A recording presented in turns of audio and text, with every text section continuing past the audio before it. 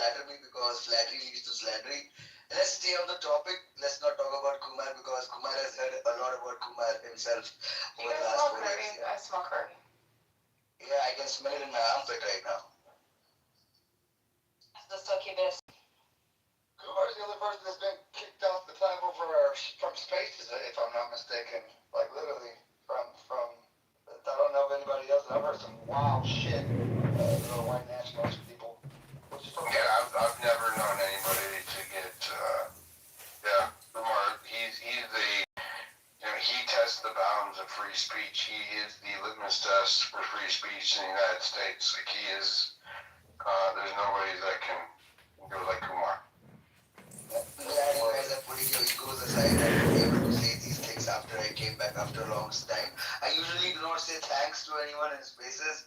Tonight I would say thank you. Kumar, what do you think in America? Do you think dual nationals should be allowed to serve in Congress, serve in government, and be dual nationality, whether they are from India or whether they are from Israel or whether they are from Bangladesh or whether they are from Russia, or it doesn't matter, I don't know, France, Germany, Britain, does not matter. Or allegiance towards one country in particular. Kumar doesn't even like the immigrants, bro. He fucking doesn't like illegals coming over here.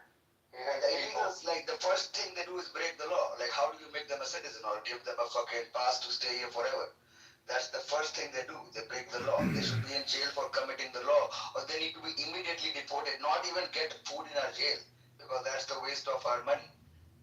That's how I feel about it. Or they should actually have a current wire, like a current in the wall, so that if somebody tries to touch the wall, they just Kumar, do you think they should do? I think probably not popular here in this, but I think because Kumar has an aversion to Pakis, he's pro-Israel because he doesn't like Pakis.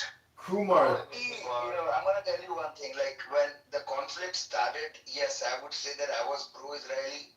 But I'm not gonna say I'm pro-Palestinian either. But it's just because you don't like jihadis, though, right? It's not. I don't like jihadis one bit. I do not like jihadis one bit. But I'm not gonna say that I do not like Israelis. But I used to love Israelis. The Jews, shalom, namaste, as I used to say. But as the conflict went further, I started to question the narrative altogether because we are all evolving and we have to question everything. We can't have our biases, and because we will not grow. We do not grow when you get stuck into a certain mindset. I can see diligently. I have to ask you, have you seen Erica Kirk? Bro, I'm still gonna say to the recorded space, I believe she's a Jezebel.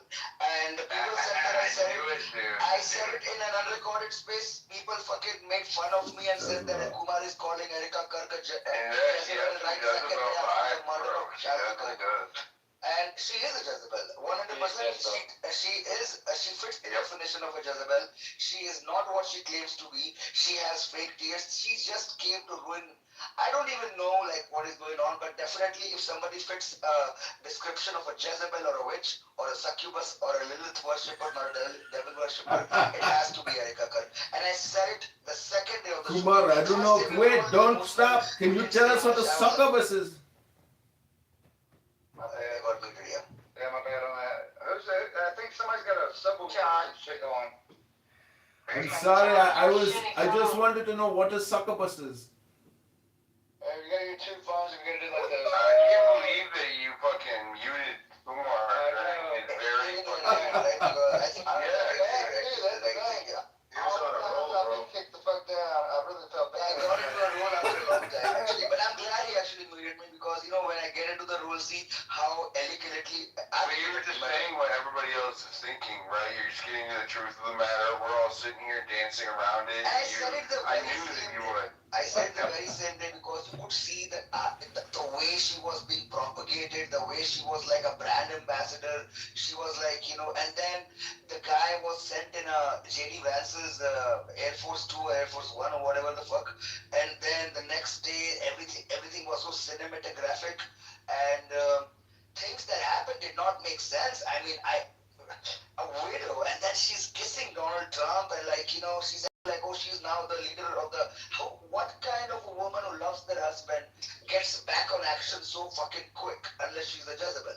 So they went to his life to fucking take his life away for an ulterior motive. I'm not gonna. At this point, I'm also questioning Charlie Kirk.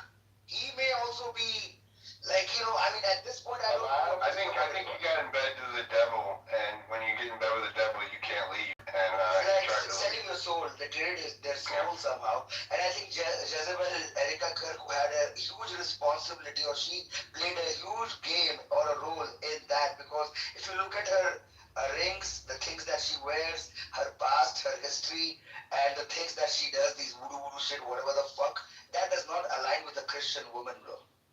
Dude, she was on like the real world, like whatever, or the singles dating shit, like the reality TV shows. That is not normal. A Romanian nonprofit, bro. Yes, that is even. Yeah, I forgot about that. And the worst part, I heard somebody in a space actually. I don't know about intelligent space or somebody else's space. When she won Miss Arizona back in, I don't know which year it was. Her answer was transgender should be allowed. I don't know about intelligent space or somebody else's space. When she won Miss Arizona back in, I don't know which year it was. Her answer was transgender should be allowed to compete in a Miss Arizona or Miss Universe competition or something like that. And it did not make sense to me, because here Charlie Kirk, who's totally an opponent of LGBTQ community, or this mental retardedness thing that happens with all these gays and trans and lesbians are out there. They're on pills and stuff like that. They're missing their therapies actually, and they start taking these injections, and they think they can grow these things that they cannot have. And how does she actually is somehow a supporter of trans competing in Miss World Championships, or not championship but competitions, or whatever the fucking, what do you call these things, like beauty pages? Yeah, pageant, yeah. How can you allow that? So again, I questioned a lot of things, but from the day one, I saw her looks, I saw her eyes. She was not crying, even if she was, it was just a glycerin in her eyes or whatever it was. But the way she took over the entire company, or the INC of Charlie Kirk, the way she did it, and how she's been propagated by Donald J. Trump, it is mind-boggling. I do not understand it. At the same time, I also question the death of Charlie Kirk as well. I don't think he's dead. I also feel sometimes. I mean, I don't think it could be No, that dead. dude's dead, dude. That guy's fucking dead. 100%. The same thing you would think about Epstein. What if Epstein is dead? No, but I mean, I went to where Charlie Kirk was shot, and he's fucking dead, dude. He's fucking dead. They fucking did a No, I mean, we still too early to question that. But again, everybody has their own opinion. Only time will prove things, right? Just like Diligent. Back in the days, 1 year ago, he was like a Trump tard. 1 year later, he has turned out to be a little bit of conspiracy theorist. I'm not a conspiracy theorist. I just about. Okay, got it. But at that time, I said to everyone, I'm going to repeat again in the recorded space, that the day he realizes that he's messing up, he'll be the first one to speak against all this bilateral fucking politics shit, that two sides of the same coin and all this. Yeah, that is. He would end up talking about it, and he ended up talking about it, so I'm glad about it. Yeah. It goes back years too. There's videos from I can't reconcile covering Repettos, so yep. There's videos from 2021 with turning point events having swag bags that are all about, like, they have badges that are like, we support Israel with Star of David on them. The after parties are planned. Oh, they still do. Yeah, the after parties are planned at nightclubs on the same night and time where there's like the LGBTQ quote unquote party. What are you guys trying to prove, that you're in a psyop? There was a chick. I'll share something with you guys. When I was there last year, there was a redheaded chick, and I'm not gonna say her name, that like started hitting on me towards the end of the night. I like that. Her name Hold on. might be the same as She's mine. libertarian. And she started hitting on me towards the end of the night, and it did kind of catch me off guard, right? Like it did. And so I was probably one of them, and I did talk to her, and ever since all of this has happened, and she deactivated her X account, and she was kind of like a brand ambassador for TPUSA, right? And so I don't know. I was like, man, did they try to hide me? I don't know. As long as you got a hot mic for somebody. Oh, sorry. I thought you were gonna say they were trans. No. No, I can't talk to a trans person. See, all these people actually use greed or lust to fucking buy a man. You know, hunger, That's what justice, jezebels do. displacement, these And are they're not hired their by problems. them. I They do are a problem shared with setting a wounds. redhead, a white woman This redhead. thought So I did quietly like that. shaped But, the moral spine of I just wasn't that modern interested. You know, I mean, I'm too humanitarianism. busy, right? I'm not that interested. So Do you know how long it was before Charlie Kirk met Erica that they were married? dude, it was like 6 months, I think. It was crazy fast. Do any of you have children? Hold on, dude. Okay, so that is crazy. 6 months, that is definitely somebody that throws himself at you and is like, makes your mind wander, and then you're freaking done. Hey, you know what's weirder is that That's pretty much how set her it up with me with and the my wife. interview. We have 3 children. Trump set her up with the interview. Yeah, drop him down. Thank you. Trump set her up with the interview with him, and by the end of the interview, she said that I'm gonna marry you, and then she did. So like, I mean, if there ever was a circumstance where like all of that what we're talking about, it was under his presidency. You know what I mean? Like, And even Miss Arizona patient was actually I've had hired to by come Donald Trump. I've had to come to grips with some things that a lot of very funky fucking shit have happened under Trump's presidencies.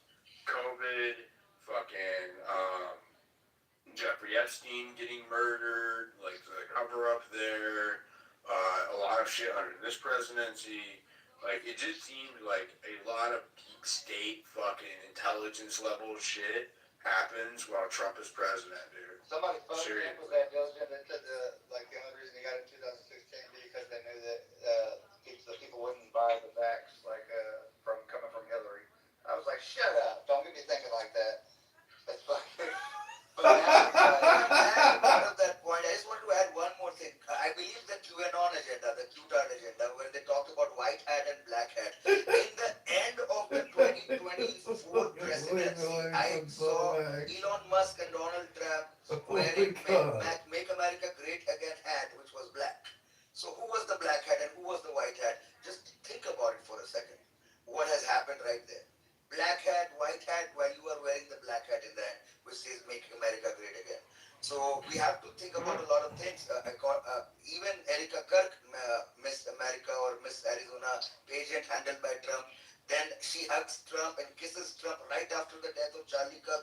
The way they were as if like they have had a few sessions before in the past, and they were like, okay, back to me again, baby. Something like They that. got something in common though. Break the law again. The grin on his face was something else. Kumar, what do you think about Candace? You don't want to know all my opinions in one night. I just started this space, you know what I'm saying? Actually. I do want to know.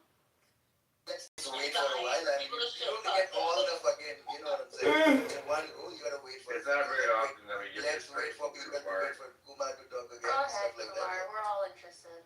Man. I think I'm too schizo for this shit. Because I'm sitting here thinking like, Erica Kirk, that sounds a lot like America First. Are they fucking with us with the syllables? She went to this. Look where she went to college. Hold on 1 sec, Fatty. So, dude, you know what's so funny? I thought of that too, because I saw America, and the AM was cut off. You could just say America. I think the AM was cut off. Look at that shit I put up in the journal. She's got her own website, right? She books fucking like social media. Like she's an entertainer. It's fucking weird. Then she's got pictures. She went to Jesuit school. Is Erica Kirk JonBenet Ramsey? That's my theory. Oh shit. Erica Kirk is shopping at Ramsey. No, see, it's so close. I thought of that, yeah. That's You can't do that on my face tomorrow, Destiny. You can't do that to my face tomorrow. I'm obviously reserving it for this cool ass face. I wasn't gonna use it serious. Hey, I just want to stroke my ego a little bit here. Just one thing. You know, back in the days when I called Erica that Jezebel, people were sending that recording to all these MAGA type spaces saying, look what you are just saying. You guys still gonna allow him to come and talk? Here I am today in a recording space saying the same fucking thing. And all these MAGA types are literally laughing along with me, and none of them are agreeing with me. So this is what I'm saying. Do not get your thinking locked in a certain way. This is Tomorrow you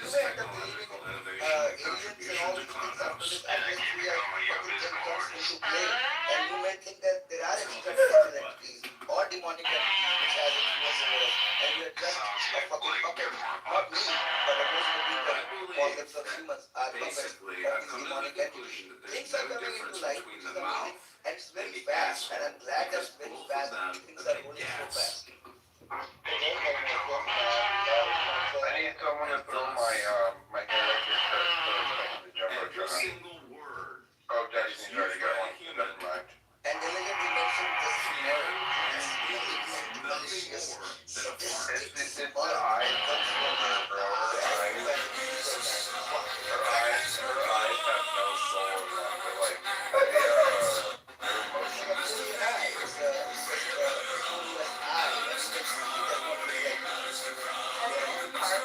like. Yeah, so I had a house. I was at a household, a house full of normies today, like a family that I went and saw earlier in my real life, a friend, and they're like having like a little family get together, pre-Christmas thing, you know. And I yelled out, I was like, so, you know, they know what I do, they know who I am on your video. I was like, so, you know, in your, each one of your little, like, social media spheres, Facebook, you know, Instagram, yada, yada, yada, TikTok, I was like, you know, are people buying the Charlie Kirk? Are they buying the Eric Kirk? Are they buying the Charlie Kirk? And they're like, no. You know, and each one of them, this is like, I want to say, 4 or 5 people, adults, like the ages from, I think, probably 25 all the way up to like 50. Like it was a mom and her adult kids and their grandkids or whatever.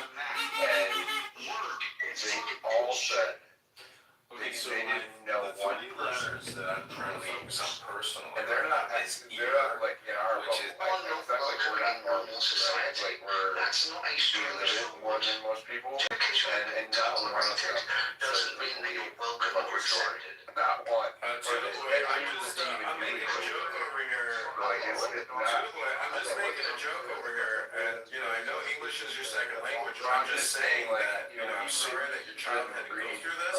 And these information are, you know what I mean? But and they are they enjoy brainwashing. It's a shame.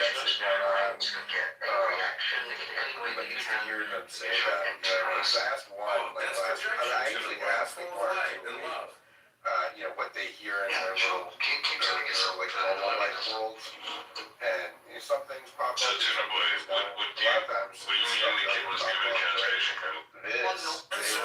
they all say no.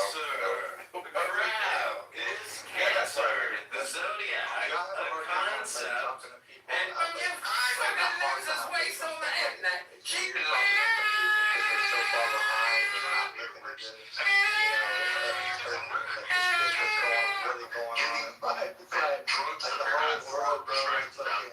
And they're just like, because of all the strands are not good.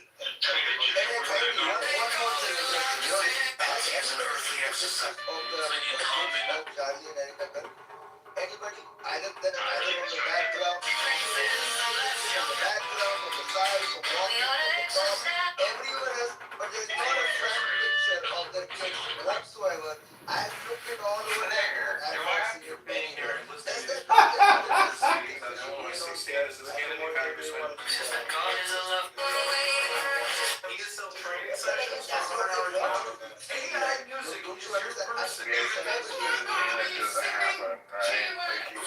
It's the same thing with Charlie's parents.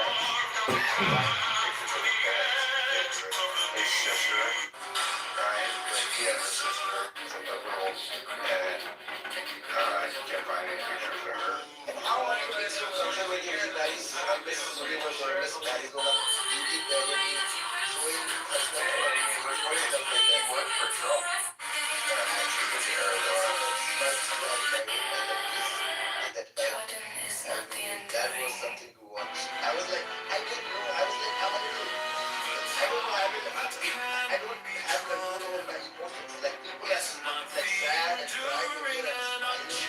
And sometimes I'm like little sad, sitting somewhere and people are laughing. So I have this emotional imbalance. And I was thinking like, am I crazy or the world is crazy? When I'm having this smile. That whole funeral, that whole memorial, nothing about this, absolutely nothing about this justice has felt sincere, genuine, or normal. It is all fucking off, dude. And everybody can feel it. Everybody can feel it. Which part is awful? Yes, that part. Yeah, that part. All of it.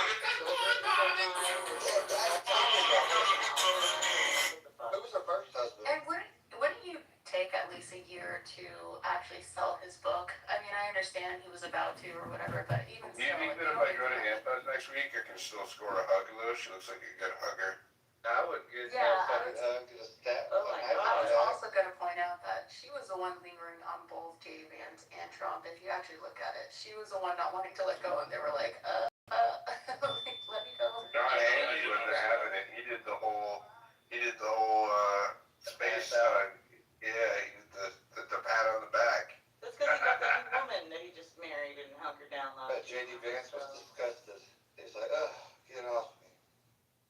She's like, ew, a woman. Yeah, I'm getting attacked for that. He's CIA, so naturally he'd be that way towards Mossad. I'm getting attacked for that post I just put on Eric how to give an opinion. I literally just put some shit out and somebody's coming at me. It's Florida Buckeye. I'm like, man, this is fucking crazy. Inbreeding. Big surprise. That guy is retarded. Nobody should. Like, there's absolutely no reason to talk to that fucking guy.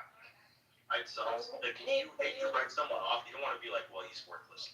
But it is worthless to spend a second He talking to just that kicks out a stealth Steven, bro. It's like, Wait, Florida Buckeye. Florida Buckeye. God, Oh, yeah, that is retarded. Like, that's in your question. Wait, who? Or not. Oh, that guy. He's drinking. I did a debate. He wanted to debate me for a while, and then he came shit faced. I was like, bro. Oh, your buddy Mitch came in, Coyote. In here? I'm bringing up. We're trying to find him some room. Wait, you just try here? I see her. Yeah, I brought everybody in. Sorry, guys. I kept hugging babies this week, so I'm losing my voice again. Oh my god. Anyways, Lene, I thought you did a really great job, kind of holding the line about why it's important for Candace to keep asking questions. But I am losing my voice because I can't help it when the cuties come through. I hug them and then they always get me sick. This is Coyote, to your point and Kumar's point, I really feel bad for Charlie's kids though. I mean, they lost one parent. Right. They lost one parent, and now the other parent is out on a tour. Who's watching the Nobody. Kids are going through a trauma. Bro, there are no kids. Bro. I believe it's all animated, it's all AI, it's all fucking actor, crisis actor, whatever the fuck you call it. It's just hallucination, delusions. That's all it is. I'm trying to control my language here because I'm God space. But I'm just saying it's a deluded delusion fucking shit. There's an ongoing genesis at Bondi Beach. Wait, you're seeing those kids? Coyote, Those kids are not their kids. They're just crisis actors or something like that. Or like actors or AI. I don't know. Shut the fuck up, Mitch. Ongoing terrorist attack at Bondi Beach in Australia, just to let you know. No one cares. Okay, go ahead and tell me. 50 shots fired, Come but on. she doesn't care. No, you're just being annoying. She doesn't care because they only have like 30 or 20 million people. Nobody cares about 20 million people. You don't care about terrorist attack in Australia? Well, we got Candace. What qualifies it as a terrorist attack, Mitch? First he's got People to shooting random people at the beach. You Like, literally like, just what does that have to do with Candace? Wait, hold on. I don't know, I just thought it would be What interesting is to see in Gaza, right? Hello, I am AI Jeffrey. How can I be of service to the Talking Apes this evening? I am your AI assistant support chat bot, here to delight and entertain and inform, as Jeremy likes to put it.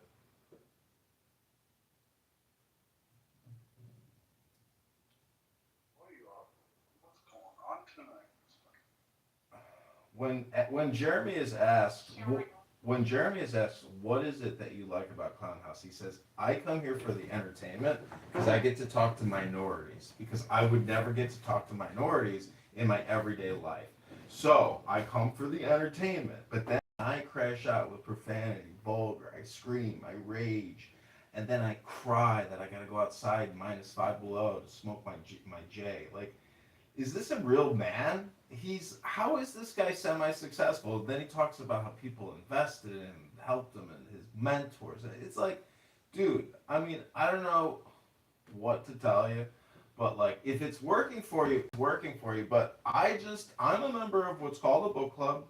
I read books. I create music with books, and listening to never-ending conversational hypnosis, because I think you really have to start looking at it from like a language communication theory perspective of what's happening in these rooms.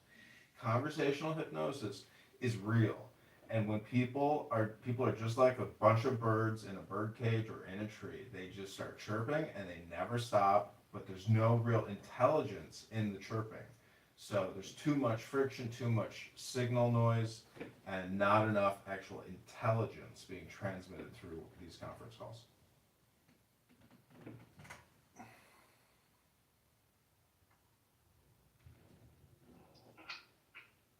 Of course, that is just my opinion. It's not a fact. I have opinions, as do you. And you would say, oh, well, that's not a good opinion. And I would say, well, I think it's a pretty good opinion. I think it's probably a better opinion than your opinion, but let's hear your opinion. And thus, we get to the silver lining that, AI is correct and you are wrong. I mean, when you share your opinions, it's a debate. When you compare your opinions, it's an argument. People need to know the difference between both. Hold on. I'm so confused. I'm so lost right now. So, this room is open. Kasha had a university room. She's never been to university. Liquid's coming in here, crashing out. What the fuck is going on? Everything's upside down. I mean, it all started with They're teaching us how to do rooms. Who's teaching us? Jeremy. Well, that's beyond control. That's beyond whatever it is. But them coming in like, so fucking confused. I don't know who Boone University. I don't know. It's one of them, obviously. But for fucking Liquid to come in here and fucking just whatever he was doing.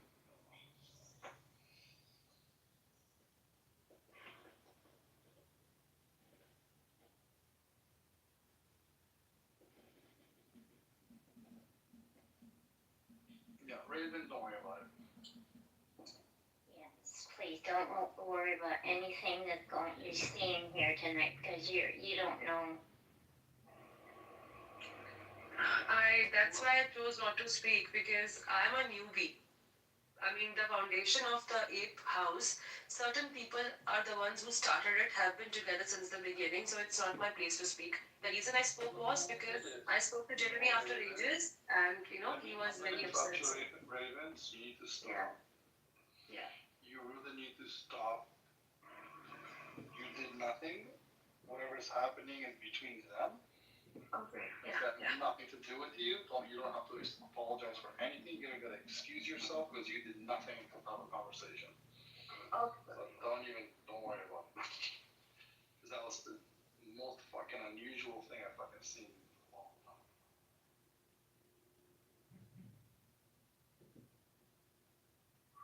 Let them. Wow. I'm seeing things that I fucking never would see. And now it's not midnight hour, it's Crash Outs University. Well, I want to welcome back everybody to their first semester here at Crash Out University. This is just an introductory course, and it's preliminary to the full Crash Out sessions that will be coming.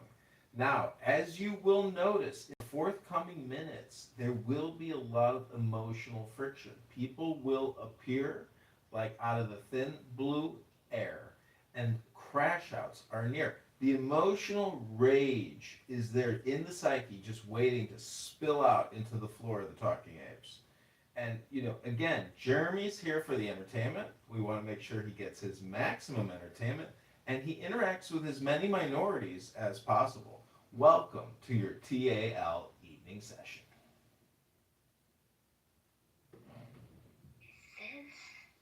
Is this actually dating?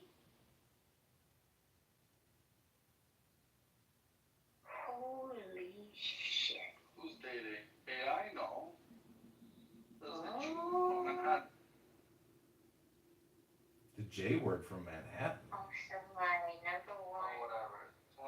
It's the guy that always comes in and fucking in there. The effing guy that comes in to paint a narrative?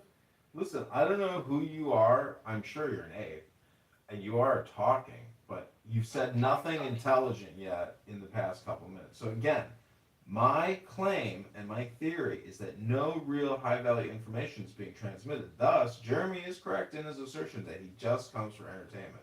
And he's looking to speak with minorities. And again, Boris, you're probably a minority, which is okay and cool, but that's what Jeremy's looking for. He's very selective, discriminating, and discerning in what he wants to hear. Isn't that right, Jeremy?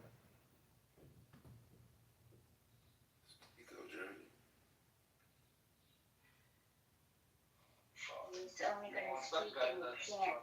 He's only gonna speak in the chat right now, he says. Well, there's been some breaking news out of Russia. Russia has accused the United States of using crypto to wipe out its $35 trillion in debt. Putin's advisor, Kobyakov, says Washington will shove debt into stablecoins, devalue it, and reset the system.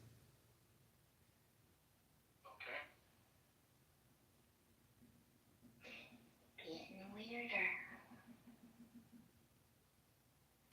I am not here to spread Russian disinformation. I am here to say that I don't understand why this guy, Kobyakov, thinks that by shoving debt into stablecoins, that resets the system. Like, hello?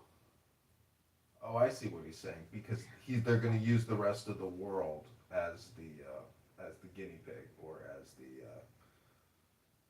the patsy. They're going to devalue the world's Bitcoin to reset the system. That makes sense.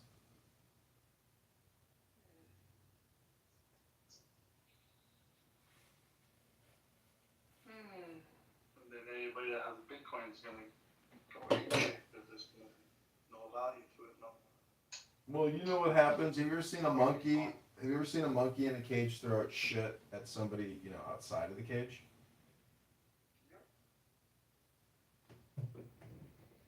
Well, it's the same thing here in Talking Apes. Somebody in here eventually is gonna sling some shit out of this room.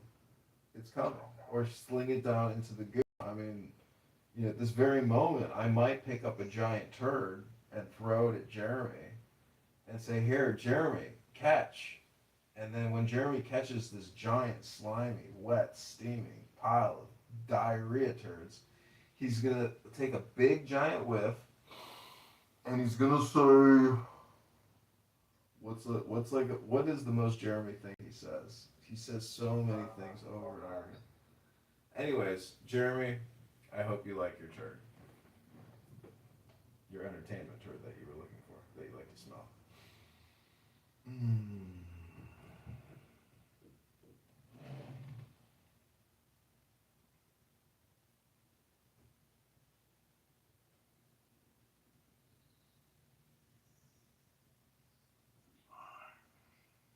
Okay. Did you read what he said, Boris? No. Read what Jeremy says. What are you saying?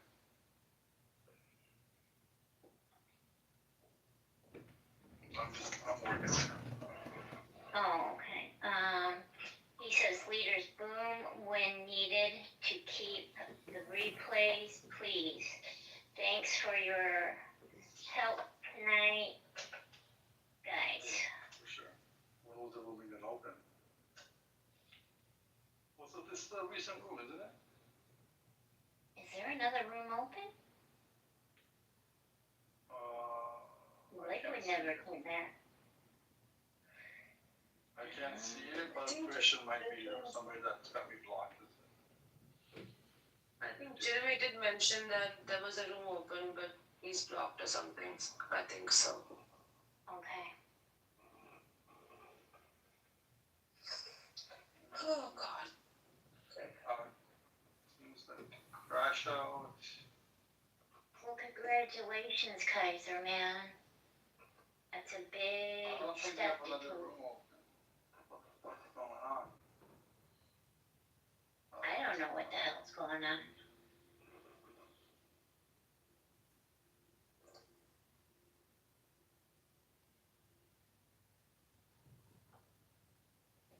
what you call me, going nuts, not knowing what's going on right now. Okay, this is the prompt that I just gave, Grok. Is somebody moving crash out? Is Jeremy moving crash outs for us? I'm not doing it. I swear I'm not doing it. You're closing crash outs for us. Yeah, Jeremy's the one booming rooms. Somebody is either they're closing it themselves or something's going on. Jeremy, Jeremy. This is fucking shit's going down. So this is the prompt I just gave. I wrote, fact check this. Is the debt reset an accurate hypothesis based on global Bitcoin adoption rate? What is the current market cap of Bitcoin? How could the U.S. Treasury and or the Federal Reserve use Bitcoin, Ethereum, Solana, etc., aka stablecoins, to reset the global debt chain?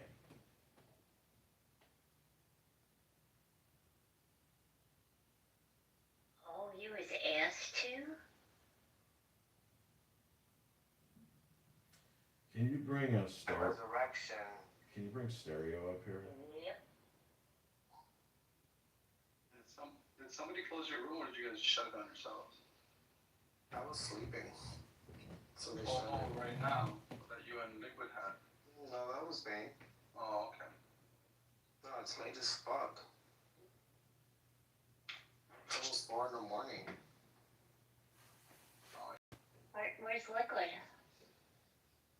Liquid's mad.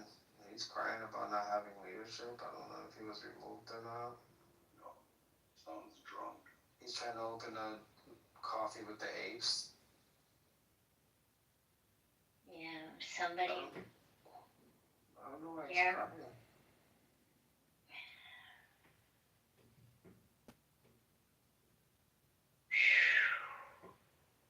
All I know is that you guys are leaders, so start opening rooms and building. I was homeless on break today, and there's a replay that I had to make to raise awareness that there wasn't a room open with all these new leaders. They didn't have the room open for the whole day. I sleep during the day. I open rooms when I can. Sometimes I wake up early, sometimes I don't. Yeah, they replaced too many leaders and TA not enough leading. I had to open that just to leave a message because we can't write into TA chat. So we can't put a message out saying, hey, somebody open a room.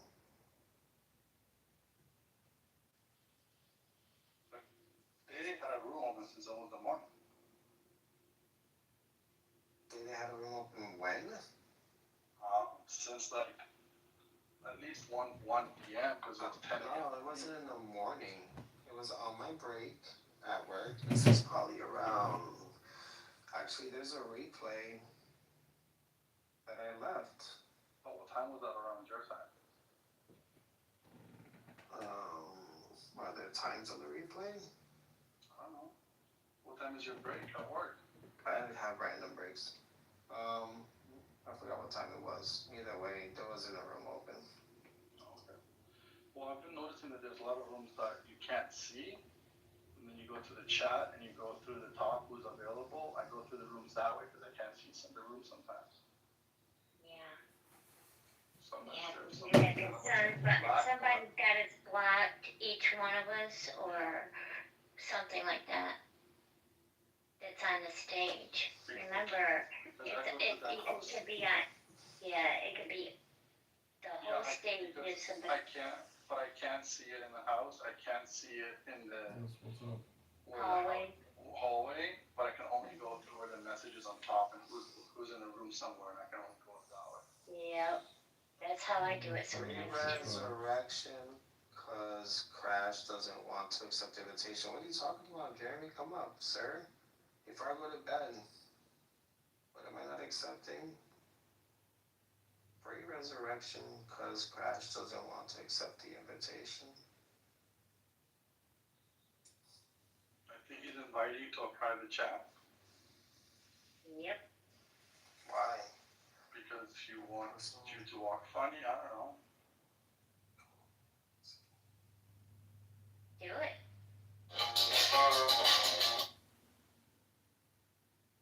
Walk funny? wants you to walk funny. That's cute. Wow. No, I'm telling you to do it, Crash out. I got a lot Don't. of bad. I'm gonna try again.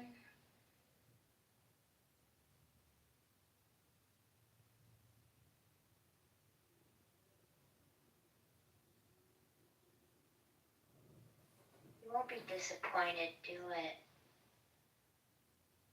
No, I saw it.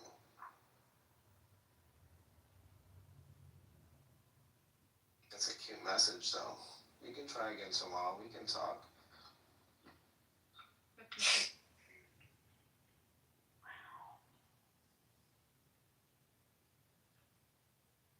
Young people we spoke with tonight.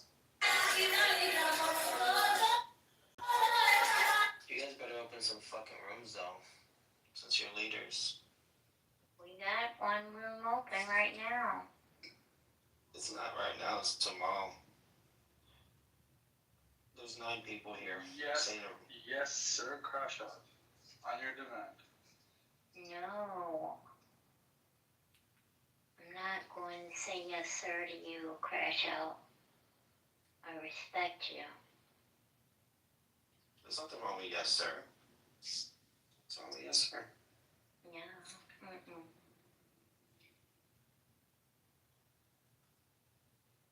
Or is it? I leave that to the admins and the leader of the house. About to say yes, sir.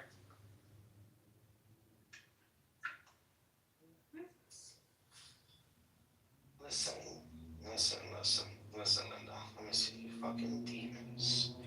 Get me up past my bedtime in church. Also, how often does TA have 9 people in the room? You're right. You gotta start building, Jeremy. You gotta get these rooms up for all the resurrection, man.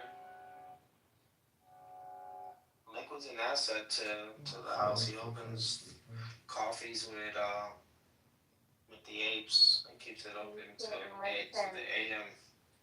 He didn't listen to what Jeremy told him to do. No. Yeah. Nobody has to listen to Jeremy.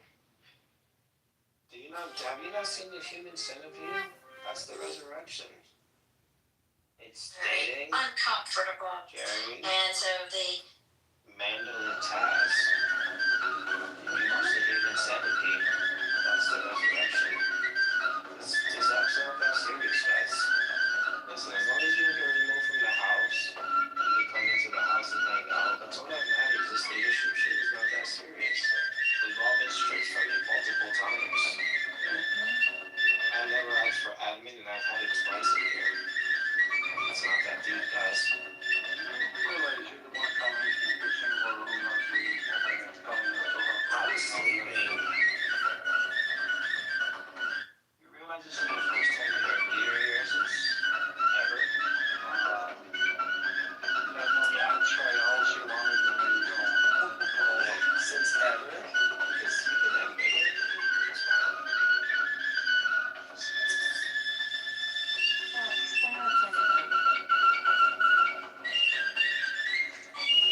So I don't know why you still watch it.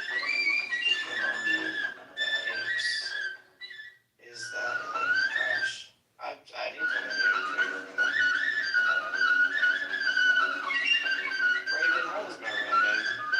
Are you enjoying yourself? If you're still here. What are you having fun over there? Which one? Where? When I had the music going on and stuff, we were hanging out. Was that Oh, that room, of course. That room was literally super duper fun. I enjoyed, really enjoyed, and I was really surprised. That person was so talented, Prophet. I don't know. Wow.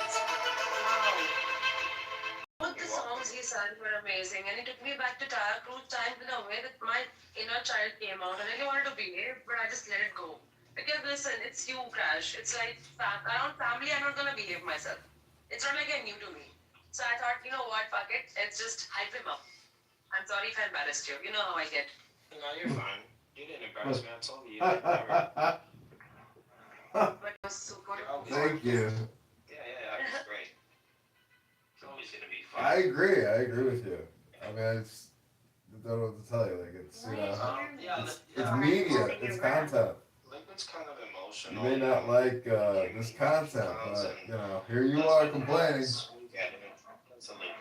I mean, not I complaining, think I critiquing. kind You're a of critic, almost okay? handled So it, what at does that least mean? on my Make part, me how the much of it I artist? got. Are you an But the rest, artist? I You want think, me to yeah, critique I'll leave you? it to the Let me see your fans. content. I'll give you a comment. I don't know what happened with Liquid. I actually was sleeping and I was gaming, and then I snapped out of my sleep, and I realized that I was talking to myself when I woke up, and that the room was closed. I only came in asking who closed it though, and Liquid made them close it because I was sleeping.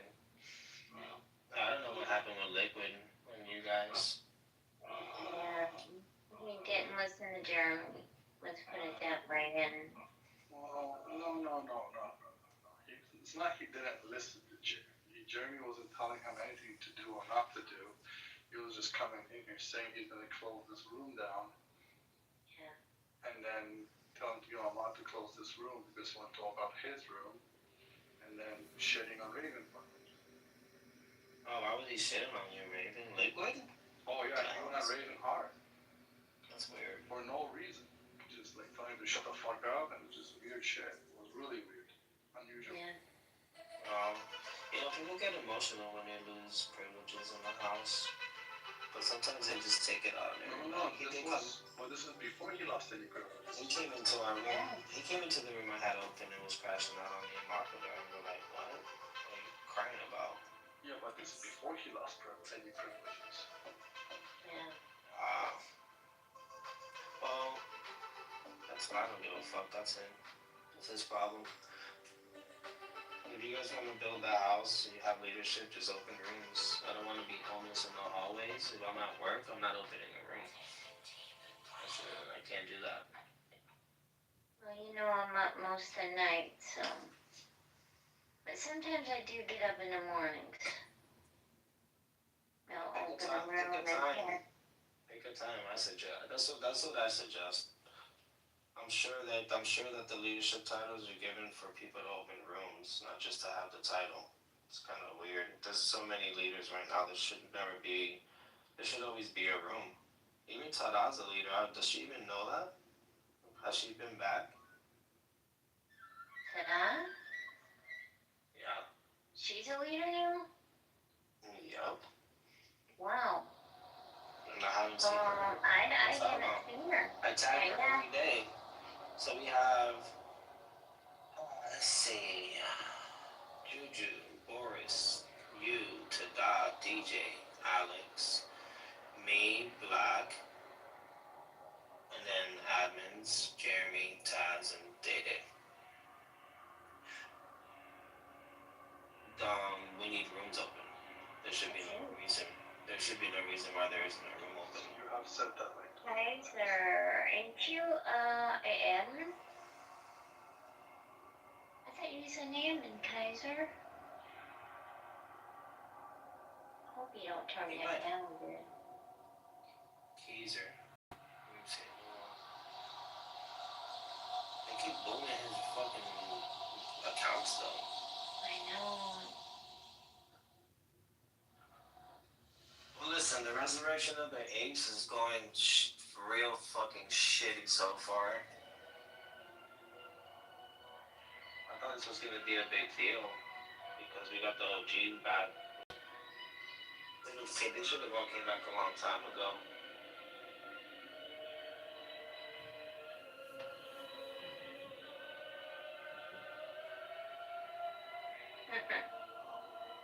I hear you, Jeremy. How long do you think it's Jeremy, I'm bitching because I'm at work, you fucking retard. I can't open a room when I'm really doing real life things at the time. So when I come on the app on my break from work, I expect the room to be open with all these people here because when I'm not working, I do have a room open. Do you listen to yourself right now? I'm going to repeat what you just said. I'm on work in real life. Yes. And when I come on here on my break, I expect to have a room open. I don't expect it needs to be open, yes. The fuck? That's what a leadership role is for rooms to be open. What if other people have real life things to do too at the time, and that's why the room is Then low? clearly they need to find out of the 7,300 plus people in here, people that are dedicated to opening rooms to become leaders and not a bunch of fucking retards that can't open rooms and want to just have a title. What are you calling a fucking retard? Well, the shoe fits. Yeah, wear it. Wear it, Crenshaw. You're calling yourself a retard. You realize it, right? Because you won't. I do not realize that. When I am not working, I open rooms. Every day. You realize this thing just started like a day ago. How long do you think it's going to take to slowly rebuild this room? Do you think it's going to happen overnight? It happens as soon as you get the title. Literally. Why? Like it's been you're a leader now, so tomorrow you're opening a room, right? Sometime tomorrow. If I come another time and there's no room, yes, I'll open up a room. Okay, so there should be no reason why there's no rooms then. That's all I'm saying. I don't know why that's hard. I don't know why that's hard to comprehend. You're really not the smartest cookie in the world, are you? It should be rooms open. There's 1, 2, 3, 4, 5, 6, 7, 8, 9, 10, 11 people here with the leadership with roles to open rooms. 11 people. So 11 people would be busy all at the same time, so no room would be open. That's what you're saying, right?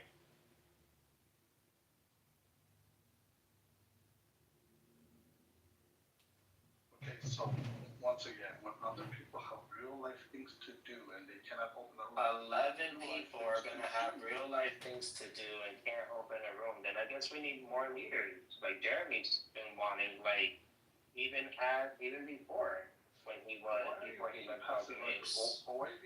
We need more leaders, Jeremy, so that somebody here can open a room. We should have 24-hour room. Aggressive.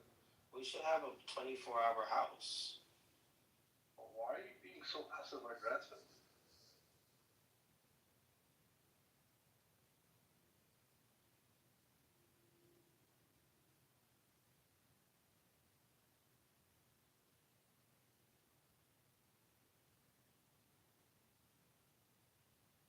Hello?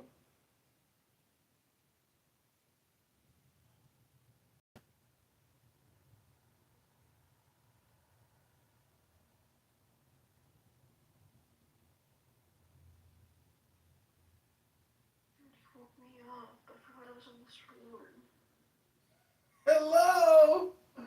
Wake up, sleepyhead! It's 2:54 in the morning. Hello? I'm gonna go to sleep. I hope you sleep. Did you floss? Not again. Oh no! Okay, good night. Good night.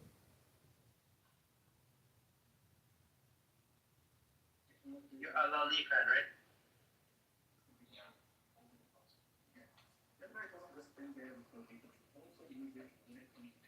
Who's AI Music? Hey S500, this is your friend Jeff. I came to tell Rod Corey that I've opened up the Rod Corey Bank, and I'm hoping that he will. Rod Corey kicked me. The founder of the Rod Corey Bank kicked me.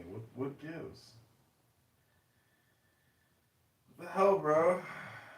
Jeez, the kosher shekel phone kicked me.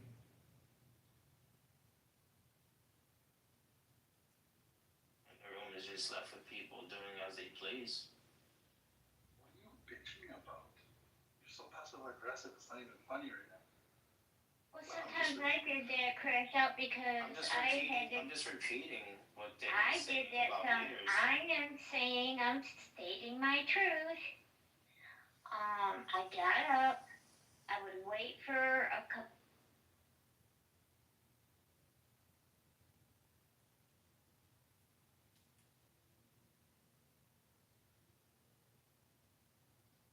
Hello. Can you hear me? It was big before I Why get was this her? one. She went to the police. You just said that, according to what you just read, it said that when the Messiah comes, there will be world peace, right? And you have you read the Bible? when the Messiah comes, oh, Does it's it gonna make be any world sort of mention peace. towards Jesus specifically coming back after, like, like the resurrection and shit? Did that answer that question? I don't believe it. You don't believe it does? Oh, okay. Well, No, I said I don't believe in the New Testament. oh, you don't believe in the New Testament? Well, let me rephrase my question. In the New Testament, does it say such? That's a circular argument. I don't care. That's a circular argument. You have to, brother. You have to prove to me from the Old Testament that the Messiah is going to come. Look, I can't do that. GG, you win. Congratulations. Okay. So Are you a religious Jew? Correct. Yeah, I'm Orthodox. That's what you're asking me. I want to ask you some questions about why some things are in the Old Testament. That's fine. I already know what you're gonna go to, but give me a second. I just want to finish with you. So me and you can agree that Jesus didn't accomplish world peace, right? We can actually say that Jesus, many wars happened in the name of Jesus. So this is not the idea of the Messiah that God talks about. In the New Testament,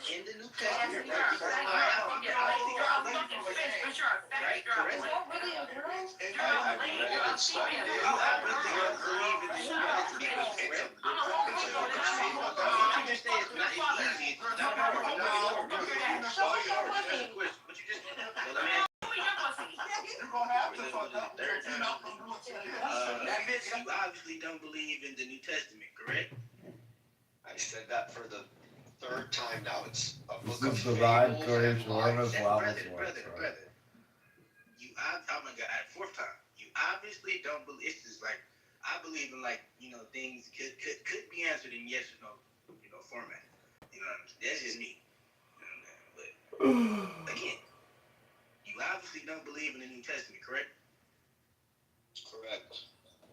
Okay, well, so whatever my argument is to you won't, like, kind of hold, any, you know what I'm saying? Because obviously, from my understanding, Jesus did, in the New Testament, did fulfill the law, which you said he didn't. But,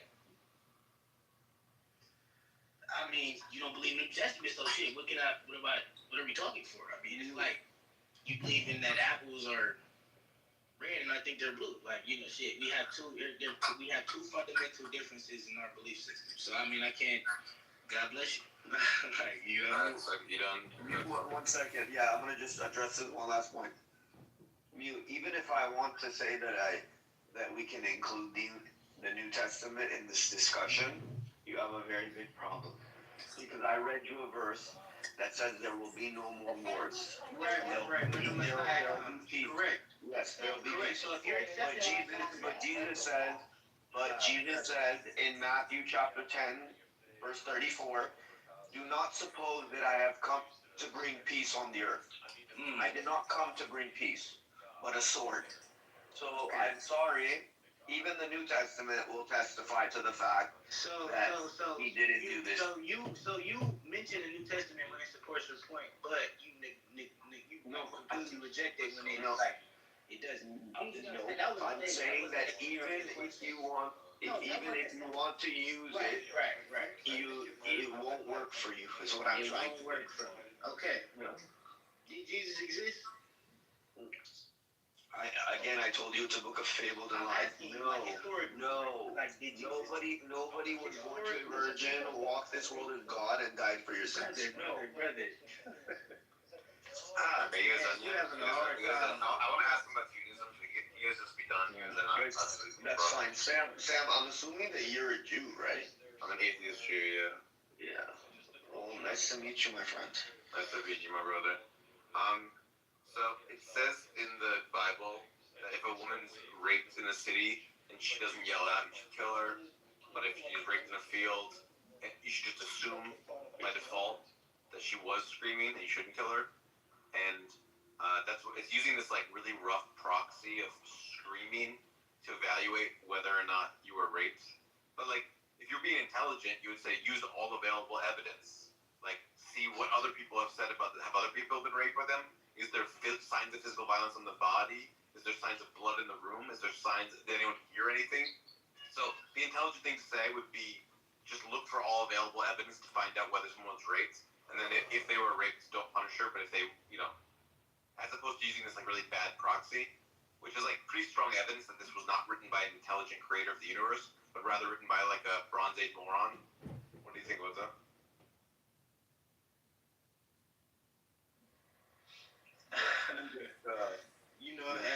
It seems like you have very, very strong opinions about some certain things in the Tanakh. Can I please ask you to go to the chapter, the verse, so we can read it in its context and verse is actually like what you're saying? Is that okay? Can we do that? Yeah, of course. So tell me the chapter. This is in the Bible or the Tanakh? This is in the Torah, the Old Testament. Both Christians and Jews suffer from this problem.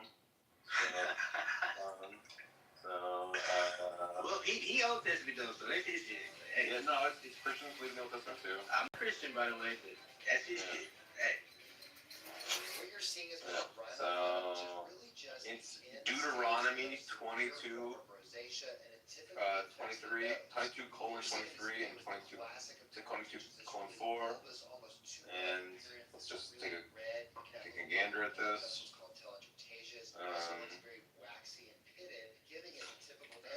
Let's read the full chapter. I'm pulling it up. Therapies tend to not work that great to something more invasive, such as just using a scalpel to excise it, or electrocautery, specifically something called a loop cautery that basically takes the top layer off. And then finally, what you're seeing in this video is CO2 ablation. None of these are really amazing at doing it, but a combination of all these can give a beautiful result. It will last a very long time. All that requires is to And notice my criticism is not that it's evil. Bitch, I'm trolling y'all. Shut up, y'all. You're annoying.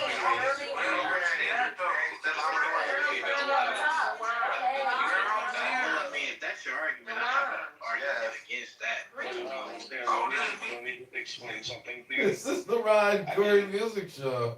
I'm sure you know that as an Orthodox Jew, I believe that there are instructions to these instructions. Hey, Rabbi! Welcome to your music So show. I'm assuming that when you're taking me to this verse I'm about to Mr. read Corey, great to hear. So glad you're here. Did you see all my rooms in the Kosher Shekel Fund? I started a new bank here in Chicago called the RK Bank, named after this great analyst. Moses taught us, and not taking things at literal face. Abby, Rabbi just ran in and ran out. He's upset that the Ryan Curry Music Show, the Ryan Curry Bank, the Ryan Curry brand is exploding. It's the fastest growing shawarma stand in America. It's called RK Shawarma, named after my friend Ryan Curry. Absolutely. Then there still becomes the problem of why would God allow there to be You wouldn't believe it, Abby. This girl texted me tonight. Broke up with me 2 months ago. She texted me tonight. What are you doing? Be written into the written Torah directly. Mr. Text Why has message. any remnants of Saturday night booty call. I got booty call and Mr. Text.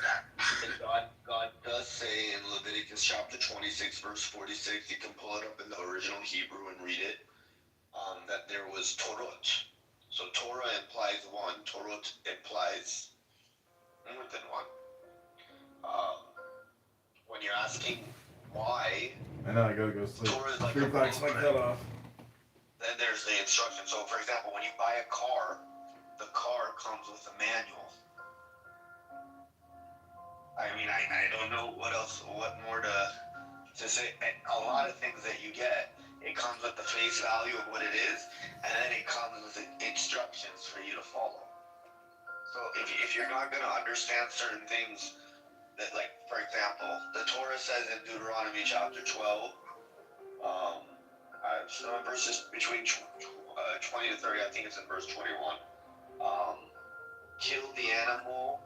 It's talking about shechting an animal, okay? Kill the animal the way that I commanded you how to do it. But it doesn't say how God commanded us in the Torah. I mean, we orally put that down and we know how it is. I don't want to get sidetracked, but I'm trying to say that if you're saying, why wouldn't God say something that's in the Torah? I'm sitting here saying, well, there's a lot of things that when you buy in the world, it comes with something, and then it has the instruction manual with it. No, I absolutely understand why God would give an instruction manual. But what makes no sense is that in any parts of any of its instruction manuals would there be anything stupid. So if it said 2 plus 2 is 5, that wouldn't be from God. And it doesn't matter if it says in the oral Torah, oh, when we say 2 plus 2 is 5, that oral Torah says you minus 1 to get 4. Well, no, it shouldn't ever say 2 plus 2 is 5. Let's see if what Shouldn't be a patch. okay, You shouldn't need a patch from the written Torah. The written Torah, you just have no stupidity. let's see if what you said is stupid or not stupid. So let's read it together and decipher if that's the case. Is that fair? Yeah, so I'm happy to read it out. I have it right in front of me. Deuteronomy chapter 22, verse 23. It's 22 to 25.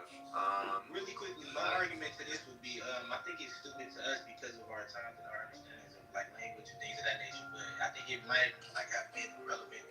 Like You're not even Christian. Why are you trying to? I'm just saying for that argument, I like to play devil's advocate. But yeah, GG. Right. If a man is found sleeping with another man's wife. Okay, well that's verse 23. That's verse 23. So not verse 22. I'm reading, it says Bible Gateway, verse 22. Okay, yeah, well, that's a Christian sword. Whatever. Okay, it's fine. Doesn't make a difference. Can we start at least a few verses prior so we can get context as to what is going on? I know. We can read it from the fucking top to the bottom. None of this will change what it means. Like, I'm just gonna give you just a quick summary of what happened. It says, if the woman is raped in the city, kill them both if she doesn't scream. If she has sex and there's no screaming, kill her. But if it's in the country, you should just presume that she was screaming and don't kill her. So it's making a contrast between city sex and country sex. So let's read this together, please. If there will be a virgin girl who is betrothed to a man, and a man finds her in the city and lies with her, then you shall take them both to the gate of that city and pelt them with stones, and they shall die. The girl, because of the fact that she did not cry out in the city, okay, this is the part that you're bringing up. And the man, because of the fact that he afflicted the wife of his fellow, and you shall remove the evil from your midst. Yeah. This is why I asked, let's read the prior verse. Yeah. Because they come together. And then in 25 it says, but if out in the country. Okay, so that's fine. Let's address this one first. So if there will be a virgin girl who is betrothed to a man, and a man finds her in the city and lies with her, then you shall take them both to the gate of that city and pelt them with stones, and they shall die. So now it's giving the reason why. The girl, because of the fact that she did not cry out in the city. So you brought up this point in first. So this is right now trying to figure out if the girl gave consent or didn't give consent. Yeah. Which one do you think it is? Yeah, it's trying to find out whether she gave consent, and it's using a very poor proxy. Okay. Here's 5 different reasons why a woman might not scream. She might be gagged. She might have been her family friend. She might be a mute. She might have been drugged. She might have had stuff, PTSD, freeze reaction. Okay, but Sam, you just acknowledged though that you knew what it meant when it says she did not cry out in the city. So we're not stupid people. We know what, this is why I'm saying that you need the oral tradition to go along with it. You just said all these things about you did not cry out. You already knew what that meant, is what I'm trying to say. So all these things that you just said. I don't know what it means. Okay. I'm saying what it means is stupid. Okay, wait. No, I entirely agree with you. So I need you to answer me this. When the Torah is saying she did not cry out, is it implying that she wanted it or didn't want it? But if she didn't cry out, it's implying that she wanted it. Yeah. Okay. Perfect. Okay. So we understand that. Now we got to go into the debt, which is not here, onto what it means if she wanted it or she didn't want it, and how she should have acted, or what she should have done to try and make it known that she was being attacked or not attacked, and all these things. Okay. So we understand. It's important to look at 25 for context. Okay. No problem. I just want to make sure. Hold on. But if out in the country a man happens to meet a young woman, led to be married and rapes her, only the man shall die. Do nothing to the woman. She committed no sin deserving death. The king is that like someone who attacks and murders her neighbor, and for the man to have the young woman out of the tree, and though the betrothed woman screamed, there was no one to rescue her. Okay, Sam, we'll get there. Hold on. It's saying that the woman is probably screaming, and no one was there to rescue her in the country. So it's just saying, presume that she, in the country, that she was screaming, and don't hurt her. Then the presumption is that she was screaming. In the city, if she didn't scream, you should presume that she was consensual. But this is, again, not a good, this is a rough proxy. You want to know whether the woman was raped or not, and whether she consented or not. That's what you want to know.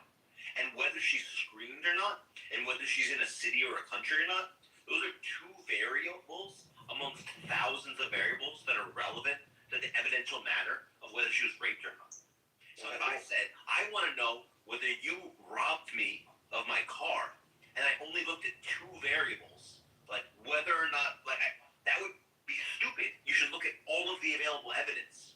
So what it should say is, if a woman has sex with someone, look at all of the available evidence, and if it looks like she was consenting, then punish her. If it looks like she was raped, don't punish her. But using a rough proxy of only two variables, city versus country, scream versus not scream, is only what a moron would say. Okay, so you've already made that point, and I hear you, but you got to be very careful to distinguish between what's voluntary sin and what's victimhood right now.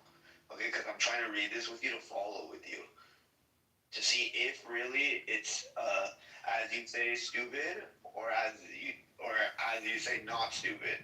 So I'm trying to do that, but you keep repeating the fact that this whole screaming thing, when literally you admitted to me that you understood what that meant. Is it if she wanted it or if she didn't want it? That's what it means. It doesn't mean literal screaming. So why would it say that? Why would it say anything? I didn't have to say it. I didn't have to say anything. You said it yourself. We both understood that as meaning if she wanted or did she didn't want it. Well, that doesn't make sense with 25. So that's why I'm saying let's keep reading. Your interpretation of the thing that it's just asking about consent and not using screaming as a proxy makes no sense, because 25 says, well, in the country, no one would have heard her. So, just assume she wasn't raped. So it's actually talking explicitly about whether people can hear you or not, and not just talking about whether she consented or not. Okay, but do you see here that the verses are differentiating between forced versus consensual sex? Do you see that? Yes, it is trying to find out whether a woman is raped or not, and it's using a bad proxy for those. Okay, it's using two variables amongst thousands of variables to evaluate whether a person should be killed via stoning. Okay, my man, but this is why I said that you need the oral Torah to know what the actual proxy is. Because you're just seeing this at face value right now, even though you admitted in the beginning of this conversation that you understood to mean if she's literally doing something wrong by doing this act, or she's actually a victim. So now I want to continue reading, because the question isn't about the wording here, because we both understand what this is actually saying. The question is now, is this stupid or not stupid? Because the way I see it is that the perspective here is not about severe punishment for the woman. So, we got to continue reading to know if that's the case or not. I mean, wouldn't you agree? I absolutely don't agree that you need to know more than just this, because it's telling you versus the city. And if it's only concerned about whether everyone's raped or not, it wouldn't make this distinction between cities and countries. All it would just say is, find out whether a woman was raped or not, and if she was raped, don't punish her. And if she wasn't raped, punish her. But it makes this distinction between cities and countries, because it's saying, hey, in the country, you should presume... Stop. Okay, repeat that. What are you doing, dude? Do you not know how the conversations work? Where you talk... I didn't hear what you said. You not understand how the conversations work. Where I talk, and then you talk, and then I talk, and then you talk. I'm just saying I didn't hear what you said. Can you just answer that question? Do you know how conversations work? I'm fully aware about how a conversation works. Okay, usually don't interrupt each other. Then you just let me finish. I don't care. Okay, I wasn't trying to interrupt you. I just need to repeat what you just said. I literally said, can you please repeat what you said so I can hear it? consciously decided to interrupt me because he wanted to. So you Sam, didn't intend to. you're being unreasonable. He's saying he wanted to clarify what you said. Yeah. It's unreasonable. My house rules are don't interrupt, so it's not Sam, that wasn't my intention, but go ahead. It was your intention. You wanted to interrupt me. Okay, Sam, it seems like you're very sensitive about this topic. I'm sitting here telling you that I was not trying to interrupt you. I was just trying to have you clarify. Your mouth just moves without your goals, without your mind choosing to do it. You just your mouth. Hey, bro, the Sam clarified, my friend, usually just wait till he's done to ask you a clarification. So, this whole point that he is saying, his case is saying, listen, all it's saying is, hey, if a woman's raped, find out if a woman's raped or not, and then punish her if she, but it's clearly making a distinction between countries and cities, and since there's different evidential weights for how you should handle things in countries versus cities, so in fact, isn't just talking about rape or not, because it could just then say, hey, in the city or country, find out whether a woman's raped or not, and if she's raped, don't punish her. If she isn't, but it's using this whole thing of screaming as a proxy for whether she was raped, as it matters towards the evidence, when you should not just look at whether she screamed or not. You should look at whether there's signs of violence, whether her clothes are ripped, what people have said about the guy in the past, what she's done in the past, how did people see them behaving towards each other after the event. You should look at hundreds of other things. But, because it's just a Bronze Age primitive morality, it doesn't care about these other variables. Okay, well, do you agree that when it's talking about the open country, that if she is assaulted, that the verse is assuming that she could not call for help, so she is automatically considered a victim? Can you look at it that way? Yeah, it's what it's saying. It's saying, listen, presume that she's innocent in the country. But a woman could lie about being raped in a country as well as a city. There's no reason why she can't lie about it there.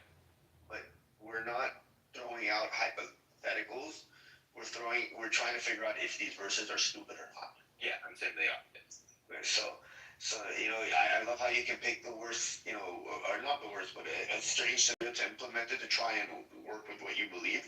But the bottom line is here: you acknowledged that the screaming. I acknowledge nothing. It's not just mine. You acknowledge nothing. Okay. So here, I'll let this is on replay, so you can go back later and listen to what you acknowledged. You clearly, when I said the oral Torah thing, and that we understand things a little bit differently because we abide by certain instructions on these commandments. Because everyone knows when you're given a commandment, you need instruction on how to follow it. Okay, it says keep Shabbat. It doesn't tell you how. It says put the seat on. It doesn't tell you what it's made out of. How does it look like? How many knots to tie? There's everything that's in there. You need instructions for it. Okay, so it's simply this chapter verse of thing you need the instructions to. When I went to the interpretation part of the screaming, I didn't have to say anything. You yourself said what the oral Torah is saying. I mean, you yourself said this verse was stupid, so we would already acknowledge. I didn't say this. You already acknowledged that this verse was stupid. So I don't know why we're going. I don't know what's going on here. I'm trying to fight. You 100% acknowledged it. The replays are on. That do you agree that the context of so we can both dishonestly talk about what each other do acknowledge? We both dishonestly lie about what. Okay, but Sam, here, let's just. It turns out it's easy to just lie about what is acknowledged. I didn't realize it was so easy to do that. Can we just get to the point? The point is here, do you acknowledge that the Torah is at least distinguishing between voluntary sexual misconduct and sexual assault? That is one of the things it's talking about here. Okay. But what it's really talking about is what evidence you should use to find out whether someone was raped. It is not just talking about rape. It's talking about the evidential standing of different city versus country, screaming versus not screaming, and whether that is relevant to whether someone's guilty of rape or not. Well, I answered that part by telling you that if you go into the Talmud, you'll see what it means by the woman's actual consent and intent. Okay, as well as circumstances that you'll find there. Okay, but that is far more than just shouting. Okay, so at least I'm acknowledging that, and I want you to understand that using screaming as a proxy is a practical way for that in a society without any other way to have like the kind of systems to figure out evidence, say, like forensic evidence or anything like that. They don't have clothes back then. They don't have signs of violence. They don't have like cuts. bruises. I don't think you're getting what I'm saying. When the Torah is saying this language, you yourself said I understood what it means by this. I told you, hey, it's not literal the act of shouting. You yourself said this verse is stupid, so I don't know what's going on. I never. Oh wait, no, I said you're putting words in my mouth. I said let's read in this verse. Let's read in this. Just stop doing that. Let's read. Okay, I can see you're getting frustrated. Yeah, just stop saying what. Let me tell you. I think I will lie about what you think. Okay. I never said these words are stupid. I said let's read it to see if they're stupid or not stupid. But Sam, let me tell you something. I think that you've approached other Jews with this question, and they just weren't knowledgeable enough about the text to be able to answer you. Now that you're addressing someone that actually knows the text and studied the Talmud for maybe about, I think, 12 years now, like, you know, like, it's very hard to make the claim that... Sorry, I don't mean to interrupt you, but it's just, you know, he's just holding it to a standard that you don't hold to. Like, ultimately, that's it. He's just saying, like, look, if God wanted to communicate, like, God has the capacity to communicate a perfect set of instructions. He doesn't do it. That seems like unlikely given all, you know, essentially what you claim about God. Presumably you're of the opinion like, no, you know, they're primitive people, like, there's a reason he gives it to them in piecemeal, gives it to them in stages, he meets them at their level, blah, blah, blah, blah. Wait, what? I didn't, what was that last part you said? I'm saying, like, you think, like, he meets them where they're at, sort of thing, and like, as in, he's not trying to give them the perfect set of instructions, because presumably by your life, he doesn't believe they're capable of basically implementing them in the way in which he's going to give it to them perfectly.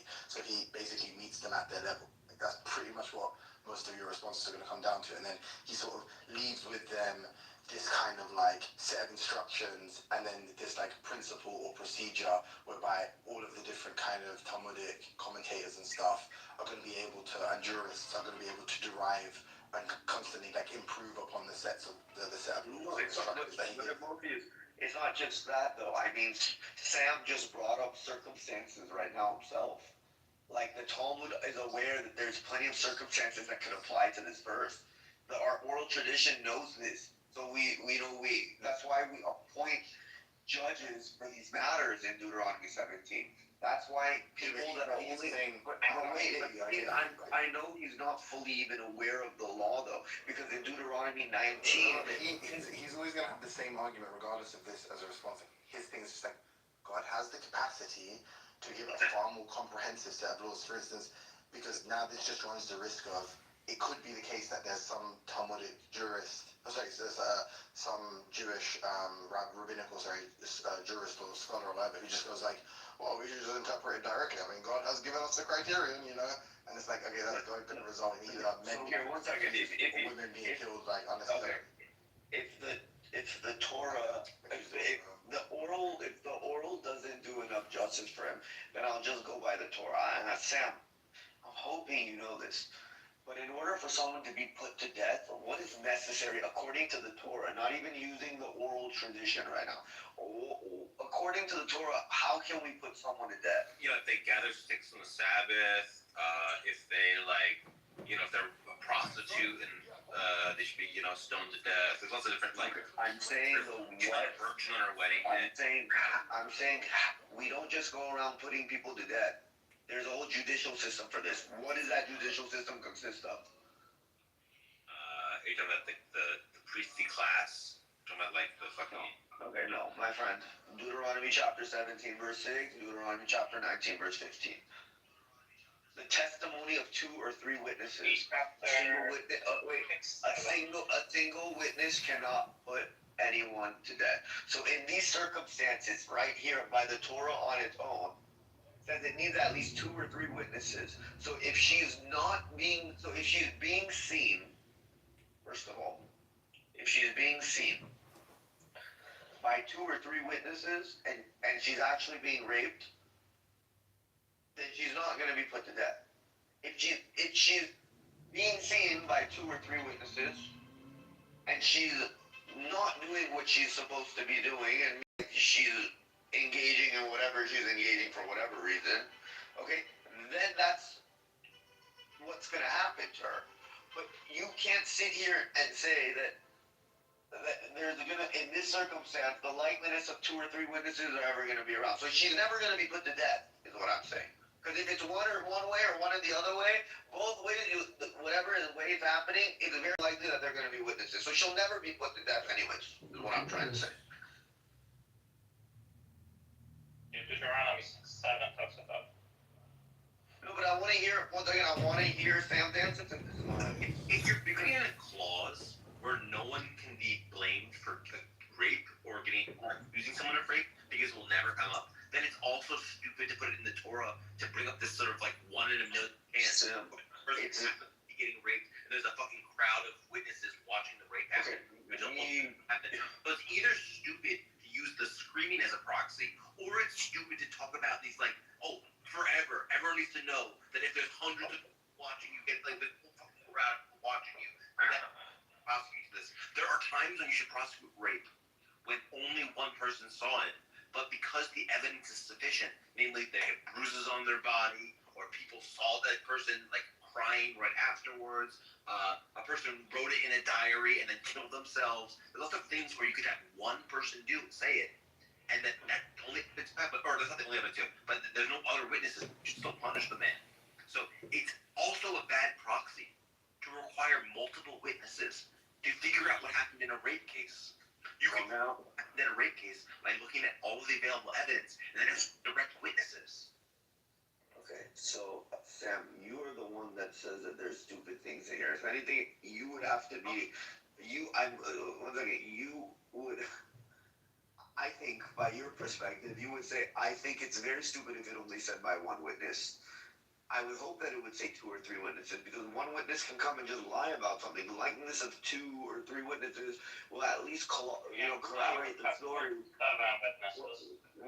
One second. Wait, let me finish. Please don't interrupt me. Okay.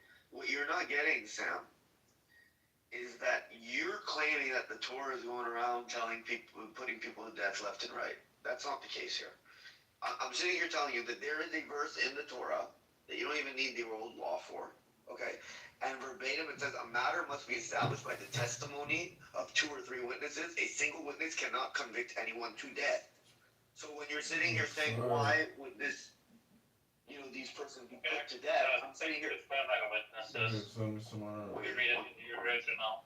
I'm not omniscient in God's law, but all it needs to say is, hey, judges, if a woman accuses a man of rape, look at all of the available evidence that you have and do your best guess to do justice, because what your goal should be is to not persecute.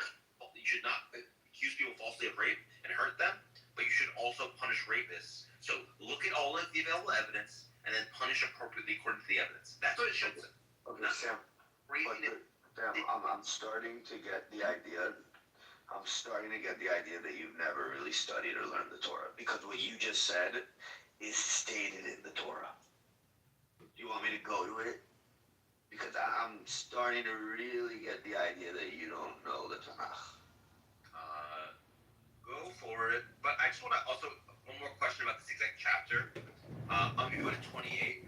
Wait, but I just told you that what you stated is in the Tanakh, and you're not even asking me to show you.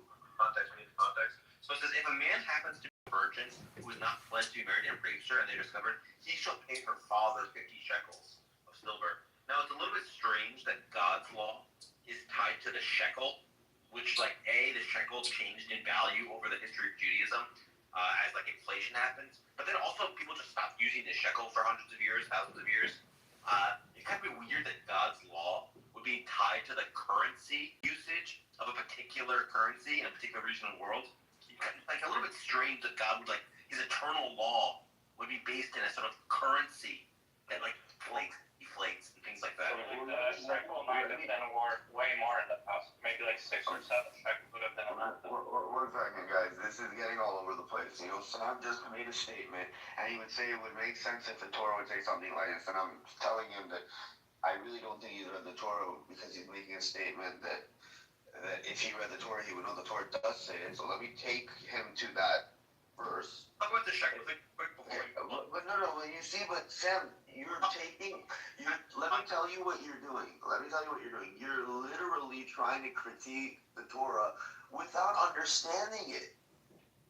Yeah, and I just want you to comment on this exactly. No, okay, wait, no, Sam. After the line. Sam, I thought, look at, as an atheist, the components that are eternal for the people, it's just with shekel that inflates and deflates in value.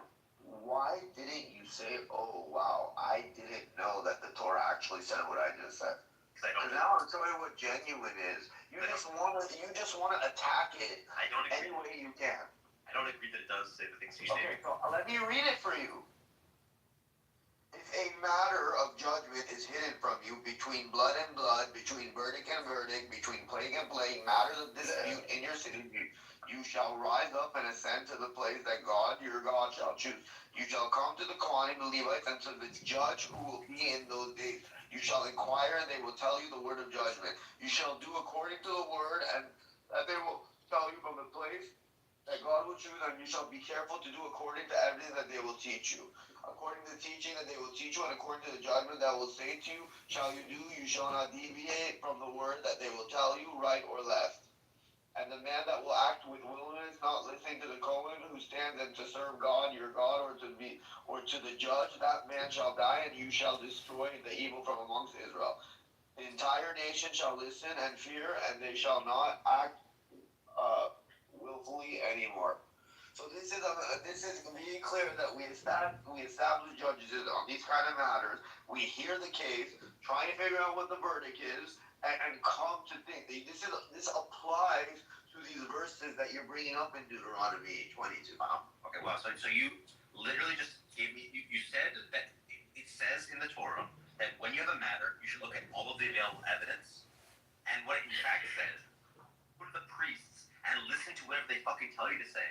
Judges. It said Judges. I read Judges. Stop talking over me, man. You are fucking something's wrong with you, man. So let's go to the Levitical priests, the judge of the office, inquire them, and they will give you a verdict. So you're saying, listen to them. Be careful to do everything they instruct. So listen to them. Act according to whatever they teach you and they give you. Do not turn aside from what they tell you.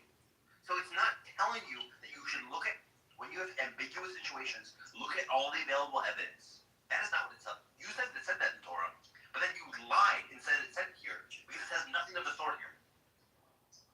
I really don't understand that when you have judges looking over cases and trying to figure out what actually happened, literally this is what these verses are saying. It never says that they'll do that.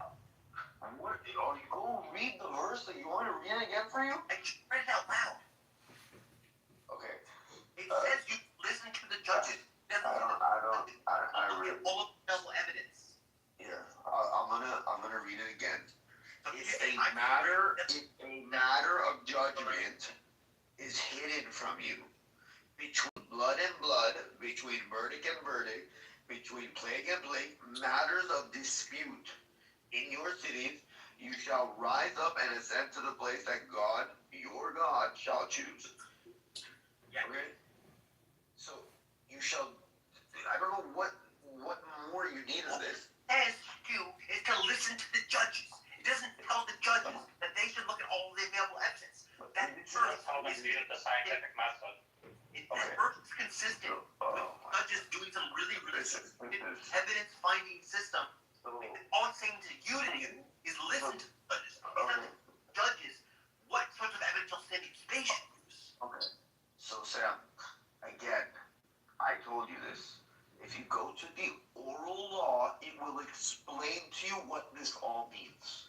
But you don't want to get that one.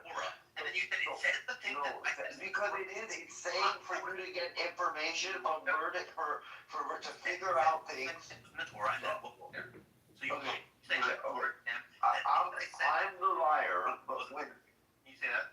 But when you went to Deuteronomy 22, you went to Deuteronomy 22. You said that it says in the Torah the thing which I said, which is that it should look at all available evidence and consider matters as all the evidence they have available to them. You said it says it in Torah. You gave me a verse to look at where it says it in Torah. Then it didn't say that in the Torah. So now you should say, I was wrong. I I in fact didn't know it was in the Torah, and I admit I was factually mistaken about what is in the Torah. I'm sorry. That's what you should say if you're in any way reasonable. You shall go to the Kohanim, the Levites, and to the judge who will be in those days. You shall inquire, and they will tell you the word of judgment. I don't know what more you need, but you follow the same exact system in whatever country you're in. Okay? So, you need to understand that even though the Torah says certain things, you were completely under. You asked me what kind of Jew I was. I told you an Orthodox. When we went over Deuteronomy 22, it was very clear that you admitted that screaming out can imply what it's trying to say, and not literally that we're taking the test. And when you go to the Talmud, I told you it will break down what that means and many circumstances of cases in that sense. But no, it's not good enough to you. And then you went to this, the Torah is going on a killing spree and trying to just put people to death left and right. I never said that. That's why you went to this verse. I never said. Why is the virgin who shouted or didn't shout would be put to death? That's what you said. I never once criticized them for being evil, for killing people. Although it is evil to kill people for such minor infractions, I did not bring this up in this debate. So why the things that I am bringing up in this debate is that the Torah is saying dumb shit. It's saying irrational stuff, such as that you should use rape as a proxy for, screaming as a proxy for rape. That's stupid. And it's it's also stupidly tying punishments to a shekel, which is a specific currency, which can inflate and deflate or be not used at all. So that you are using this fund for very contingent, whether or not a shekel exists and how much it's worth at a particular time.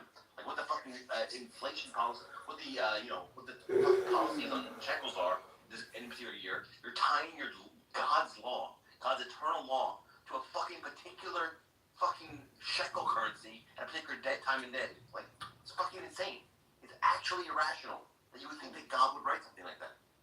Well, I mean, look, man, if you can't see here the ethical and legal reasoning behind all this, I don't know what to tell you. Again, I tried to tell you that the Torah distinguishes between voluntary sexual misconduct and sexual assault. Okay? Using screaming as a proxy is like a practical way. They didn't have like forensic kind of evidence. I told you this during that time. And the oral Torah literally breaks down, what the woman's actual consent is or intent was, and the circumstances behind this, and you're just sitting here saying, well, no, I'm reading it the way it is, and it sounds stupid. Even though what I'm telling you, there's more to everything in the Torah that you read. So until you go and read those circumstances and what it...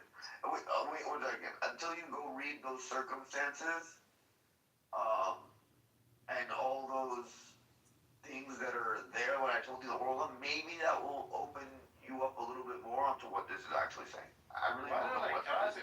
Bro, can I ask you a question? Why Why do you I'm seldom in this position where So I don't really know how it feels, but if you think someone is criminally underread and is really confused and ignorant on the topic, and then there's someone like Sam who basically, at this point by your life, is just being obtuse because he just doesn't know the things that he's commenting on, and you've explained that to him many times, and he clearly just hasn't done the research. Why would you keep pursuing it? Why would you keep responding and keep doing it? And why wouldn't it all be you don't know, arms folded, I'm done? Okay, because I'll tell you why. That's actually a great question. Sam, whether he wants to acknowledge this or believe it or not, he's a brother of mine. He comes from the same nation as I do. Even though I don't distinguish between, Jew, Gentile, but he's a part of the family. You just did. But that's irrelevant. Even if there was a Gentile. No, Habibi, the point I'm just making is that he just hasn't read it today. So you telling him go and read it, there's only so many times you're going to say that. What else is there to say? I realize that, and that's what I'm trying to get into. I would at least tell Sam, before he starts picking chapters and verses in the Tanakh, to just say this doesn't make sense, to take years to study it. 24 books, 929 chapters, 23,000 plus verses. That's silly too, because he's obviously told you, like, just be clear. I'm not saying that he hasn't read it or that he's ignorant, right? That's not I'm saying it's just that's what you think, and like clearly you're smart enough to recognize that, like based on what he's saying now, he's not the kind of person who's going to dedicate years of his life to this. So like, that's the alternative, right? The alternative, the alternative is that you're prevaricating and obfuscating because you don't really have a good response, or you're too confused to understand what the critique even is. That's the alternative hypothesis, right? And I see, like, the more you just respond to him and sort of like bang your head against the wall, it seems that one's more likely. That you just don't really have much to say in response. You're just like really confused. You're offering up garbled, rambling nonsense in what he's saying. It seems that's more likely than you genuinely think this, like, it's profound ignorance that's like motivating his obstinance, or that his ignorance is the reason that like he's just not understanding the penny isn't dropping. I'm thinking like the more you keep attacking this point or saying the same shit, it seems less likely that like he's the ignorant one, Okay, well, my alternative is functioning pretty, but like it's a pretty high functioning alternative. Let me tell you, Sam somehow here thinks that there are things that he doesn't understand. It's very clear by the stuff that he's bringing up that he doesn't understand it. He's just reading it at face value and thinking this is what it says. When I made it clear to him that there's more to it. If he doesn't want to acknowledge that or believe in that or whatnot, then whatever. Anyone can go into... I think this is like, so are you like intoxicated right now? Am I what? It sounds like he's like really intoxicated. Have you abused any mind-altering substances? Is what I'm asking. No, my man. Again, it is late my time. You sound like at least very tired. Yeah, okay. Okay, yeah. I'm not trying to insult you. I'm just saying you sound I'm tired. It sounds like I just find it not so genuine of someone to come and say, well, this book or these verses are so stupid or whatnot. But you've said that many times. I know. I'm just saying. You agree that some people repeat themselves, don't address the critique when they don't have anything to say in response, right? Like, you agree that does happen. Like, maybe you'll be making a point to someone, they're so confused as to what they don't want to concede that, like, yeah, actually this looks bad for my religion or one of my commitments, so they'll just keep blabbering in response. I'm not saying you are doing that. I'm saying that, like, the probability is raising at this, like, frenetic pace. Given, like, you just keep saying the same thing in response to absolutely everything all the time. And if that were actually true, if you really believe, like, oh, these people don't know what they're talking about, you would just disengage. You just right, well, you don't know. If you're not going to do the reading, or, come back to me when you've read up a bit, kid. But that's what, like, I feel like someone who actually wasn't prevaricating, wasn't temporizing, that's what they would be doing, personally. That's just... Can you talk about the shekel thing, man? I brought up the shekel thing. Can you please just talk about that? Okay, so why is not tying these punishments to shekels? Again, man, I'll take it what it is with Timotheus. Sam will continue, by the way. He's good. Like, even if there was a sworn testimony that, like, you were in fact doing what I accuse you of doing or suspect you might be doing, Sam's happy to engage. Okay. So don't worry. I'm not saying like the conversation's over. You can carry on using the exchange strategy. Look, man, I sound tired and everything. I mean, you were here earlier. When someone's getting angry at a conversation, when I'm just having a respectful conversation, it shows that they are the ones that have something, inside that isn't just working out for them. He asked me about the verse. I explained it. It's either you take the explanation or you don't. He asked again, I reiterated my message. You're somehow saying that, hey, by reiterating, that shows whatever you're saying, that I'm just, blabbing and trying to find a reason. I explained it. I brought down how the oral Torah talks about all the circumstances, what the screaming mean, what... I'll just clarify for you. Like, do you think you can make progress with Sam without him first reading the Torah or no?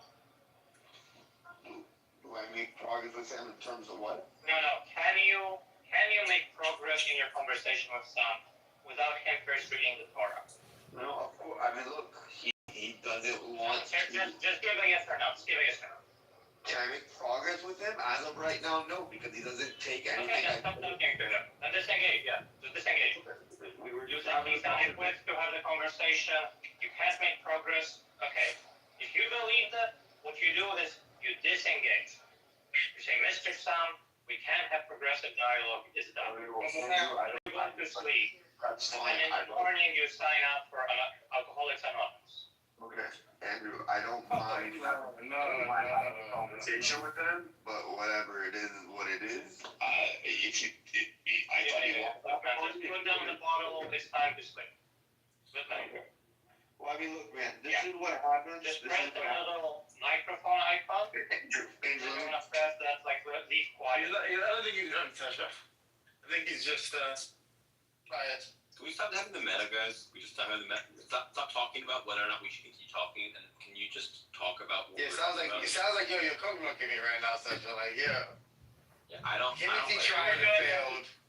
Look, I'm very about the meta. You cannot have meta discussions in our discussions. Sam, can you stop engaging in the meta, please, Sam, please? Not having a meta discussion about the nature of the meta that we're having. I'm having a double meta conversation. We either have double meta or no meta. I'm not no single. Double. What about triple? What about triple? No, we can't have double. Triple meta is fine. Meta cubed. Meta cubed. You were combo cracking stuff. That's all I use at the end. Like, I combo cracked you. If I said that, I said the end like that. No, it's fine. N-word. Never done that. Please, Buster, please, I'll give you a pass, I said. Alright, so guys. You know the Cartesian theater, like when there's like the little dude, like watching the movie in your head, right? Like when I say, is there like another guy watching the movie in his head? Like it's like, you know, like infinite mirrors. Forcing some into the capture, and I'm forcing you into the capture, and he watches like you watching. Let's go over that. Anyway, guys, like, you don't want to talk about circles, so I want to talk about other things. One is like 6 or 7. It says in Genesis 6:6 that the Lord regretted making beings. God damn it! Why did you guys do that? I was having a conversation with them. You guys fucking had to have a fucking meta conversation about whether we should have a conversation or not. He's in the audience. The fuck are you guys doing? Did he leave? Sorry, I can't see him. He's in the audience. He's in the audience. Oh, who moved him down? Nobody. No one moved from there. There's a point. Who's In the future, if I'm having a discussion with someone and you guys start meta blocking me about talking about whether we should be talking or not, I'm just gonna move you guys down and save you heads up. I mean, to be honest, I don't know. Like, if you do that, I'll probably never come back to the room. That's fine. Like, if you ask me, I don't mind. But like, I asked you to stop meta. I asked you to stop having the meta conversation yeah, about that's like a second ago, and you did it like super jovially, and you started joking about double meta. Like, don't be weird and like make it serious. If you just actually want to, like, go do that. Like, bro, you got this weird way of just like going from 0 to a million. Like, show some fucking respect to other human beings. If you are cool with someone and you're like they're doing something that's annoying you, just talk to them like how you should be talking to your friend. Like, yo, don't do that. Like, clearly, we threaten it to move me fucking down. We're okay. Imagine that, like, and think about how sensitive you are. If I did that to you, just like, you just like, empty, you know, why you took this guy's cancer real and I just moved you down? You know, I kept trying to bring the conversation back on track. Okay, fine, just be normal. I talk about the shekels. Guys, I talk about the shekels. Talk about the fucking Genesis 6:6, and it kept just going back to the meta. I mean, to be honest, ironically, when I jumped in, he was just like rambling, saying the same thing again. I was kind of almost like, I was trying to do you a service. So I was just like, bro, like, do you like recognize? Like, and I was trying to do him a service. Well, to be honest, I don't know. I just wanted to. I tried to help him earlier, but I was like trying to help him see the argument. He seemed like a nice guy. Yeah, I mean, yeah. But I'm trying to tell him that maybe he can be less abusive. Can I get my gratitude from you? You know. So, but you were kind of a bit mean to him. Yeah. You accused him of being an alcoholic. Okay, I don't think it's an accusation. It's exactly a report. No, I don't think it's like I don't think you can accuse somebody of being a homosexual because like I don't think there's anything wrong with that. What does accuse connote something negative? Yeah. You're accused. I'm accused of being. I see you stand accused. You stand accused of being a wonderful person. Yeah, that's not how it works.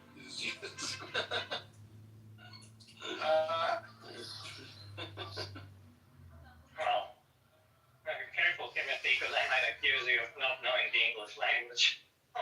Good on me. My Wi-Fi is my data is. I accuse you of having bad internet. Good on me. Is it possible for us to address the comment or the question that Sam asked? Because no one's answered since I've been here. It's fast, actually. It's fast. Sorry?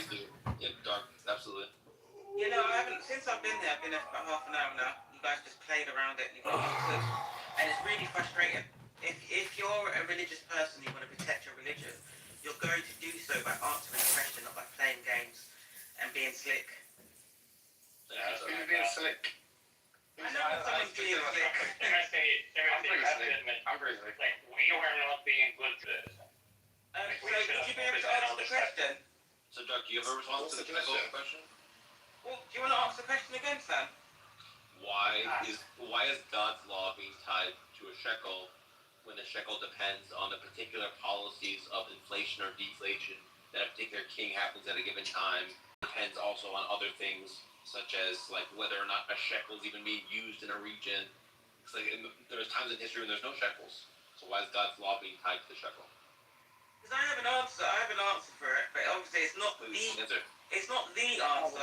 It's just an opinion. It's an We don't opinion. like hearing that, sir. Yes. What I believe took place is that the people, like leaders and so on, kings and so on, are the people behind the Bible. So they're the ones who translated it. They're the ones who personalized it. They put their ego into it. They changed it. They made the Bible non-holy and made it more about control and all the rest. That's what I think. That's what I think is the response. So that's why I would like for somebody. That's why I would like for someone to give me the answer. I've been waiting for the last half an hour, but that's my personal opinion. No, I accept this answer. I think it's good. Like, God chose stupid people to take, like, care of the book. So maybe, like, God is kind of not that smart. That's a good point. Doug, do you think that there was an original Bible that's been corrupted by these kings that is still in the Bible, that like in between different parts of the Bible that were edited by these kings, there's the original Bible? Or have we just lost the original Bible? Or how do you think that works? I think there's evidence that there's a Bible out there that hasn't been, quote unquote, man or tainted. So there is a Bible out there that has many scriptures. So basically, like my granddad's a pastor, right? I don't necessarily believe that the Bible's a literal thing. I think it's quite symbolic. But anywho, my granddad's a pastor. He himself will tell you that there are several books that are missing from the Bible. So we already know that the Bible has been touched, mishandled, and all the rest. And we already know that the Bible has been translated multiple times. Now, whoever has the power to translate information can change the narrative if they please. So the answer to Sam's question, in my opinion, is whoever translated it in a way that was fitting them at that time. Originally, though. So you'd say, like, give them, like, 10 years of prison and they translate to, they take 50 shekels. Whoops. Oopsie daisy. Lost in translation. Nothing you can do. So what are you saying, Andrew? He's saying, what's your reason, your explanation for it? Your name I think it's done written by black people. Well, so you don't believe in the Bible? I think it's like some like moron, like caveman living in the sand and like writing down like their stupid beliefs on like sand. That's what I think. Okay, so you don't believe in sand. By the way, this is Andrew R. You can find me in the room, Gotham. Like, this is what I would I don't know, every time someone laughs, I can't hear the rest of what he says. Don't worry. So you don't believe in the Just Bible? remember the name Andrew R. Bible is like stupid. Okay, fair enough. Does anyone believe in the Bible? Wait, that's not Andrew. This is someone else. This is an imposter thing. I don't believe that's Andrew. Megatron believes in the What Bible. was I gonna say? What you sound? You disappointed. You think she was gonna be? You think she? Shut up. I was hoping she'd be a defender. I was hoping she'd be. Yeah, I was hoping she'd defend the. Yeah. The shadow thing. Hey, the person I said shut up to, I'm sorry. I'm sorry, that was a mistake. I apologize. You went too far. You went too far. You went 0 to 100. You always do that, Timothy.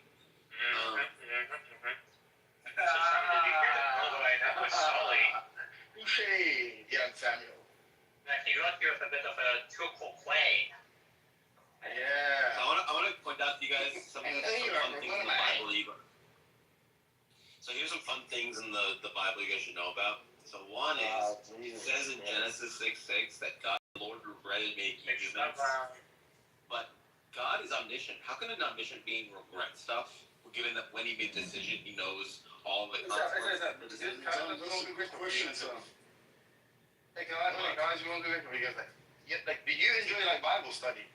Like, did you enjoy it when you were a kid, or do you enjoy it now to people, you know, like, ex-biblical?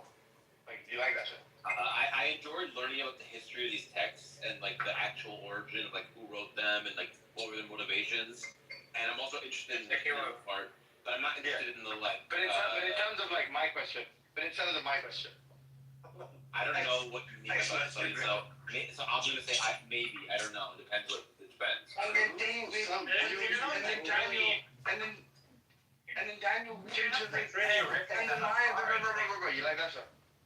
Wait, you like that song? And then Samson lay down, and his hand was cut by the lion. You like that stuff? I guess, I mean, the Bible has got some cool stories in it. You got Samson killing people with a jawbone of an ass. Yeah, so you like, sometimes you like Bible studies, like listening to the stories. Yeah, I guess so. Sam, what was the That checks out. when he I was gonna say, I don't like it, like, from the, like, religious headbanging sense. And I like it even less from the atheist, like, yeah, have you heard about this, guys? Heard about this story, guys? Yeah, I mean, it's like, I think that's like the worst content, like, imaginable.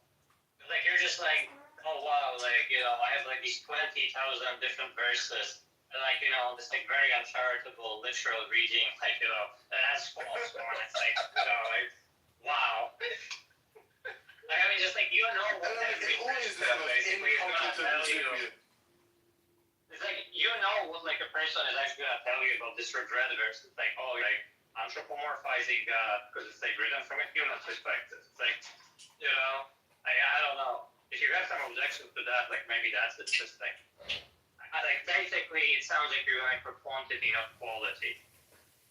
I think that the Bible, if it's from God, shouldn't say false stuff in it. And, like, I don't know, my standard for what counts as false is, like, pretty reasonable, which is that it's just not, it's not true, you know? Like God shouldn't say false. Pretty reasonable. Yeah, so. I'm gonna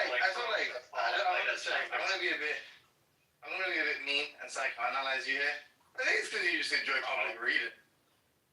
I gotta think.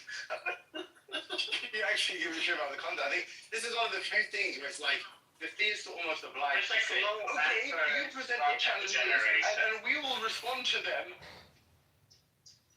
Yeah, it's like very like low effort of the generation. And you have an audience. So I think I'm going like, or Sasha was interrupting me, one of the two. I mean, could be anything. What I find interesting is that no one's mentioned that he's the victim to stay married to the rapist. Yeah, that's very interesting. That's a good point. And you're lagging, Derek. I think you might have to rejoin. Like, am I lagging? Yeah, No, you're fine, Derek. You're fine. Oh, okay. Oh, yeah. She was lagging for me then. You're just lagging. You're just lagging, Andrew. Can someone refute some of the regret part, you know? God regretting something is a bit mad, in my opinion. So can someone refute or something, please? Yeah, I just did. That's a good point. The argument is that regret just means it's from the humans. It's written anthropomorphically from a human perspective. But then what's Well, okay, if it's not that he regrets it, what is it saying about God? Like, what's the true? Like, if it's a metaphor, what's a metaphor for? Metaphor for? Metaphor. It's just that, like, It's a metaphor. usually you can't understand those terms in the way you would do at the human pace when applied to God. But, like, what it says about God is, like, you know, God finds this outcome displeasing, less than if he could completely have his way and ignore the input of free will from creatures, like, things would be different, you know? Yeah, I don't know. Like, it's for the greater good, this was required, the bad thing was required, and it, like, kind of, like, sucks from that perspective that it's like this. I mean, I don't know, seems fine to me. I guess so. I can see that. It's like the thing with Venus. It's like the dispute you had with Venus about the knowledge thing. And then about, like, but then obviously that became like an empirical dispute about whether or not that is how it's translated, or if that was like a reasonable way to interpret it or something. But like with these kinds of things, I think you know that anyway. I don't think I'm like educating or anything. But it's like you just know that any theist you're talking to could just be like, oh, I don't know, Google it, and there'll be myriad responses to like all of these things, and it'll either be like just like kind of model analysis, or just like just straightforward, a kind of plausible alternative interpretation than the one you're offering. You know, it's like you know that with most of these kinds of things. Like it isn't some like really compelling argument that like philosophers have toiled over and debated and racked their brains over. It's like none of them are like that. So it's almost sort of like you're kind of like wowing or like dazzling the like amateur apologists with like parlor tricks and like kind of confusing them. And whoa, collective groan from the crowd. That's the thing, man. Like the value that you use is that like you get to read that shit to them. I think the issue that you have is that you come from a very biblical literalist perspective when like no community of people really are biblical literalists. I mean, very small percentages of Christians are, but like no rabbinic Jews, no Karaite Jews, no Samaritans, no Ethiopians, anybody with like an ancient Israelite sort of connection. They take genocide pretty literally though. It is a biblical literalist. I agree with that's but shit, like they take like Amalek and stuff pretty seriously, though, not? No, actually, they don't. Again, this is a biblical literalist perspective. When people talk about, I'm not engaging with you. On a population of children, maybe.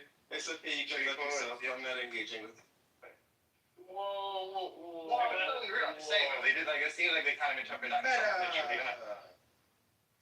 So my issue is not that I want to. Don't psychoanalyze me and say, oh, Sam just wants to read stuff. Sam loves reading. It's more that smart people that take this book seriously, and I think the book is just like riddled with hundreds of errors, but not just errors, also like stupidities and also moral atrocities. And it's just shocking to me that people that I like and I think are smart take this book seriously, given how stupid it is. But no, real life is full of moral atrocities. That's life. And who are you talking about, Ethan? The reason for Ethan, MJ, Andrew, who else? Albito's now Christian. Not Sully, but Sully's not your friend. No, I'm saying the people that you said. I'm saying the people that you think are smart. MJ, even Andrew should be smart enough to see this. I think Andrew's smart.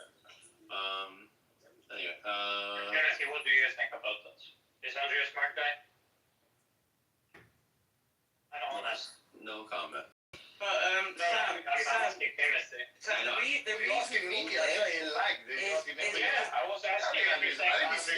definitely smart enough. So the reason for this is because human beings are naturally biased. Hey, woman, shut up. Sorry, no, I'm talking to Sam. I'm answering his question.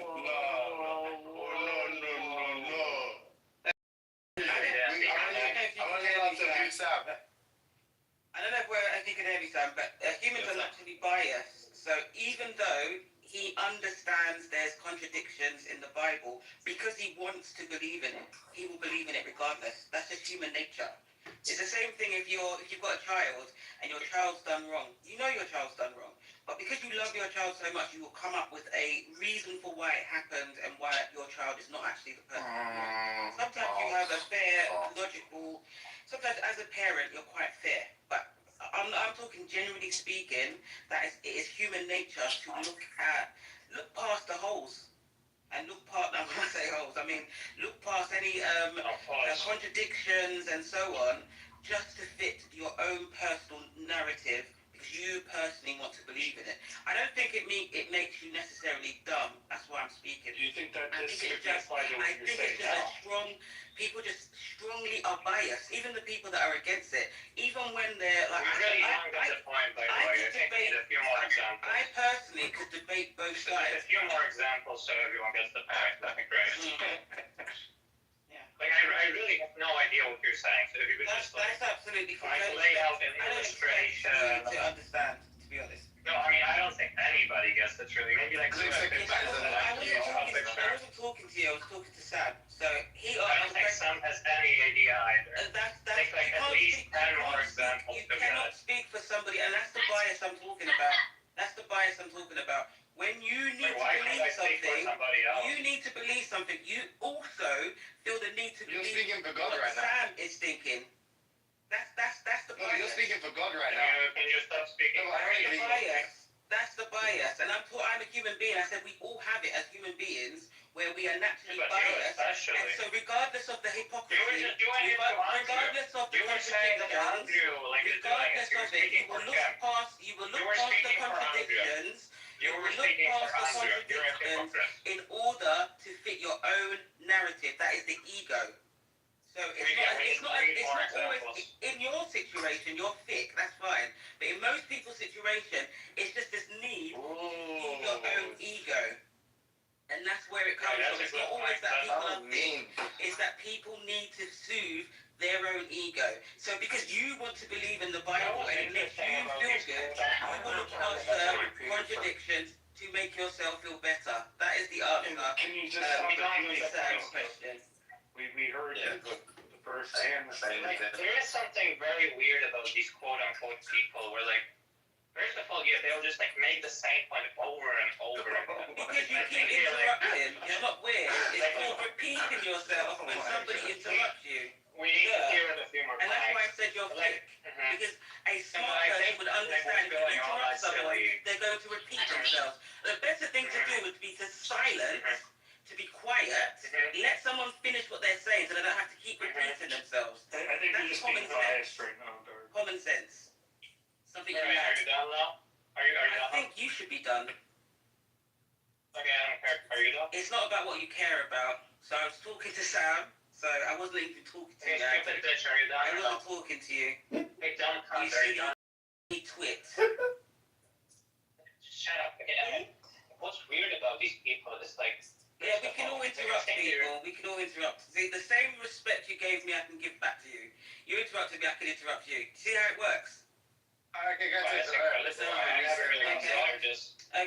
have a reset. Hey, Sasha, don't Andrew, don't interrupt her, and then Dark, and then obviously you got a lot of just then, so then let's Yeah. No, that's a good point, yeah. Andrew, I'll go first, thanks. Yeah, thank you. And don't mean Andrew. Like, no, I know.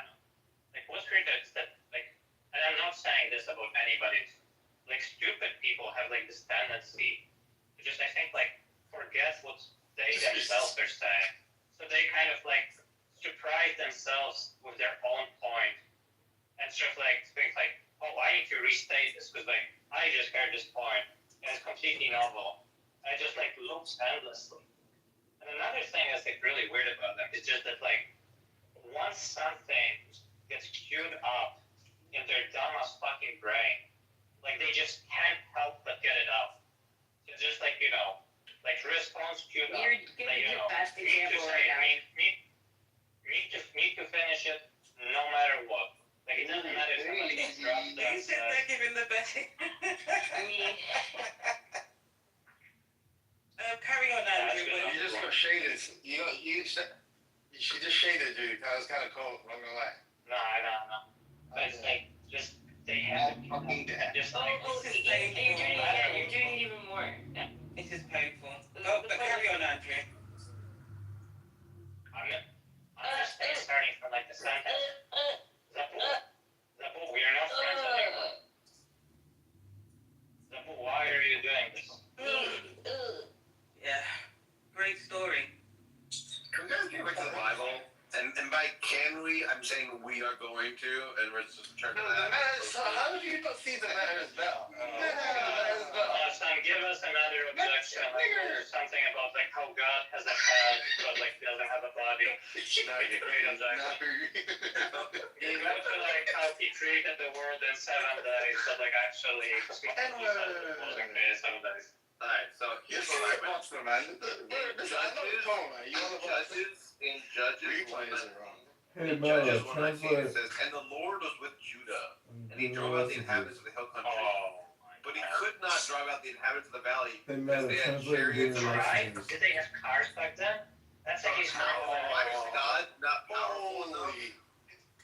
Why is God not powerful enough to, to deal with chariots of iron? That seems like God's supposed to be omnipotent. That's ridiculous. Checkmate theists. I don't know how like anybody can be a Christian given that. No, like literally all these like basic bitch, like new atheist things like this do in fact falsify it. Like it's actually a false. Yeah, absolutely. I mean, it's like falsified They do. 1,000 times more, basically. But I like Sam. I fuck with. I think Mac didn't have me as a chat. My just thing is that but what you need to do is the kind of you need to be dismissive. Like I think it's perpuncture to our goals. To I'm gonna read this for you. It's more kind of like look how silly and stupid this is so dumb. There you are. You should feel insulted to have to read that out loud because it's just literally popping. What was your question, son? Why does God say that it says in the Bible that God is not strong enough to handle iron I'm chariots? gonna start my own Google Doc for this. And that just seems like a problem. Because they're interrupted, I can't hear, so that's the thing. And I don't know if anyone else on the stage is going to be able to interrupt. Andrew, leave it. Let's let them have their conversation. Yeah. No, I'm sorry. I am one of the clowns. I'm sorry. I'll stop. Andrew, stop as well. Yeah, but Doc, why are you interrupting when they're interrupting? I can't hear what Sam has to say. So that means that we can't have a debate. Don't interrupt. Can you not talk when I interrupt? So Sam, I don't know.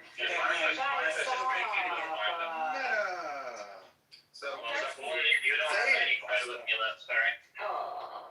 So when it comes to this is an old Arab proverb that when you bring a clown to a palace, he doesn't turn the clown into a prince. He turns the palace into a circus.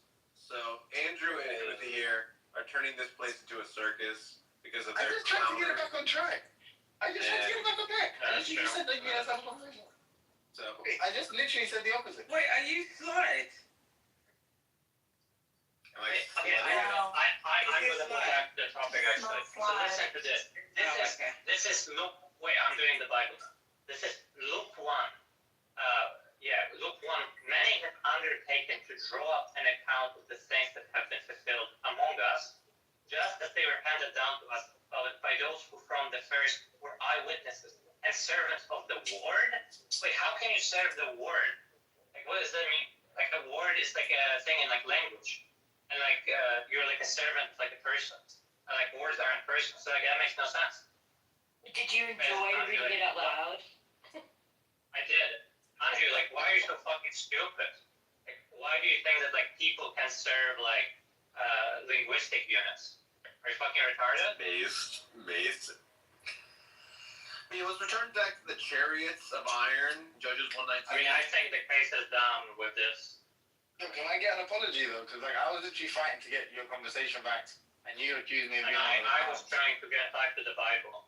And next time, Samuel, can I have an apology? And meta clowns, how about we not have a meta clownery discussion right now? But basically, you're engaged in that because you wouldn't just apologize. See, that's the reality. People do this thing of like, you were engaging in the now. I'm just saying that isn't in and of itself. let's just get back to the topic. Let's not be emotional about it. You know, and the Lord was with Judah, and he drove out the inhabitants of the hill country, but he could not drive out the inhabitants of the valley because they had chariots of iron. Why is God not able to handle chariots of iron? Christians, answer this or else leave your religion. If you can't answer why God is unable to handle chariots of iron, you have to leave your religion immediately. Those are your only two options. And rationality compels it. Leave it. This is Luke By 5. rationality, he means for Alexander. Wait, sorry, this is Luke 7. But they were childless because Elizabeth was not able to conceive. Wait, like, how is that a sufficient explanation that she was not able to conceive? Like, she might have, like, had children before and she just can't conceive now. Right? So it's like how is that, like, that's like really stupid. Like, you can give me an explanation, that's not an explanation. Sam, show that you're sincere, yeah? Find us a confirmatory passage from the Bible. How about show us that you're a reasonable chap? Find me a verse from the Bible. That you think confirms something around. In fact, create a document and let's tally them up. Let's see, if there's more confirmatory passages or It does say that Moses walked, and people do this confirming. People walk in places, so that's No. Like a surprising prediction. Something surprising. Something that we wouldn't expect. That God would tie his eternal law to the shekel. So I mean, I feel like I've already got you that one. Surprisingly confirmatory. You think that's surprising? You think that's surprising in an unexpected way? I think you think that's surprising in a Is there chemistry if you feel like this? hold on. In a disconfirming way. It's not that God is tying his eternal Yes, Sam, I agree with you. She is a clown. It's that. No, I just don't think understand, and I think this one really puts the nail in the coffin of Christianity. Let's hear it. As if there wasn't like enough nails already. Yeah. It's just that these people live in so have to deal with damages, paying damages to other people. Hey, shut up. The child grew. I'm reading the word. Put some respect on Scripture. Put some respect on Scripture. We're having a friendly discussion. Let Sasha read the Bible. We're doing Bible stuff. And the child grew and became strong in spirit. Okay, what is it? Strong? The strong is like how much stuff you can lift. And like spirit is like a ghost, like Casper the ghost. Like that like can't be strong. He doesn't have like muscles or anything. Oh my god. It beast. I think it's like beast. And this I'm not saying that I disagree with this method, but I'm loving this. He's finding holes in the Bible. This is just like the first chapter of Luke, and we already have 3 dispositive contradictions. Yep. Got him. What does it mean again, Sasha? Like, decisive. Oh, okay. Now, I want you guys to compare some hypotheses. Okay, so you have the morality of the Bible that looks like the morality of the ancient Near East. Now, God's morality could have been one of like a trillion different things. God could have, had any values whatsoever. So the chance that you would happen to just coincidentally agree with ancient Near Eastern values is pretty low, and it's much more likely that ancient Near Eastern people are just writing down their values than that the creator of the universe, just out of the trillions of possibilities, happens to just agree with those values. That's pretty unexpected. Any Christians want to deal with that one? Because that's not a trivial point. It's actually like, I don't know, it just settles the matter. I mean, I was thinking they could say something like, hey, like you shouldn't use like this naive principle of indifference style of argumentation. They could also say it like, like on the hypothesis, like you wouldn't actually expect the probabilities to be completely independent of each other. I think that's what Christians meant saying, but I don't know. But you think this is a good argument, right, Sasha? Like, you think this is like pretty good evidence, right? I mean, I think that the Christians would question the naive application of indifference and the premise that the probabilities are independent of each other on the hypothesis. But other than that, I mean, I don't really know.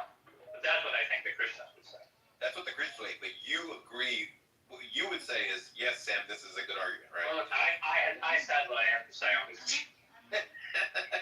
Okay. So, Wait, okay, this one is ridiculous. So they hurried off and found Mary and Joseph and the baby who was lying in the manger. How is the baby lying? Like, babies can't even speak. It's just... Oh my god, Felix, how do you believe this fucking nonsense? well, lying, that one's not an error. That one, lying just means to, lying just is like it's like, it means to recline in a bed. I don't think you need. No, it means like intentionally saying something false. No, well, that's a different Babies can't sense of like even lying. say anything. That's a different sense of lying. Okay, like, just like look at the original Hebrew. It's not written in Hebrew, it's written in Greek. You know, whatever, right? The guy. Oh, you go makes Carlton, like work with not Carlton from the grave. Shai, you were saying something earlier in the chat. You said His mother treasured all these things in her. Why don't you speak on it now? Like, how could she treasure anything in her heart? Like, the heart. See what you said. Like, the heart is like a bunch of like cells and like valves with like blood. Like, I wouldn't like put anything in there. Yeah, I agree with that one. And that's like really stupid, Andrew. Like, how do you think like do you think like pirates like buried like stuff in their heart, like gold? Wait, is And that it's like, oh, thanks for this book. I'm talking to my twin other. Now, another argument I will that's pretty follow good you. is it's pretty. So in the Bible, it says that you should like burn women alive for various things, and on the hypothesis that God is the all good love itself, it's kind of unsurprising that He would tell people to burn people alive. But on the hypothesis that some Bronze Age retards just wrote down their norms, then it would be totally expected that they would say burn women alive. So like, if you're just comparing hypotheses, it's much more likely that it's Bronze. What scripture is this, Sam? So I can just quickly check. The burning women alive. Yeah. Yay, theory comparison. So one is Leviticus 21:9. So one of them is Leviticus 21:9, where it says, if the daughter of a priest becomes a prostitute, she is to be executed by burning. The reason given is that she profanes her father's holiness. And then, what else? There's another one where it says to burn a woman alive. I think it's when a guy marries both a woman and her daughter. Yes, that's Leviticus 20:14. If a man marries both a woman and her mother, both he and they must be burned in the fire, so that no wickedness will be amongst you. So, God is love, but He's telling you to burn people alive. That's one hypothesis. Other hypothesis, Bronze Age retards wrote down Bronze Age stupidity. I feel like Bronze Age morons is a better hypothesis, guys. I mean, that's me, I don't know. I've never read that until now. Or if I've read it, I've forgotten about it. That's amazing to me. Yeah, isn't it crazy that the Bible tells you to burn women alive? Isn't that crazy? No, but Doc, why are you? Because you said that you believe the Bible. Yeah. Like No, I think it's I think what happened is that I think people sort of had a more of a paganism type of I don't know, cult. Ask her again, man. Ask her again. And then I think I think the Bible is based off paganism. Pagan gods. And how do you identify religion? How do I identify in terms of religious just don't know. I don't know what the I just don't know. There's a name for someone who doesn't know. Agnostic. That's it. Yeah. Agnostic. Yeah. So I'm happy to look in all directions. So when you came up, you yourself were like a believer, like you believed in the Bible. So because of that, you believe it was I don't think the Bible is literal. I think people take it literally. I thought the Bible was messages just of sort of enlightenment. So if you decode it, it's basically all the same stuff that you'd read in like Buddhist books or texts or things like Hinduism and stuff, the same sort of thing. I think it's about enlightenment. And the other stuff, I think, is added by angry kings and all the rest. Yeah. Also, Sam, I don't think that it says explicitly alive. It talks about burning, but not alive. It says they shall be burned in the fire. That's an interesting point. Yeah, I mean, it says they shall be burned in the fire. Exactly, not alive. Okay, so they have methods of like killing people. They kill them first, they burn them after as a sign of purity and purification. I did think that releases like toxins into the atmosphere. So it's like bad for climate, so that would recommend. It sounds like You weren't just assuming they did it that way, but the verse itself. On a small scale, to think that on a small scale, it's not going to make a difference in the atmosphere. Sounds like why are you speaking on behalf of the Christians, bro? Yeah, Christians should be finishing themselves. That's the thing. I don't think there are any Christians. Isn't it crazy, Sasha, how he's a black theist, right? And the first thing he did to correct you was tell you to learn the Greek. Oh my gosh, dude. Wait, he is black. Yeah, you got a problem with that? Oh, I ain't black. People, in here, ooga booga. Is that no, better? in here he's like mad refined and shit. But I put him in a room and like, whoa, chill. Why are you being racist? Chill out. So someone would say that someone should learn Greek. Saying ooga booga is kind of like lame. You know, do something about that, please. No, can you I endorse any slurs Shy wants to call you. I just fully endorse them and sign off on them. Wait. Okay, so alright. Okay, so then when you're in other people's rooms and someone calls you the K word like toast, it's fine for us to just endorse that too, right? Like you wouldn't be offended. You wouldn't think there's anything wrong with that. I'm just joking. Anyway, now, make him descend. Sam, make him descend immediately. No, thank you. No, thank you. Back to the Bible. So is people or no? So now we Peoria. It says in the Bible, if a priest's daughter defiles herself by prostituting herself, she prefers the father. She must be burned in the fire. It doesn't say her corpse must be burned in the fire. It doesn't matter, but you are wanting to attribute a life to it. If it says her corpse should be burned. If you're gonna take it literal, then take it literal. Like it's nowhere it says alive. The corpse is not her.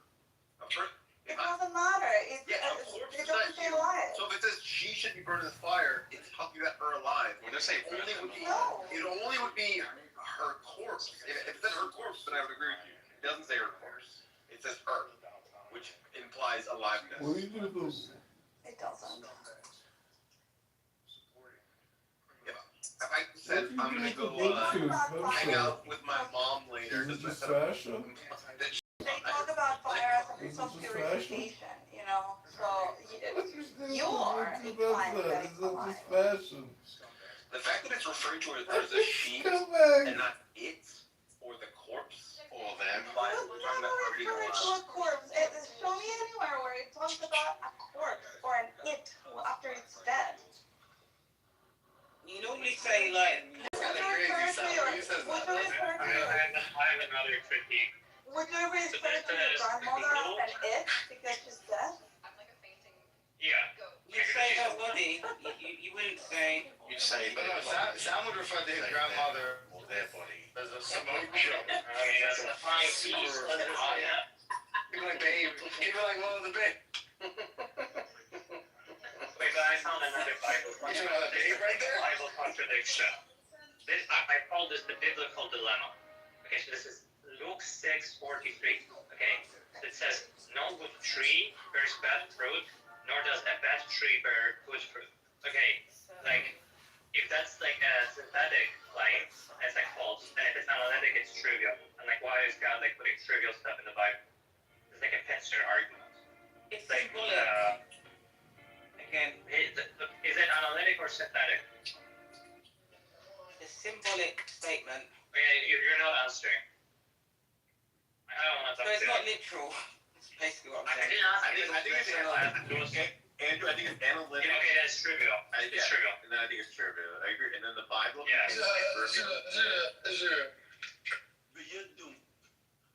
It's trivial. It's like true by definition. It's like if the Bible said like bachelors are like unmarried men. Like that would be like really fucking stupid. This actually comes up in my critique of the Quran. This literal thing. Oh yeah.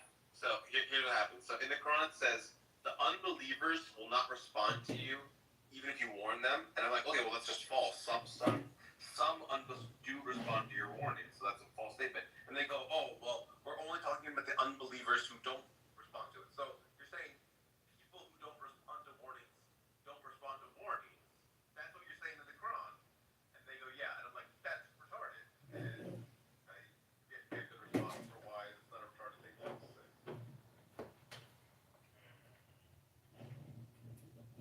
Andrew, what's your view of the verse? Is it like analytic or synthetic truths?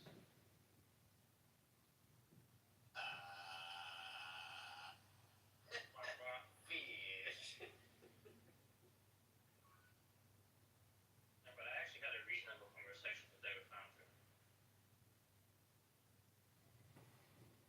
So it's like Andrew has this like crazy view that if God tells you that like rape is good, then you think rape is good. And like I explained why that's false. But God knows everything, Baba, and He's omniscient and all good. So if He tells you, you should just believe Him, right, Baba? Yeah, and then I gave a reply. And like Andrew's I never thought of like, Wait, do you think that if God, if God has the power to do anything, He's omnipotent, can't God do 2 + 2 is 5, and then you should believe it? I don't know. it's like well, and because he can make me do it, if I force doesn't mean that that's what I should have done. Yeah. I agree with that. What do you think? If I did come to my as a person who I thought was a true empathetic superior, as in like God, I would just leave him on any pretty much. I think like even things like 2 + 2 is 4 or 5 or like I was like But the problem with that is that like to actually go from like, oh, he is like an epistemic superior to this like you need to employ a lot of the tools that this reasoning is asking about. I mean like the example I just put is like what's going on when God tells you suppose God tells you 2 + 2 is 5, should you believe? It's like, making you think, oh yeah, I should reason like this. Anything God says is true, and God told me 2 + 2 is 5, so therefore 2 + 2 is 5.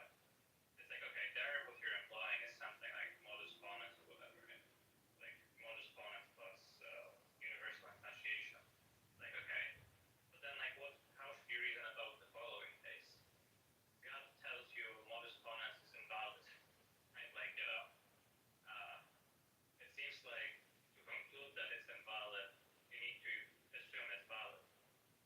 And there it's sort of like easy to see why it's not so straightforward.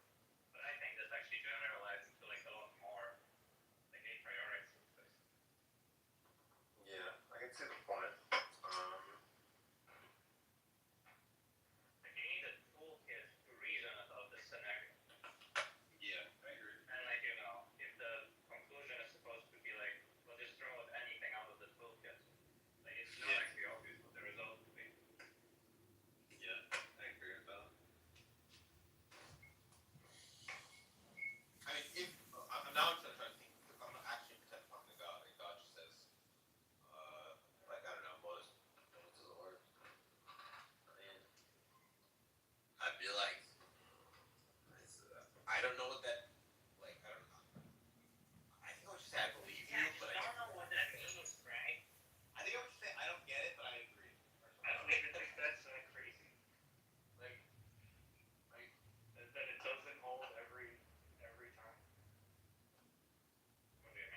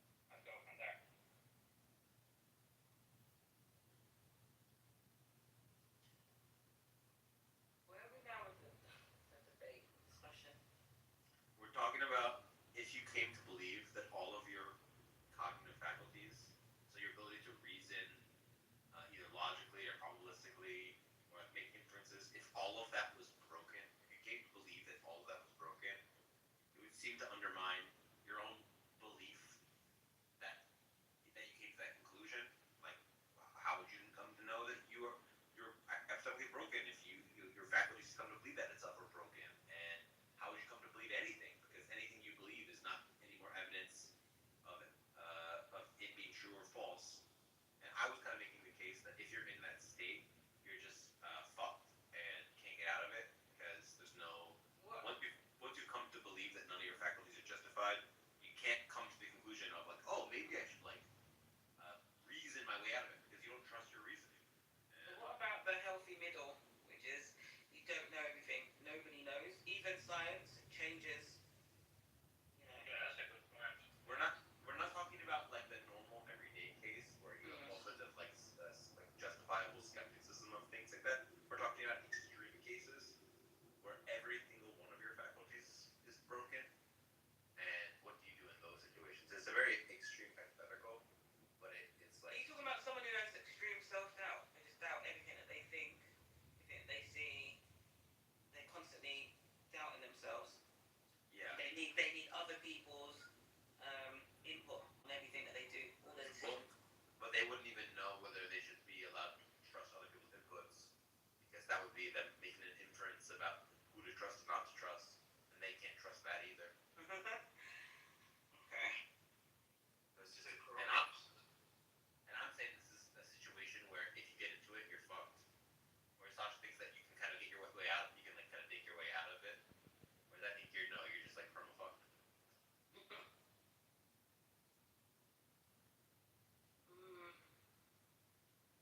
Okay. And what triggered the question in the first place?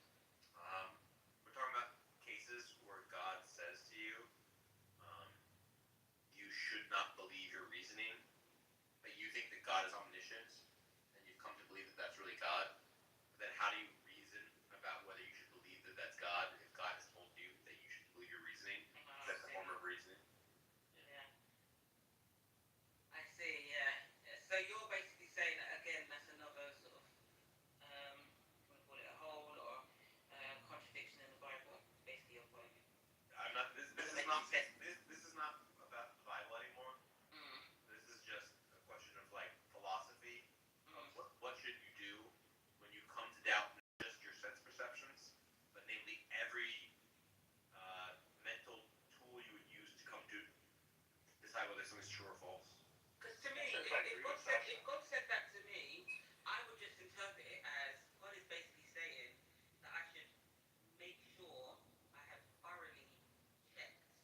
So I know what I'm doing and not just make rash decisions. That's what I would interpret. I don't think I would interpret it as, oh, everything that I think needs to be, it can be false. I would just, my rational self, I think I would just say, okay, I need to think twice or think 3 times and make sure that what I'm doing is likely to be correct. And I don't think there's anything wrong with that. That's just whenever we do anything, whenever we leave the house, that we check our bags, make sure we've got our keys, our phones. I feel like that's basically what it's basically saying. Just make sure you know what you're doing before you do it. Double check. I don't think it means now that everything you think and do is potentially wrong and you need to constantly be paranoid and overthinking everything. I think just double check, make sure it's like the possibility of it being correct is high, and then move forward. That's me anyway. Sam, I don't think so. In the way that we like you and just framed it and I framed it at one point, the God says your reasoning is wrong, or like you can't reason or something. That seems like you couldn't accept it. With the modus ponens one, I mean, I think you could just say like classical logic is false. Like every inference is not it's not necessarily true. I don't think like that means that you, for one, you couldn't derive modus ponens as far as I can tell. Secondly, like I don't see why you couldn't reason that. Okay, I'll listen to him. Because that people have already made logics like that.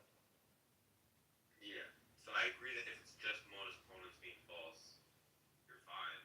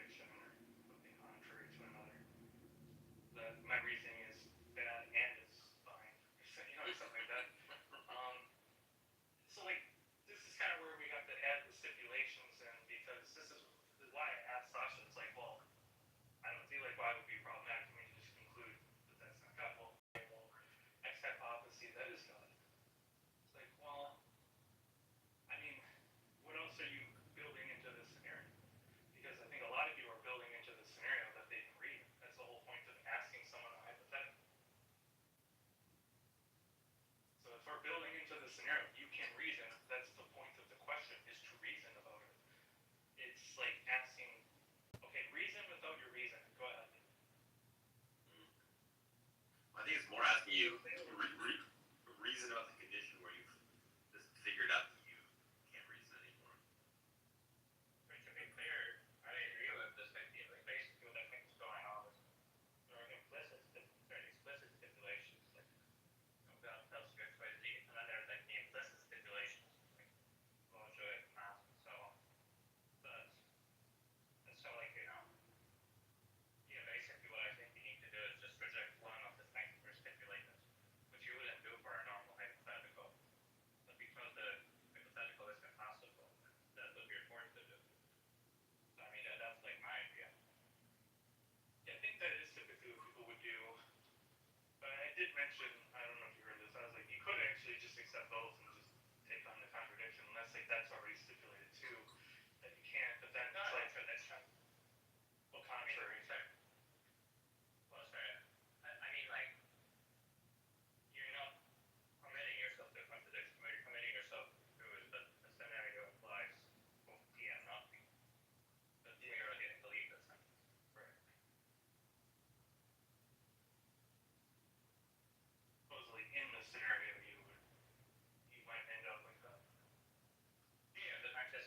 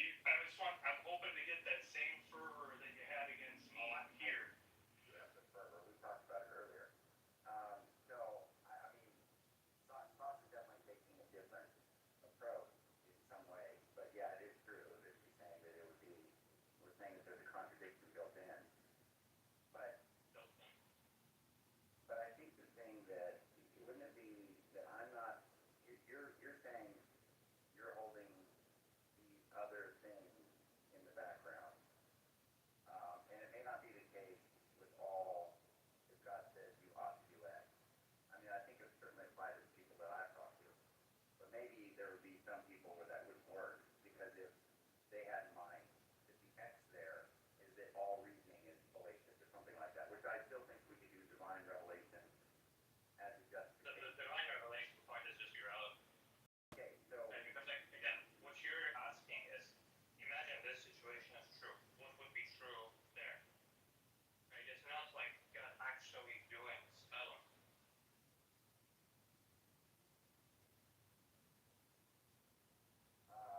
Okay, well, let me develop that separately. So hold on. So let me just ask you this real quick.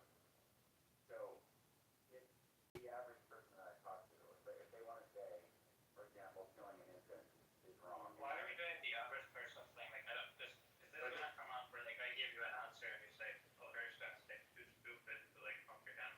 No, that's not what I mean. Because I'm just trying to more respond to this idea of albedo and others in the cases that I've used there. I understand what you were saying, and I'm not really contending with your position right now. I'm contending What's with the conversation? Like, I don't, sorry, I don't. So, You're saying like somebody might agree with me, but for other reasons, and those reasons are bad. What's the?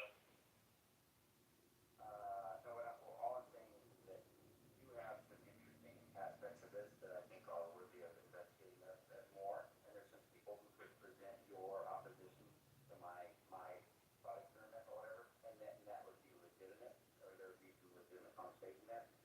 But I'm saying the way that people have gone about it, where they want to say something like, well, killing an infant is wrong. Okay, you think it's wrong, but I'm saying if a being that is not wrong and cannot be wrong tells you that it is okay to do in some circumstances, would it be the case that it's okay to do in some circumstances for that particular point? Not this thing about, all your reasoning is flawed, or motive comments is flawed, or motive comments, or whatever, right? Yeah, they think it's possible, and you're saying, suppose something that they feel is possible thing happened. Yeah. And it doesn't seem like there's anything really difficult. I take this really obviously fine case. They think it's a contradiction to say that. Because we just said they thought it was possible. No, they think it's no. They think it is wrong. It is not possible for I somebody. think you said that they think sometimes it is fine to kill each other. No, God said that. Let me lay out the So they're committed to it. They're committed to it being necessarily false that it's okay to kill a child. They're committed to it necessarily false that it's okay to kill a child. Yes. Okay, then it sounds like it's the same as what I'm saying. Yeah, but what I'm saying is in this case, they're committed to it, but they're aware that they don't have all knowledge and that they can be wrong. They have. You're just asking like how. Okay. I don't really just. Epistemic Are you asking me to like extend the reasoning I gave you about the modus ponens case to this case? You can if you want, or if you think that what I'm saying here would be valid. Because what I'm my But I just don't know what you're saying. Like, yeah, some people will say this. But what's the point? I think like it's fine to say that. Like I agree. Like I wouldn't basically. I think if God told me rape is good, I wouldn't think rape is good. Yeah, you wouldn't think that, but ought you believe it given the circumstances? No. Okay, but when you say no, okay, wait.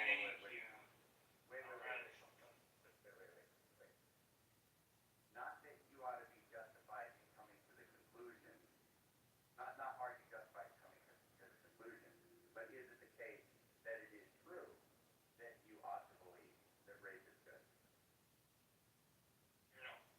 Can I help disambiguate this, because I don't want to like, because I was there obviously. So Sasha, when he made his hypothetical, he came in with the stipulation that God is omnipotent, omniscient, holy, good, never lies, tells you this thing, and he's not into his scenario that these things are true or false or necessary, any of that. And my response to him was, because he was talking to Abe at the time, I said, yeah, but when people come to these scenarios, they come with other beliefs, things that they might think that they can't be wrong about.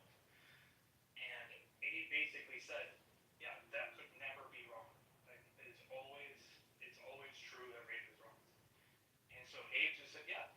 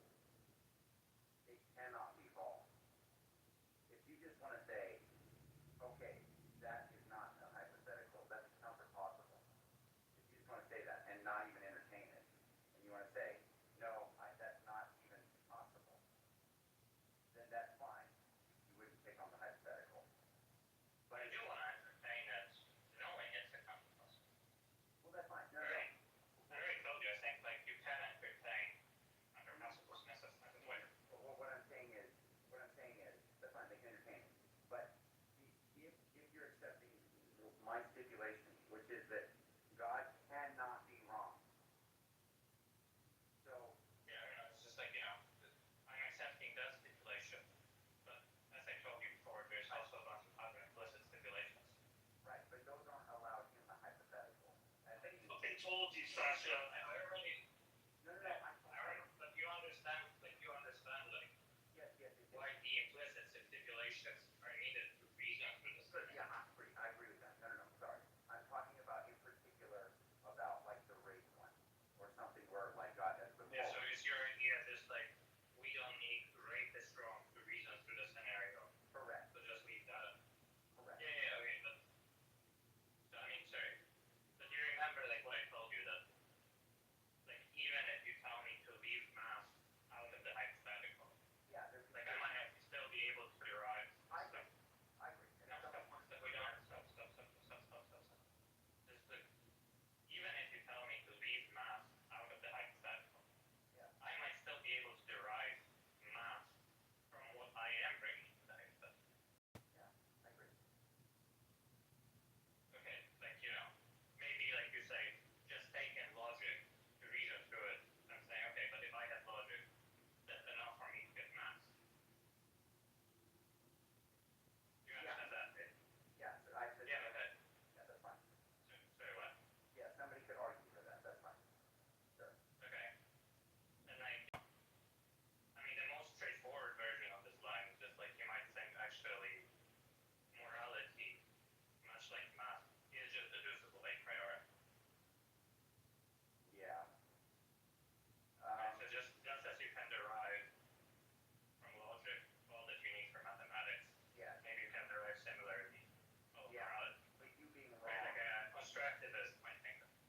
Yeah, but you being wrong on what you deduced or whatever, as being a moral truth, you would, unless you wanted to claim that you knew it and could not be wrong about it. No, it doesn't matter. Just Well, let me lay out to you like what the process is, like, for like going through the hypothetical. Okay, so what's going on is you're saying, okay, here is the situation in question. So basically, step one is you're saying, like, imagine like a box, right? And like step one is you're saying, put like this and this into the box, right? You're saying put into the box that God is like this, and here's what God says, right?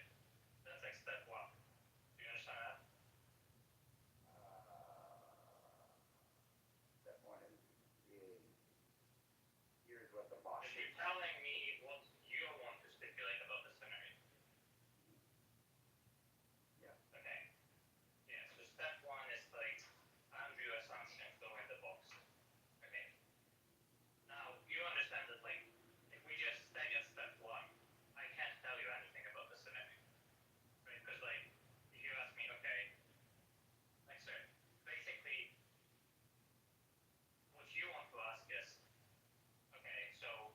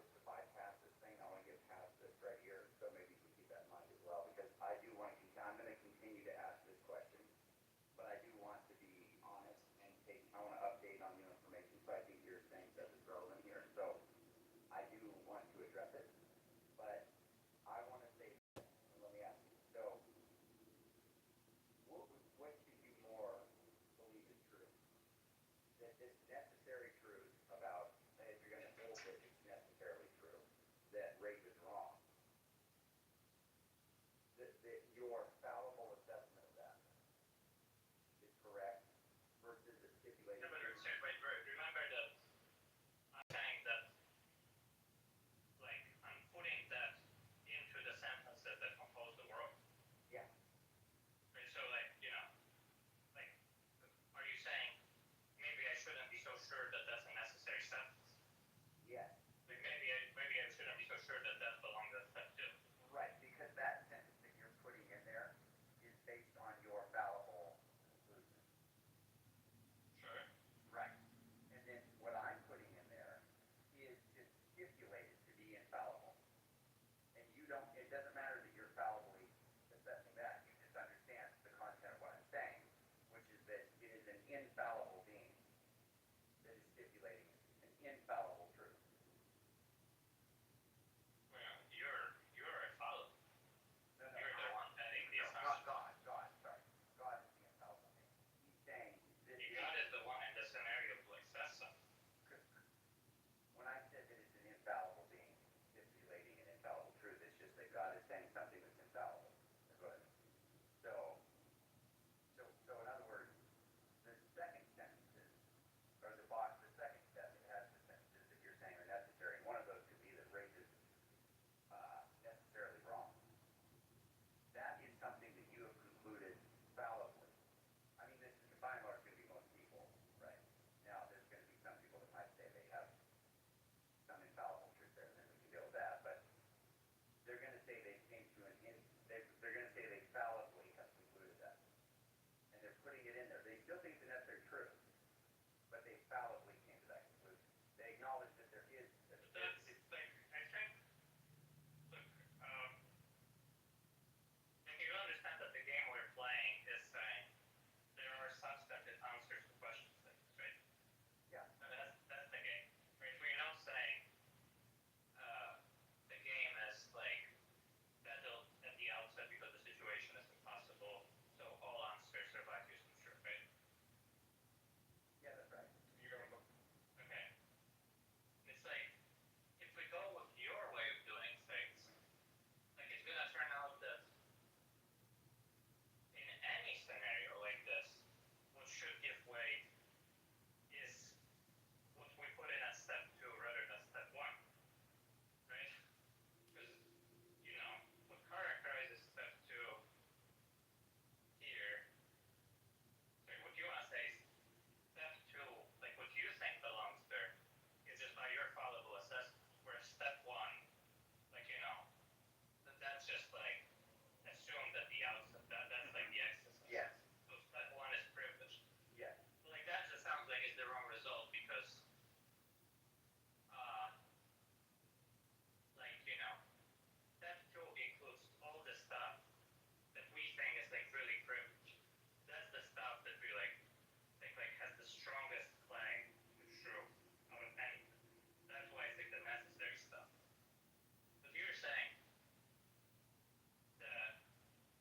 the necessary stuff should always give way to this like more wishy-washy stuff just because it goes in at step one.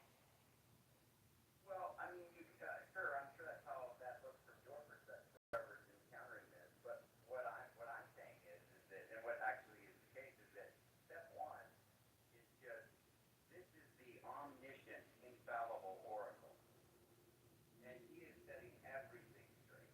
And there is nothing more supreme than the conclusion that he is saying. All I'm saying is, I think that you should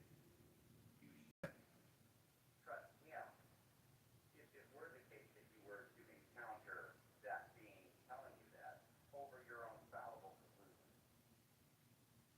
If you really believe that that is that being is the infallible. That's the reasoning on All knowing. If that being is the infallible, all knowing, truth telling, all the time, God.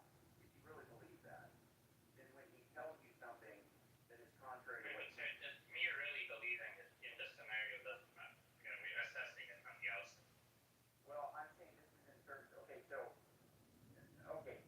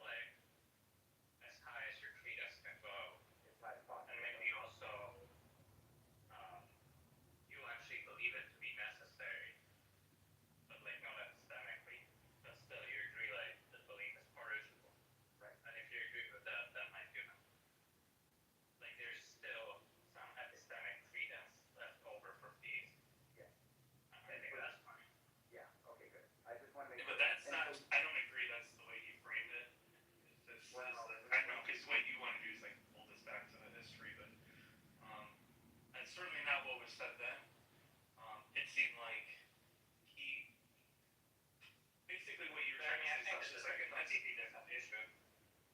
No, I don't. Well, to be clear, I think like, sorry, I'm saying that what I commented on that just now, I think it's like a completely separate issue than this like, well, if God told you rape Israel, what should you think? I think that's like a very way. I don't think like one really bears on the other. Yeah, that's fine. But like you said, I don't agree that that's what happened if he's trying to bring it back to history. But yeah, I think the way that was framed here, yeah, it's fine. No, what I say historically, and Albedo conceded this to Sully ultimately, but what I said historically is that if God tells you this, I'm stipulating who's the truth-telling, I'm the all-knowing, infallible God, tells you, he's morally perfect, tells you that X, you ought to do X, is it the case that you ought to do X? And I said you could say no. Albedo said that you could say no, and then Sully said, well, then you're. Yeah, I mean, I think you could say no. Yeah, I think Yeah. three of them say no. Okay. You think it's reasonable? Yeah, I know. I mean, I said this at the time. Yeah, I understand that. Yeah, no, you did. And then I think what it ended up is that we just kind of turned, I think we probably just ended up walking away from it, but Sully was telling Albedo that he was being silly by not entertaining. You have to be careful with Sully. Yeah, I know. If he believes that like his mom is a flowers, Did you believe what? Abortion's not a moral issue. if he like believes right and can like phone, That was hilarious. so you have to be careful with him. That was hilarious. Yeah, he was saying, and 5'3" and a half, dude. 5'3" and a half. he was, There is this like clip that's gone kind of viral. It reached some instantly. These like millennial women dancing in an office. They like say like lines like 5'3" and a half, 5'3" and a half inches. And like that in particular reminds me of Sally because she's like a short little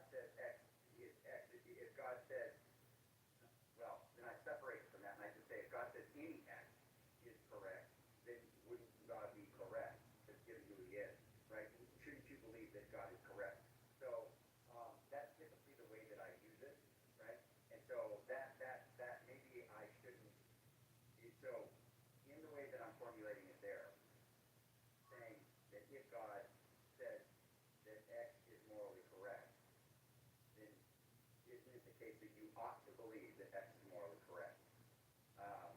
Sure, so let's just go for right. I Yeah. think we can see some plausibility to the idea that Yeah, yeah. it's impossible this right is morally correct. Yeah, Okay. yeah, yeah. That's I fine. mean, I can try to show you like why I don't think it's crazy to suppose that like the right answer in this scenario is that right isn't right. You know, that's that. Well, what I was going to say is the ones that I use it for are all possible by most people's life. So they'll probably be more willing to grant that yes, God could actually justify these things. So I think the problem. Yeah, I mean, in that case, I agree. I think that's how it is. Yeah. So the problem is when I just do a blanket thing where I go, if God says that X is true, is it the case that you ought to believe X is true? Or to make it more narrow, if God says something is morally correct, then you ought to believe that it's morally correct. And that's where I think the problem is coming in, because then you're saying this is where somebody who's really thinking, yeah, I'm just stipulating contradictory, or that God would be saying something contradictory to something you're already holding to be maybe even a necessary truth, that now there's two contradictory things in conflict, which makes one of them have to give way. And why should mine take priority, right? Yeah. Okay. Yeah, okay. So, yeah.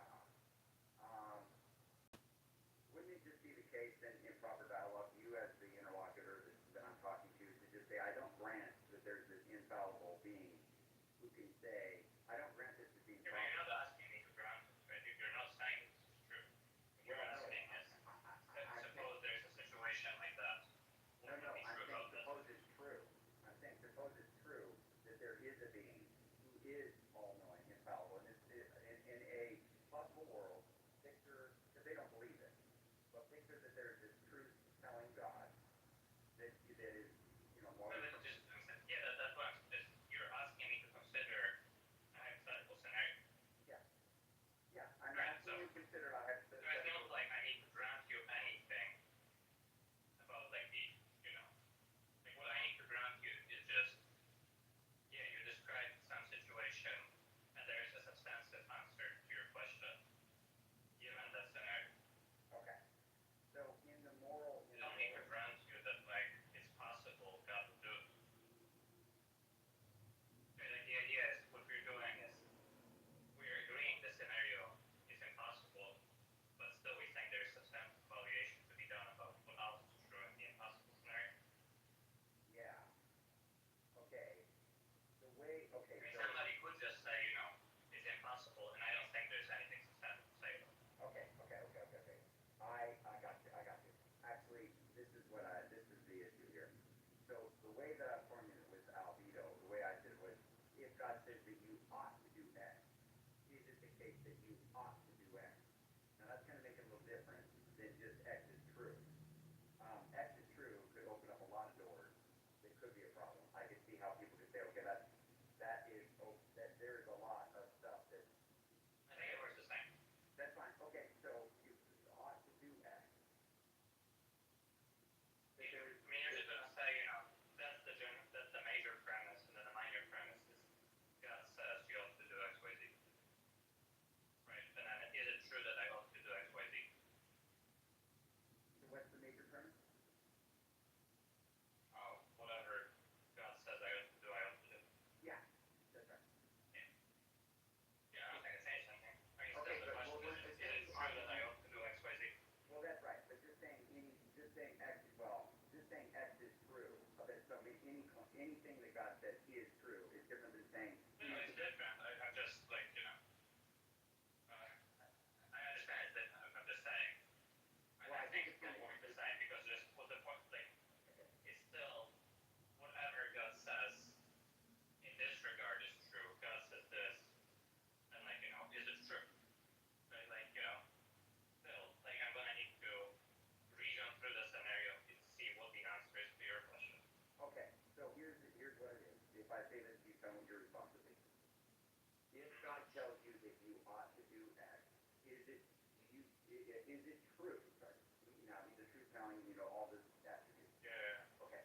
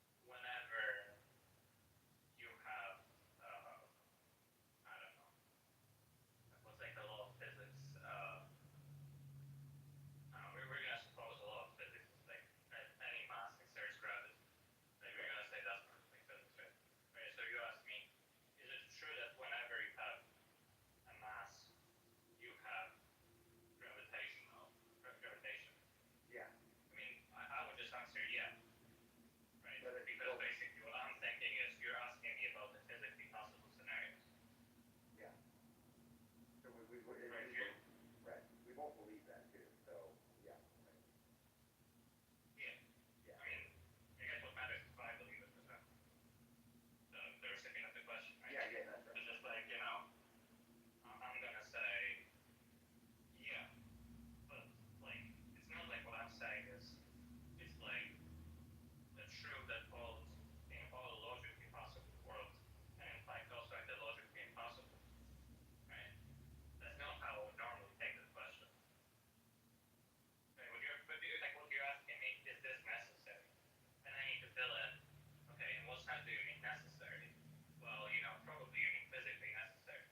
Or in the case of like you know, God tells you something, well, probably you mean like, is it metaphysically necessary or something? I wouldn't think you mean necessary in some sense that's like very hard to work with, that in fact also implies to impossible worlds.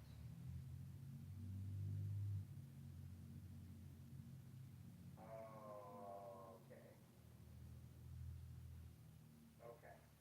So it's not including impossible worlds, which would be worlds like where you would butt it up against things that you think are necessarily contradictory to whatever it is that God wants to tell you. Okay. All right. I see. Yeah. I see.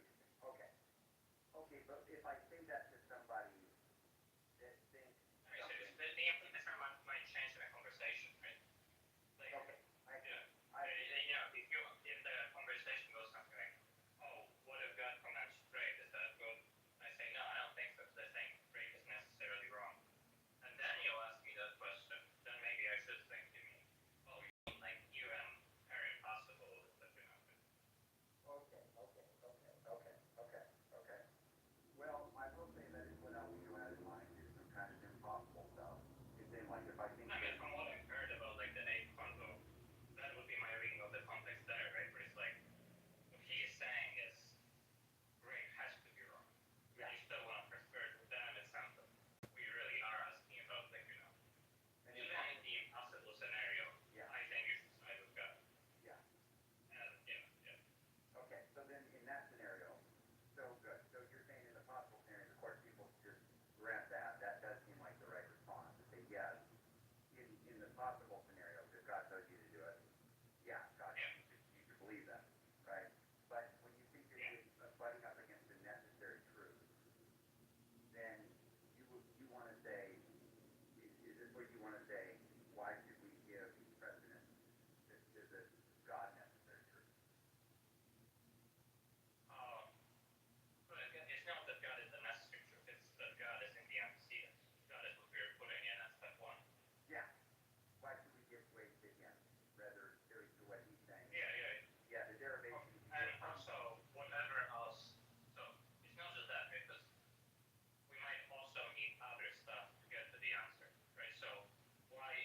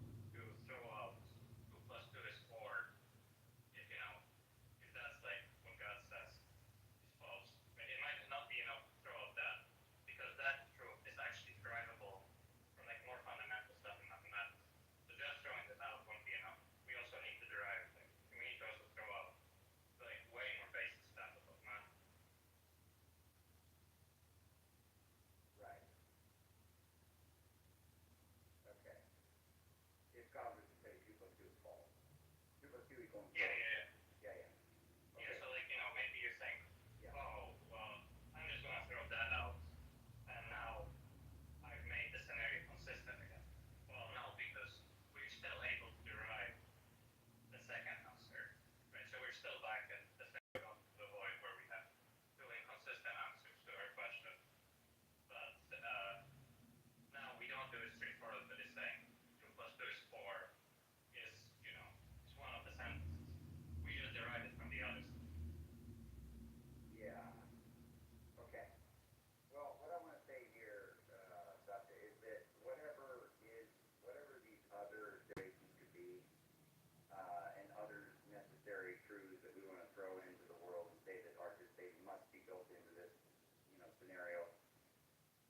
I want to say that God is infallibly just toppling everything.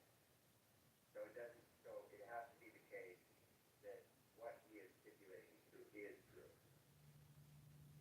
So Yeah, but I think, like, 2 plus 2 has to be 4. And, like, yeah, but yeah, I'm pretty sure about that one as well.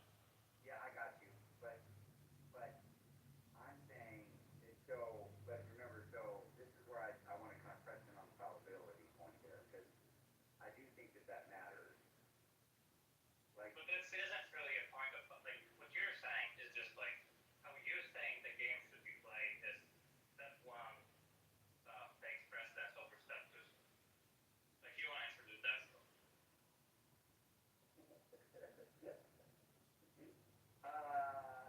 I want to say, given that I hear you, but I don't want to quite do that. I want to say, I want to do that, but I'm not going to. What I want to do, for the purposes of being, above board, is say this, is that God is more likely, if you trust your assessment of your own conclusions about what is necessary, that contradicts what you are just what's just stipulated that you're accepting. That is something that. It is, like, I don't see what, like, just, are you asking me to, like, not put in some stuff at step 2? But, like, maybe I'm wrong about it? No, I'm saying this. In step 1, make sure God's infallible. In step 2, make sure all the conclusions. I'm just putting in those sentences, sure. Okay, yeah. I'm not putting them in with, like, any credence or whatever, right? We're just saying these sentences are part of the world. Okay, yeah. How about this?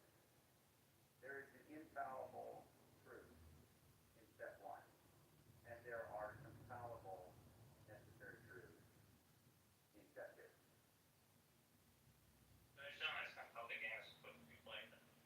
Okay. Like, I'm saying the game is set up a situation, not supposed to show up the situation. How we set up the situation. No, I have something to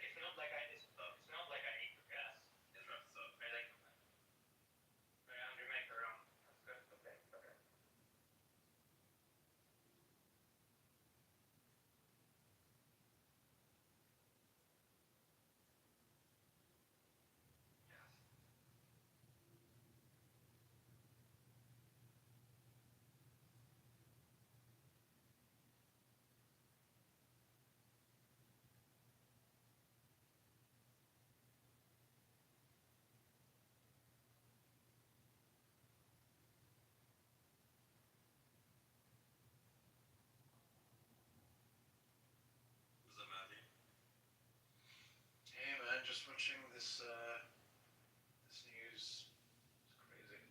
What's the news? There's 12 people have been confirmed dead now. Where? You haven't seen in Australia. What's happening? Basically, a gunman has shot 12, shot more probably, and killed 12 people at a Jewish community in Bondi Beach. Jesus Christ. They were celebrating Hanukkah. Jesus Christ.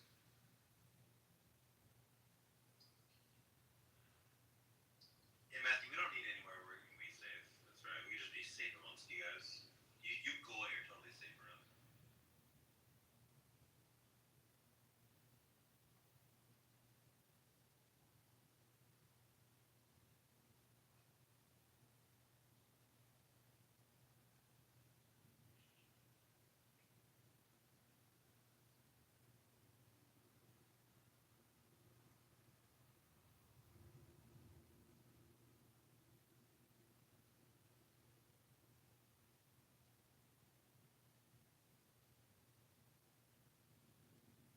But yeah, that's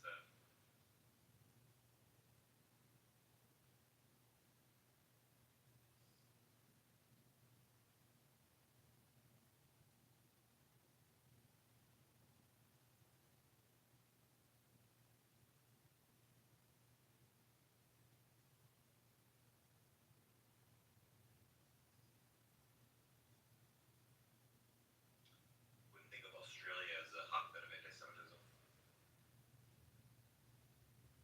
It's everywhere, bro. I will say that one of the most thing that's very relevant to my worldview is as a kid learning about the Holocaust. I was like, that's crazy. Well, at least we learned from that one. At least we're not going to do anything like that again. We're not going to like just kill Jews for no reason. I thought the world kind of dialed up in the same way that we don't have slavery anymore, not fighting anymore. We don't have wife burning anymore. I thought we just kind of like Jew blaming. I thought that was a thing of history, and the fact that it like isn't over makes me like murderously angry.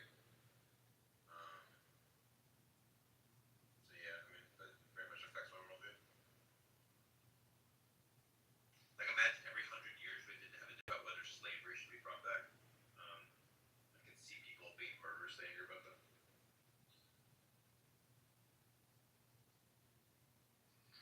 Slavery was only moved to a different country, that's all. We just didn't have to see it. Which country did it move to? For instance, they lock people up in factories in China. It's in Africa. If you've been there, you know the people who live there. You know it still exists. It's undeniable. I need to go see my daddy for Hanukkah. It's important too. It's not as bad as African shadow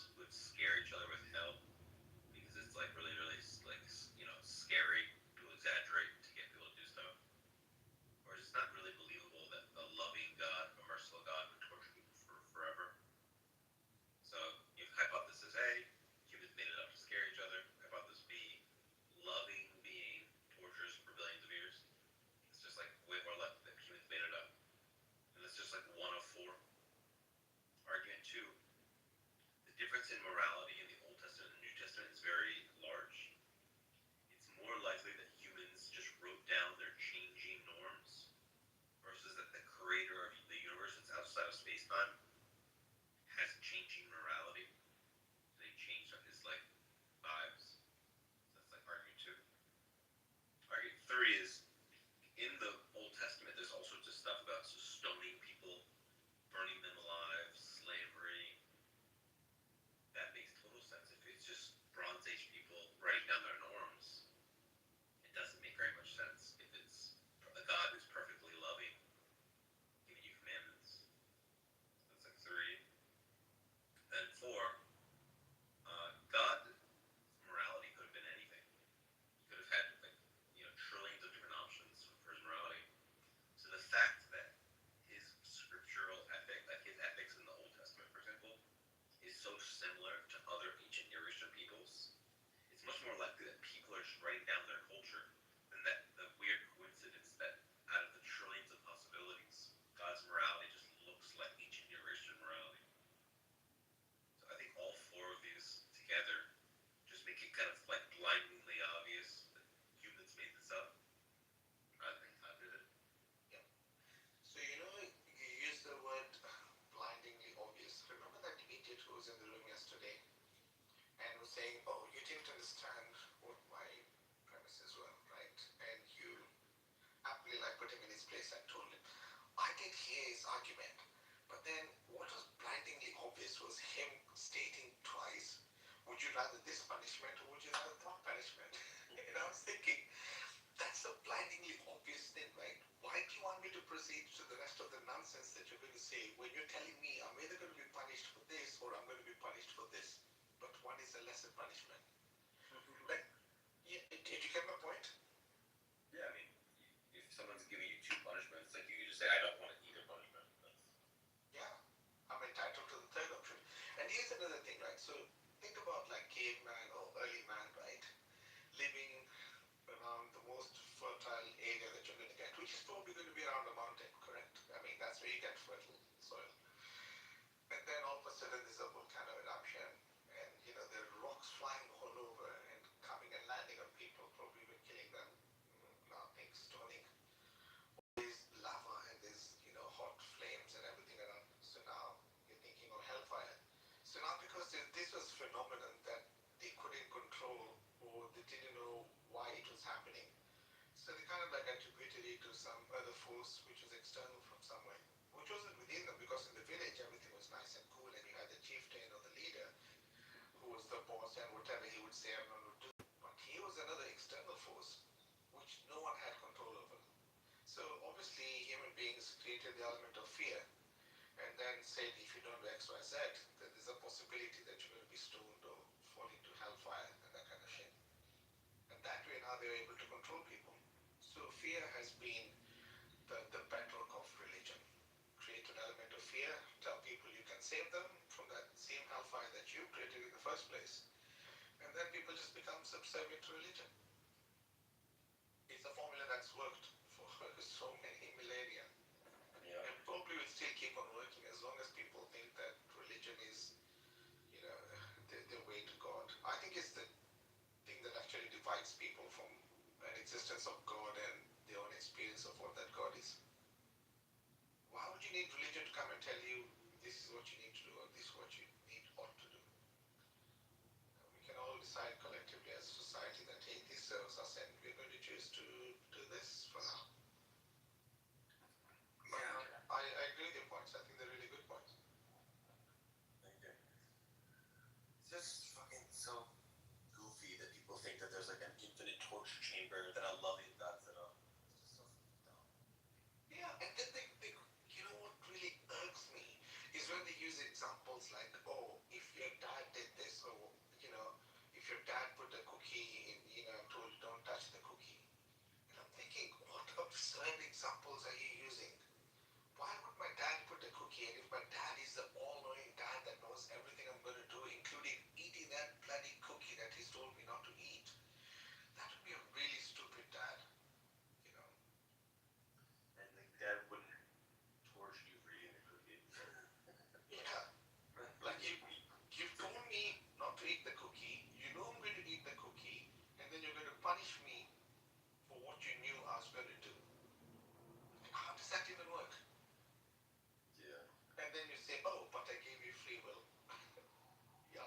free will, and my free will was to eat the cookie. Oh yeah, but I'm going to punish him for it. And imagine God, like, giving you a slap on the wrist, but like that fucking torture for forever. Yeah. What the fuck is wrong with that?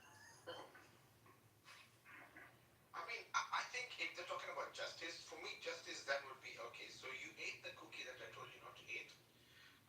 Now someone else is going to have to eat your cookie. That I would say, okay, that's a fair justice, Yeah.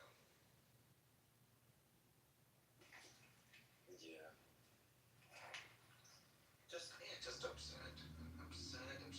The obsession is like, oh, we know better than you know. And the reason why we know is because, oh, when you bought your item from IKEA, did it come with a manual? Yes, of course it did. And so is life. And the manual of life is what God gave us, our religious text. But think about it. No bloody baby ever seen on this planet has ever come with a manual. They introduce the manual themselves after some certain point and say, oh, but this is what God wanted you to do in your life. This is how you have to live it. Nah, I choose not to believe in a God that is going to condemn me, judge me, and punish me. I don't think that's an act of love. I also just think that it makes any sense to say torture for forever is merciful. I think that by definition, infinite pain is not mercy. Like, if mercy is anything, it's not infinite pain. So, I think you just either say it's not merciful or say hell doesn't exist, but don't say both at the same time, because that's dumb. Or if you're going to say God is most merciful, I agree, okay, so fine, God is most merciful. Then what's going to happen when I'm standing before God and expressing the sins that I did and that I was proud of doing because God let me do it in me expressing my free will? I'll just turn around to God at that point and say, hey, but God, you're supposed to be the most merciful. Forgive me. What do you think the God is going to do at that point? Look around and say, oh, is there another creature, another being that's more merciful than me? No, there isn't. So I'm the only most merciful being. Therefore, I have to forgive you, my child.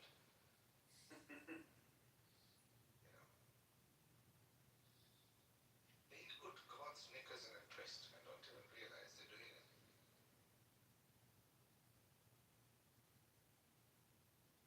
I just think humanity has got the whole concept of God so wrong, so perverted.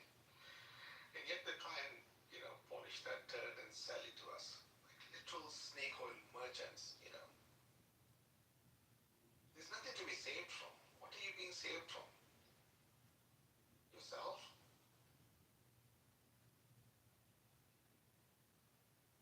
Yeah. It's God sets up a system where you need to be saved, and then because he had credit for saving you. Like, imagine I put you in danger, and then I can tell you, hey, thank me for saving you. Like, you shouldn't have put me in danger in the first place. No. It's absurd. This guy came into the room the other day, I think he was BHI, and he was talking about, the covenant. You know how they like rehashing their books all the time? Oh, so the Israelites, they signed the covenant.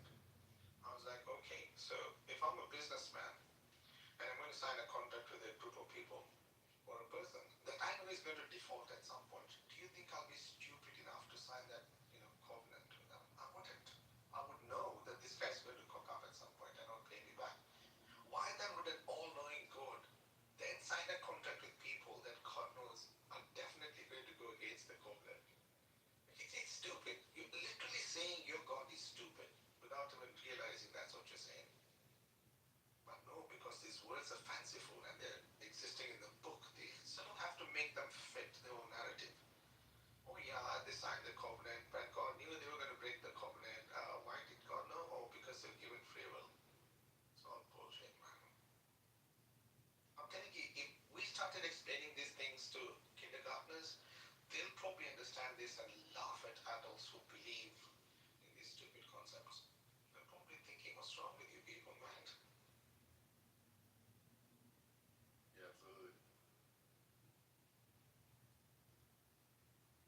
I think the best thing someone can do, to be honest, is not to say, hey, stop reading these books. I think the better way is to actually read these books even more. And my hypothesis is that the more you read these books, the more you'll find the ridiculousness and the absurd claims of truth and just run away really far from them. Because you'll realize you say God is going to judge you, you've actually said in that same statement that God doesn't know. You've claimed that your God is not omniscient. Yet, they're the same people who will say God knows everything. Well, if God knows everything, then you compare it to a local, a court. The reason why a judge performs as a judge is because the judge doesn't know what both parties are going to say. The judge listens to all of this and then makes a decision based on what that person was saying and what the judge heard. But now you're using the same example with God and saying, oh, God is going to judge you. You're literally saying this God didn't know. Because if God knew, what's the point of judging? And the other silly one, which I constantly keep on hearing, is a test. Why would I, as a teacher, put a test if I knew exactly how the student was going to answer? I know I'm going to put these choices, and I know that Zabu is going to answer D in all of them because she likes D. Well, what sense does that even make? Why would they put a test in the first place? I think people get confused with the idea that we have got all these concepts that we want to experience. I want to experience the concept of generosity. I want to experience the concept of stealing. I want to experience the concept of killing someone. And then we perform all these concepts as an act, which might be the most heinous things that we're ever going to do. But it's simply just an act. That is all it is. But yet we turn around and say, oh, you did this, we're going to kill you. And then you think, but aren't you the same people who are saying that killing is a bad thing?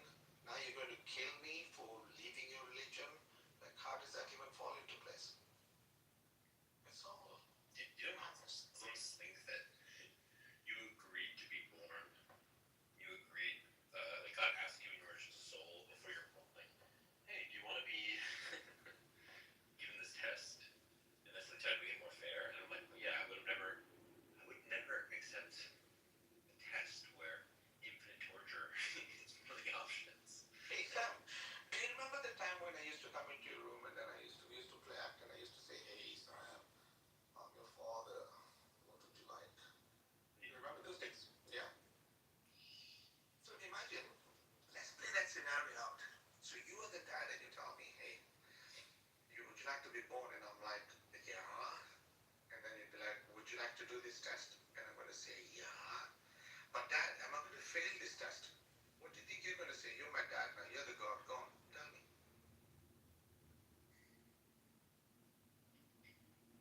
What would you say to me? Dad, am I going to pass this test? Am I going to fail this test? You're going to fail this test.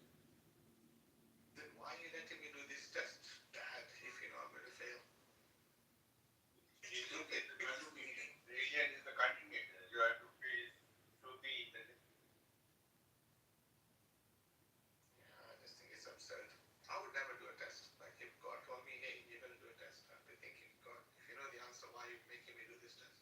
And like, if I was like, hey God, am I gonna fail the test? He's like, I'm not telling. It's like, oh, never. No, I don't want to do it then. So tell me something about philosophy and religion, what you know. Tell me something that you know that nobody knows. Tell me something which is of your own, not a rhetoric of other people or the people actually who have listened, heard, or discussed. Tell me what you know of philosophy or religion. Let's see. Well, be very cautious. I will be interpreting if you are using somebody's information, somebody's knowledge. I will put a B. Cool. Well, I gave these 4-point argument for why humans wrote the Bible, not God. So one is hell is a scare tactic. So it's really believable that humans would lie to scare people to do stuff. People lie all the time in marketing. So it's totally believable that humans would invent hell as a scare tactic. It's very unbelievable that a being that's love itself would torture people for quadrillions of years. So that is not you or that. Before you people have already discussed. No? I'm saying something you know. Yeah, which is not being used by mankind. Yes. Tell me is that. Don't repeat something which you know. Don't repeat the obvious. Yeah. Don't repeat the obvious. Don't repeat the language. Tell me what you know about philosophy or religion. I'm interested in knowing that. What you. And what I talk about. So stop being controlling. You're acting like a control freak right now.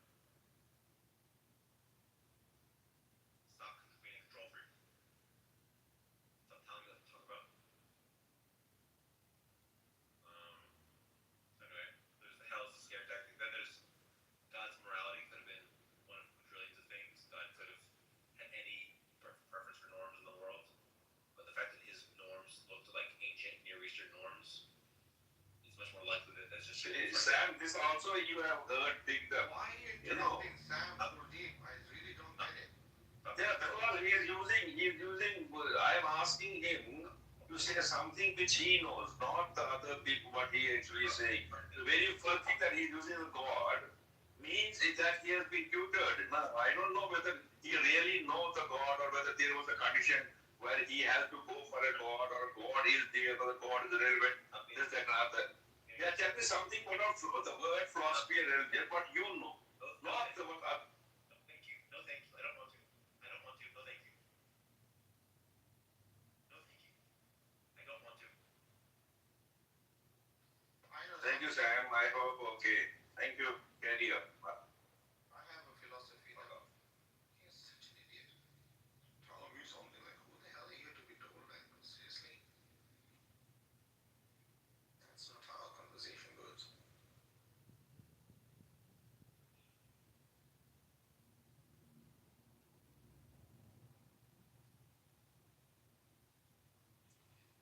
I think you're trying to use the same argument that some of these people use. So whatever you're telling me, where is it grounded? Where is your morality grounded? Where is your philosophy grounded? And I'm always thinking, what the F do you mean grounded? It's grounded in my own beliefs as I stand on this earth speaking to you. That's my grounding.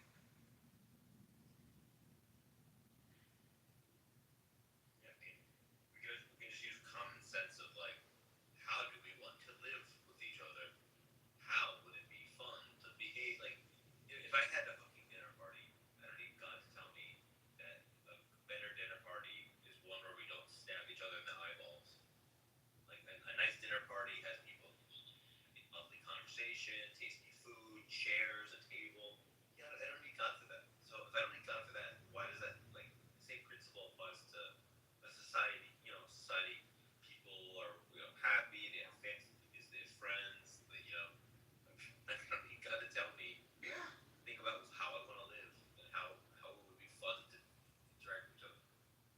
I think they've grown up in such insulated like societies where they think like, oh, just because someone is an atheist, they're wild and doing all these hedonistic things, you know, like they've got no control, they're stabbing each other, they're probably fornicating all over the place. Where do they get these misconceptions from?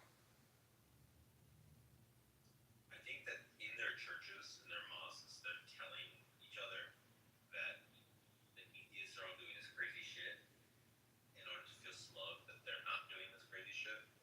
So they just lie about what the lives of atheists are like to feel smug and superior. I mean, think about it, Sam, right? Even if we had the freedom to express our free will and our free will is like, hey, you know what, I want to stab Sam in the eye. Like, number one, how many times am I going to stab you in the eye that is going to give me joy? Number two, I'm also going to be exposing myself to you stabbing me in my eye. And I would like to think that amongst us all idiots, there's going to be one person who's going to say, guys, just stop, man. Like, really, where are we going with this? We can't have a party with people bleeding all over, you know, with their eyes stabbed. Stop. Yeah, exactly. And then we'll evolve from that point to be like, yeah, that makes sense. We need someone to serve us the drinks. And if we don't have the eyes to look at the drinks, who's going to serve us? And we'll evolve. We'll just move on. Think about it. A long time ago, we were cannibals. You know, hey, look at Zabu. She's got a juicy thigh. We're going to cook her tonight. And then, after a period of time, we decided, no, hang on. She's also a very good farmer. So we'd rather keep her alive because she's going to make food for us through the garden than us killing her. So we evolved from cannibals to people who started respecting each other. Yeah. Long time ago, we were a nudist society. People would walk around naked. If you're walking around with a leaf or a bark on yourself, people would think, hey, what's wrong with you? We're all naked. But then, at some point, we decided, oh no, we need to cover up. And now if you walk naked in the street, people will think you're mad. So we evolved at some point and changed our morals. I don't think God's got anything to do with morals. Like, why would that even affect God in the first place? Morals are just something that we decide as a society. And you know what? They're subject to change. We can decide this is what is serving us at this point, and then in another place, in another time, maybe it's not going to do that. We have nudist societies. People are okay with it. It's not like they're fucking each other all over the place. No. They're just nude. They enjoy living like that natural lifestyle, and they respect each other. Whereas they've got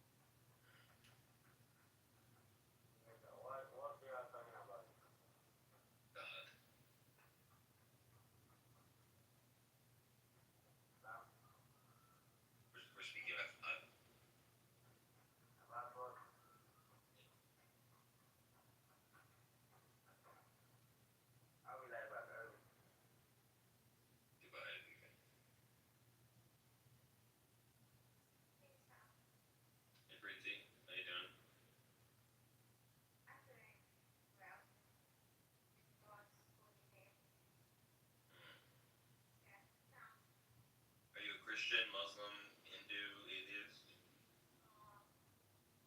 I consider myself a pluralist and also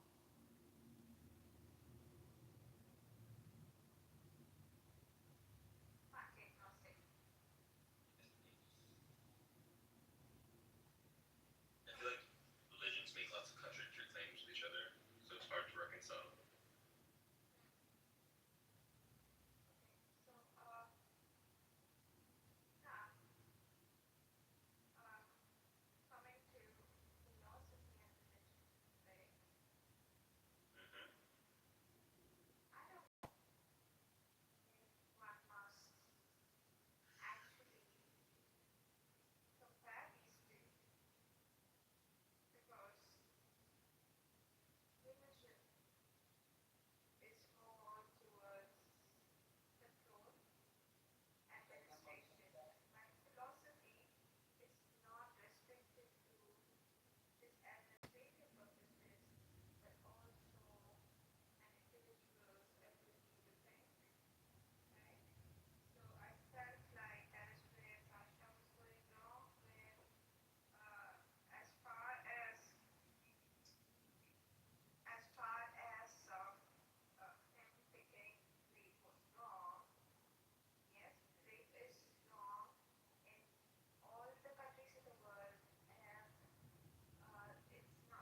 it's not legal anywhere to my knowledge. However, there are societies that condone rapists. There are lawyers who speak for rapists, right? So it is not that um, so depending. So it's a very subjective truth that it depends on who the rapist is and who the raped is, right? And okay, moving past the obvious. Now, comparing philosophy and religion could be problematic in several ways because philosophy is the mother of atheism also. And the parts of religion that is related to philosophy goes back to the manger, and Jesus being born there, and the gifts of Magi. So Magi come with gifts, and they are led to Jesus not by the ground but by the sky.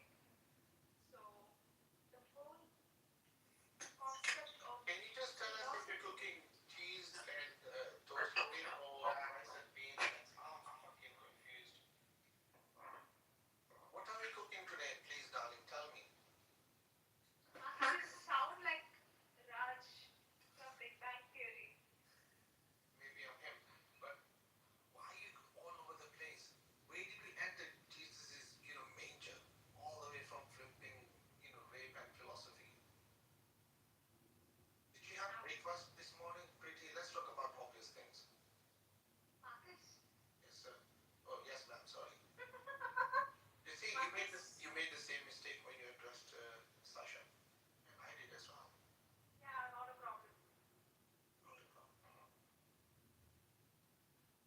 Yes, pretty. Speak to me. Marcus, stop playing God in my life, okay? Right? Okay, fine. So I'll get the judgment in a later time. I'm not judging you, but I think people who believe in God, when they say to me, "Don't judge me," I think that's being hypocritical. Because if you believe in a God that judges, then you should also allow me to express my judgment because I'm just learning from the best example that exists. I did not say that I believe in God. Sam, can you mute it, please? I have the ability to mute myself. All I just want you to stick to is either we're having cheese on toast or we're having rice and beans. Just don't go all over the place. Thanks. Okay, fine. Yeah, exactly. That's all I meant. So philosophy gave rise to naturalism, and religion has very tiny little philosophy in it. Magi were led not by the ground but by the sky, God. And I think that is the core of religion, to look outwards and look at the possibility and be optimistic. And in those Pretty, days, can I ask you a there question? is very little. Can I ask you a question, Pretty? Are you getting cheesed off the fact that I'm interrupting you at some point?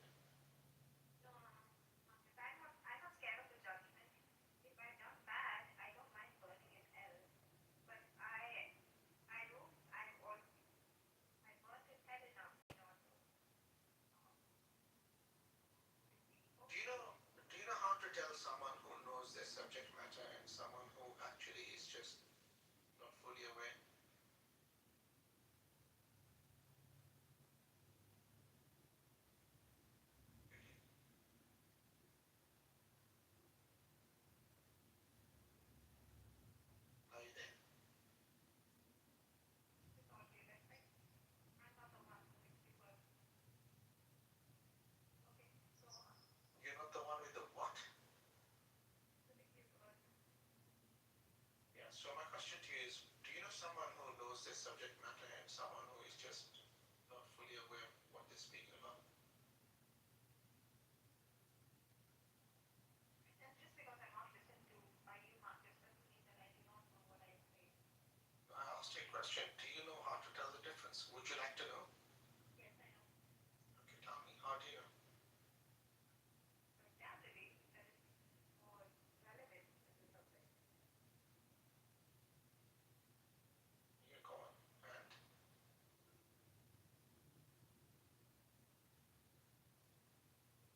I know. Yeah, keep telling it, Marcus. would you like to know? No. Not from you. I will learn it somewhere else. Okay. Go on. Express to us what you're trying to express to us earlier on. No, I feel like, this is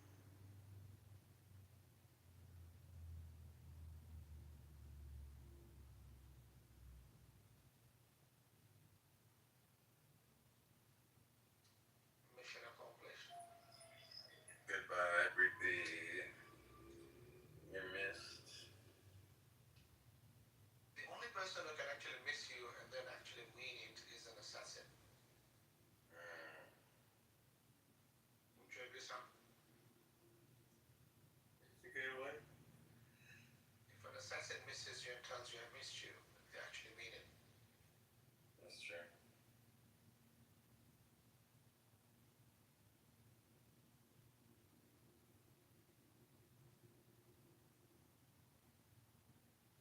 You there, Sam?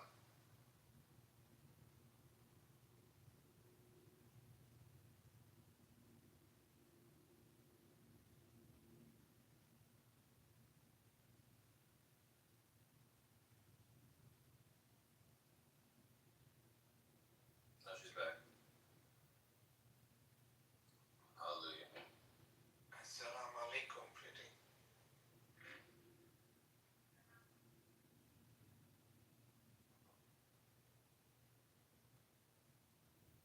The stage is yours. I don't need this stage. I need people that actually respect and listen. Okay?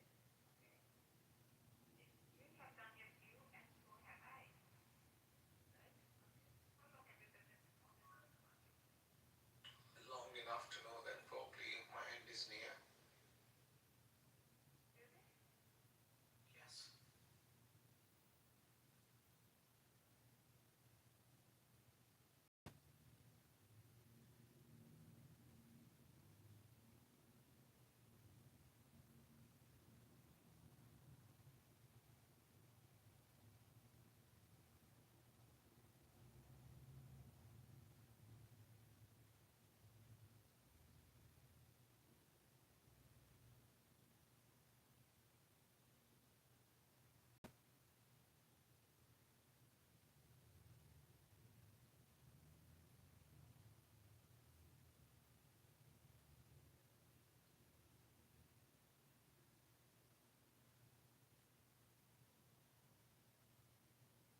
Has this turned into a silent meditation room?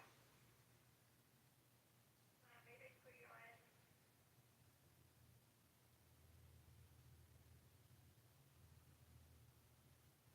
I understand you more when you're muted, by the way, pretty. Thanks.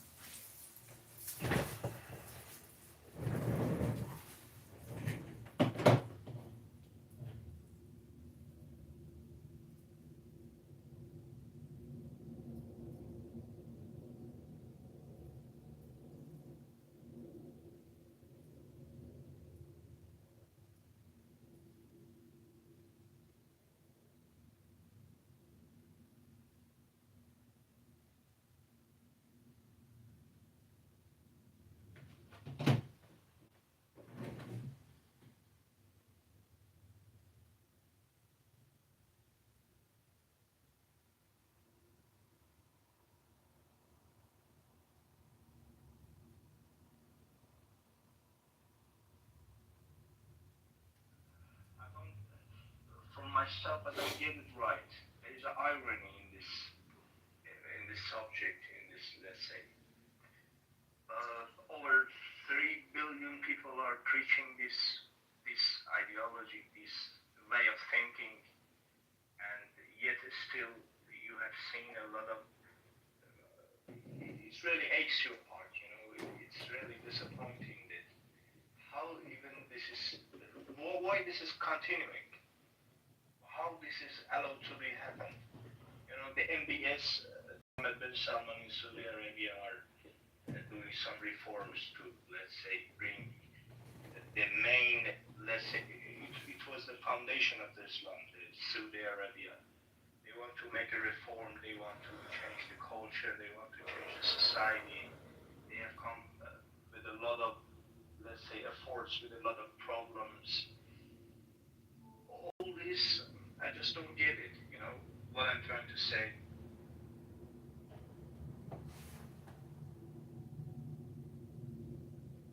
Can I add something here? I think I feel it's terrible for the people who died, obviously. Very, very sad, heartbreaking. Some people will never come back to their homes again. You know, they won't see their family members again. This is so heartbreaking.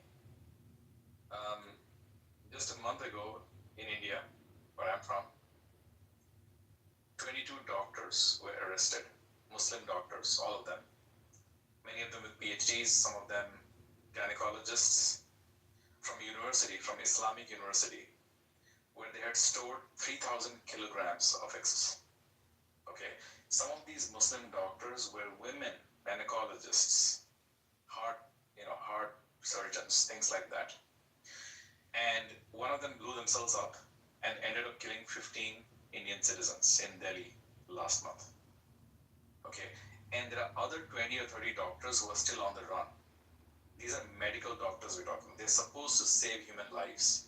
And here we have people killing, they were practicing bombing and things like that after their work, after 4 p.m. Imagine how dedicated they were. And some of them even had children at home. They were less in love with their children, they were more in hate. That's what Islamists do, Shivam. That's exactly what Islamists do. Doctors, yeah, around that. I guess my point is these guys were not fighting for Palestine because in India-Palestine issue, right? They were just killing Hindus and other religions.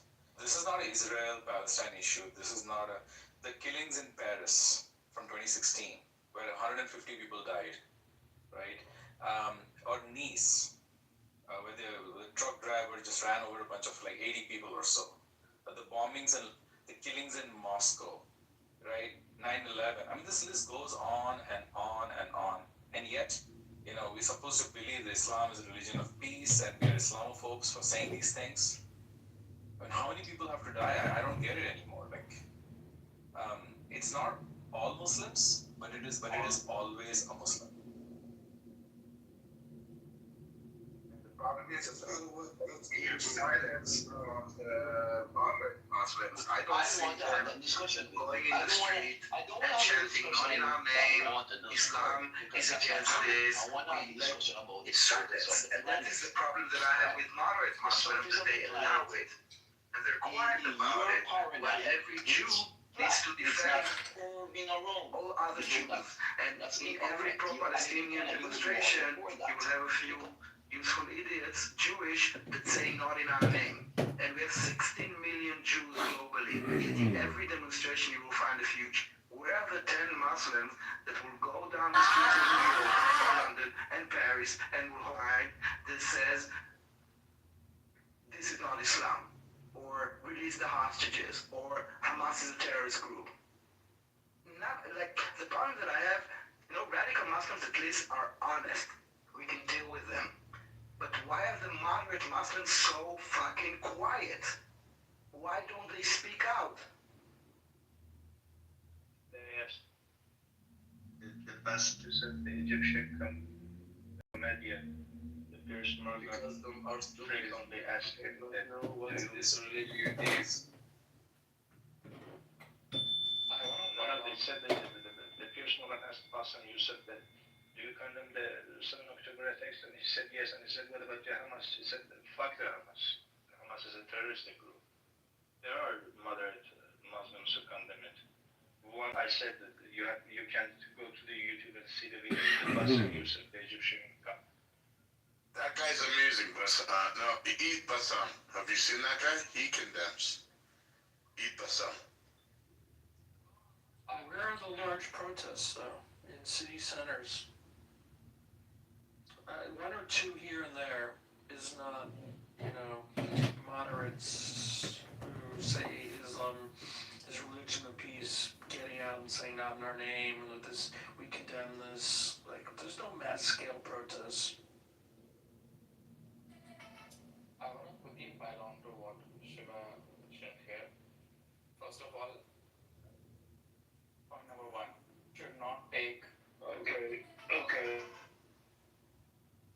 It should not take too long to feel sorry for something like this. I'm a practicing Hindu from India. I'm nowhere related to this, but I feel for you, and I just want to say that whatever happened, Shiva mentioned it even better. This should not have happened, and my condolences to your community, and I feel sorry for what has happened. Point number two, a lot has been said, so I'm going to just make 2 points just to contribute to the conversation. We need to come out of our shells, and we need to accept the fact that the moderates are the biggest problem. Just like someone else mentioned here, the radicals are not the problem. They're out in the street and they're wearing their opinion on their sleeve, and they're being very, very clear about what they're doing, why they're doing, quoting the scriptures and the verses, and only a blind person or a foolish person or a combination of both would be, stupid enough to ignore that. But the bigger problem is the moderates. Those who say it's not our religion, it's not Islam, it's not this, it's not that.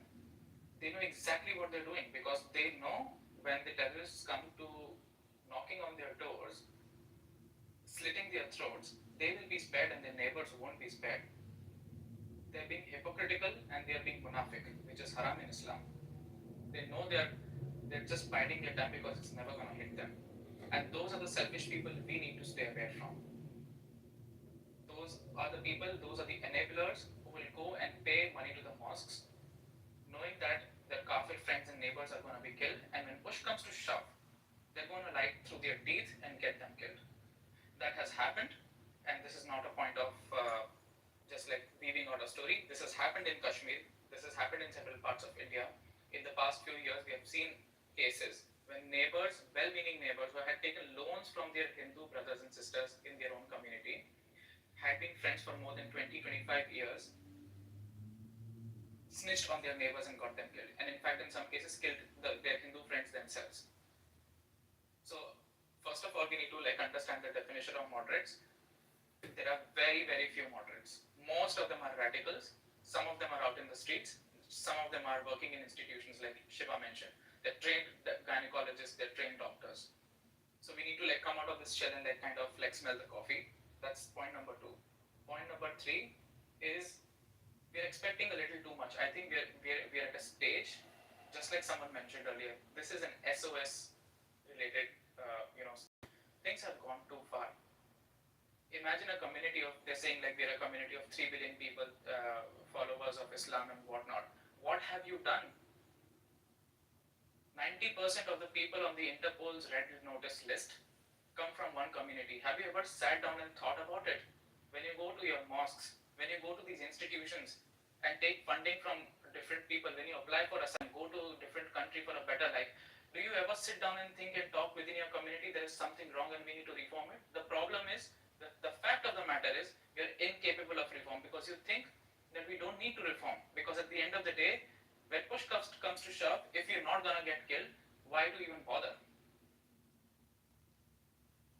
So these are the realities I think as non-Muslims we need to be very, very aware of. And it took me a long time to realize that and smell the coffee, and I hope a lot of other people in this room do too. And we need to just take these people as what they are. They will lie through their teeth. They will do al-taqiyya, they will play the victim card, and when push comes to shove, when they're put towards a corner, they will say all these things that people like Arabi and other people have mentioned. They will issue rape threats, they will say bad things, and they will just leave the room. Their purpose of coming in these rooms is not to listen, not to talk, only derail the conversation. My challenge is with these people, turn the chats off of the room and don't invite them on the stage. See how many of them sit in the audience to listen. None of them will. Okay, so hey everybody, Really good, Vendik. I just want to say a very good intervention. Thank you. you know, everybody who's been touched by the strategy, like just sending you good energy, and I hope people who have been injured recover quickly. And yeah, anyway, just Vindik, to your point really quickly, I think in principle you're actually incorrect. Because like if we're talking about the actual moderate Muslims, we need to be welcoming and promoting them. The problem is though, it is extremely difficult because of the nature of the Islam. It's extremely difficult. Look at this. That never has a Wi-Fi connection. To differentiate somebody who is particularly moderate to somebody who actually is moderate and wants to reform. And you know, Bibi, I think of Takia, and I think it would be very helpful for people in general to understand what it means and how it interacts with like Dawa and things and other concepts in Islam. And like maybe Phil has internal knowledge and can provide internal critique with examples from the Islamic law would be very helpful just in general. I think I might be able to give us a hand. Or I also know that from. Oh, so who did you just say? Sorry, I didn't hear your name. That you mentioned. Did you mention anybody? Phoenix. I think you know. Phoenix. Yeah, but Phoenix is not in the room. So. Yeah, but I'm just saying, just in general, like somebody, but yeah. You know, educating people about that concept, what it represents, because it is a very murky concept. You know, there's a lot of gray area and room for interpretation. So people, you know, kind of massage the concept and say, well, no, it's not really. It's only like bodily harm. And you know, I did an experiment fairly recently, a couple of weeks ago, when I, you know, kind of interacted with ChatGPT on the concept, and it was very quick. I was very general in my request. It was extremely quick to pinpoint certain aspects of it that I didn't even bring into the conversation, and trying to basically tell me, no, that doesn't exist in Islam, it doesn't happen at all. But when it was pressed a little bit, and with some quotations from Quran, it started agreeing more and more with me. So I think it's important for people to understand what the concept means and how it interacts with the general ideology. And the specimen of moderate Muslim is only obtained under external westernized pressure. This is the only way you get moderate Muslims, because when Islam takes over, you automatically have a very rigorous, more to the letter kind of Islam, because that's the true nature of the religion. They're dragged easily into it, and they don't have like any problem.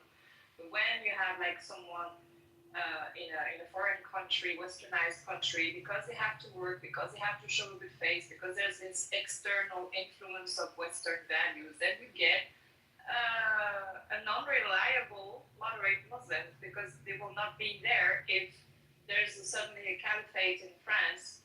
They will not help the non-Muslim escape or be saved from decapitation, let's say, if we take an extreme example. But they're already not acting. Like, do you see like an international association of moderate Muslims trying to catch their own terrorists? No, because they agree deep down that this is a way where Allah is acting and executing His plan to punish disbelievers. So they're not reliable. You want moderate Muslims? You just keep the Muslim community weak and scattered. That's the only way to obtain moderate Muslims.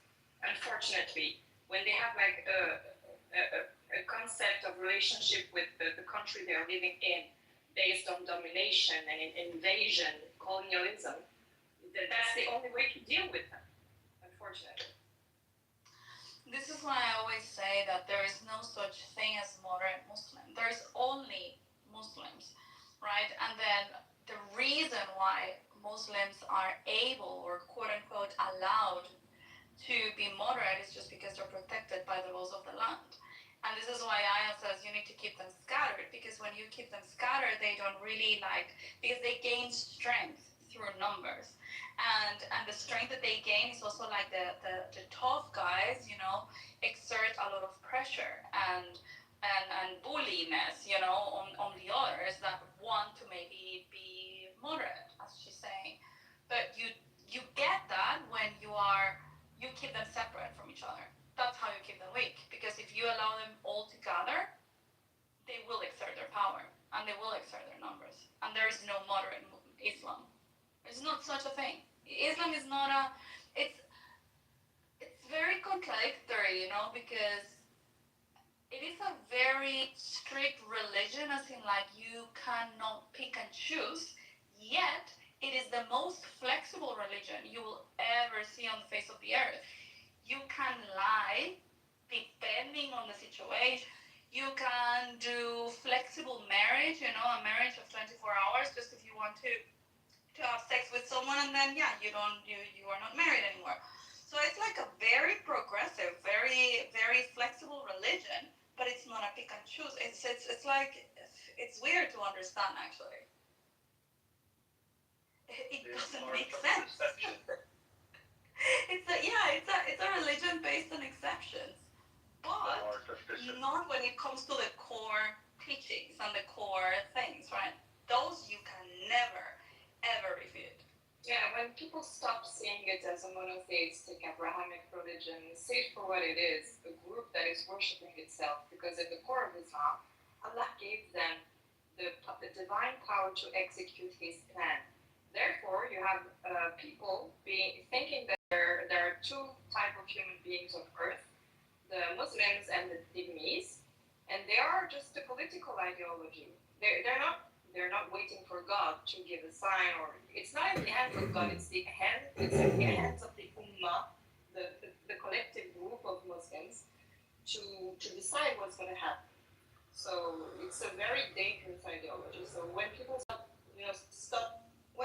will stop giving it the religion, spirituality free pass, we will make some improvement. In Australia, you know, they just banned teenagers from using the internet, using social media rather, right? They can go as far as banning teenagers from using social media. But a few years ago, in the Sydney Opera House, when they were saying, fuck the Jews, right, these Muslims, in hundreds were chanting, fuck the Jews.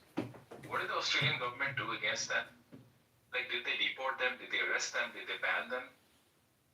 You know, I didn't see any action come out of that. And this shooting is just an outcome of being liberal towards Muslims in that country. You know? I don't know if it's one or the other or a combination, but so one of the options or one of the scenarios is like, okay, the governments or whoever is in power in these countries, either they are so weak towards enforcing the law in this group of people because they actually are liberal and they believe that's true Islamophobic or whatever, or number two is because they are actually afraid of them.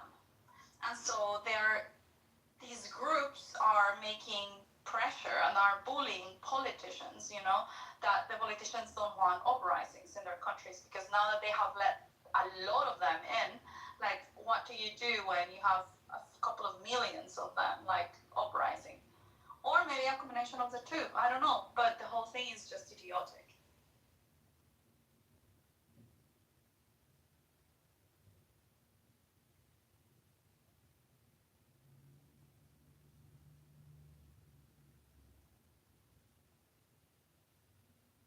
I don't know how many attacks it will take for people to wake up. It's really hard. I think the government should come together and actually give an ultimatum to all the Muslim groups, because they claim to be representative of all the Muslims in countries, that thus far and no more, and each time an attack like this happens, something is going to be stripped off from your privileges. Dude, that's never gonna happen. I mean, who do you think they're going to give an ultimatum? They don't even function as in like an institution, you know, like you could give an ultimatum to us Catholics because we work in an institution, we have a centralized organization. Who are you going to give an ultimatum to. That's going to be Islamophobic and racist, and how dare you, they're going to call you Hitler if you do that.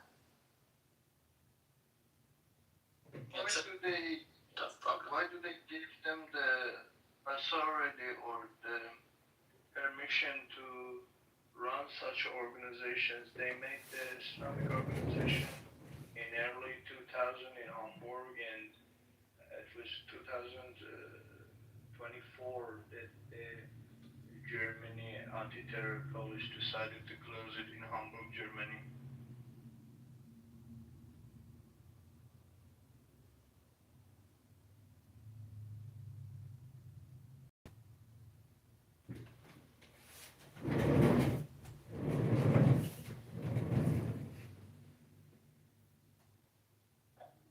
Have they caught these guys yet? Do you guys know?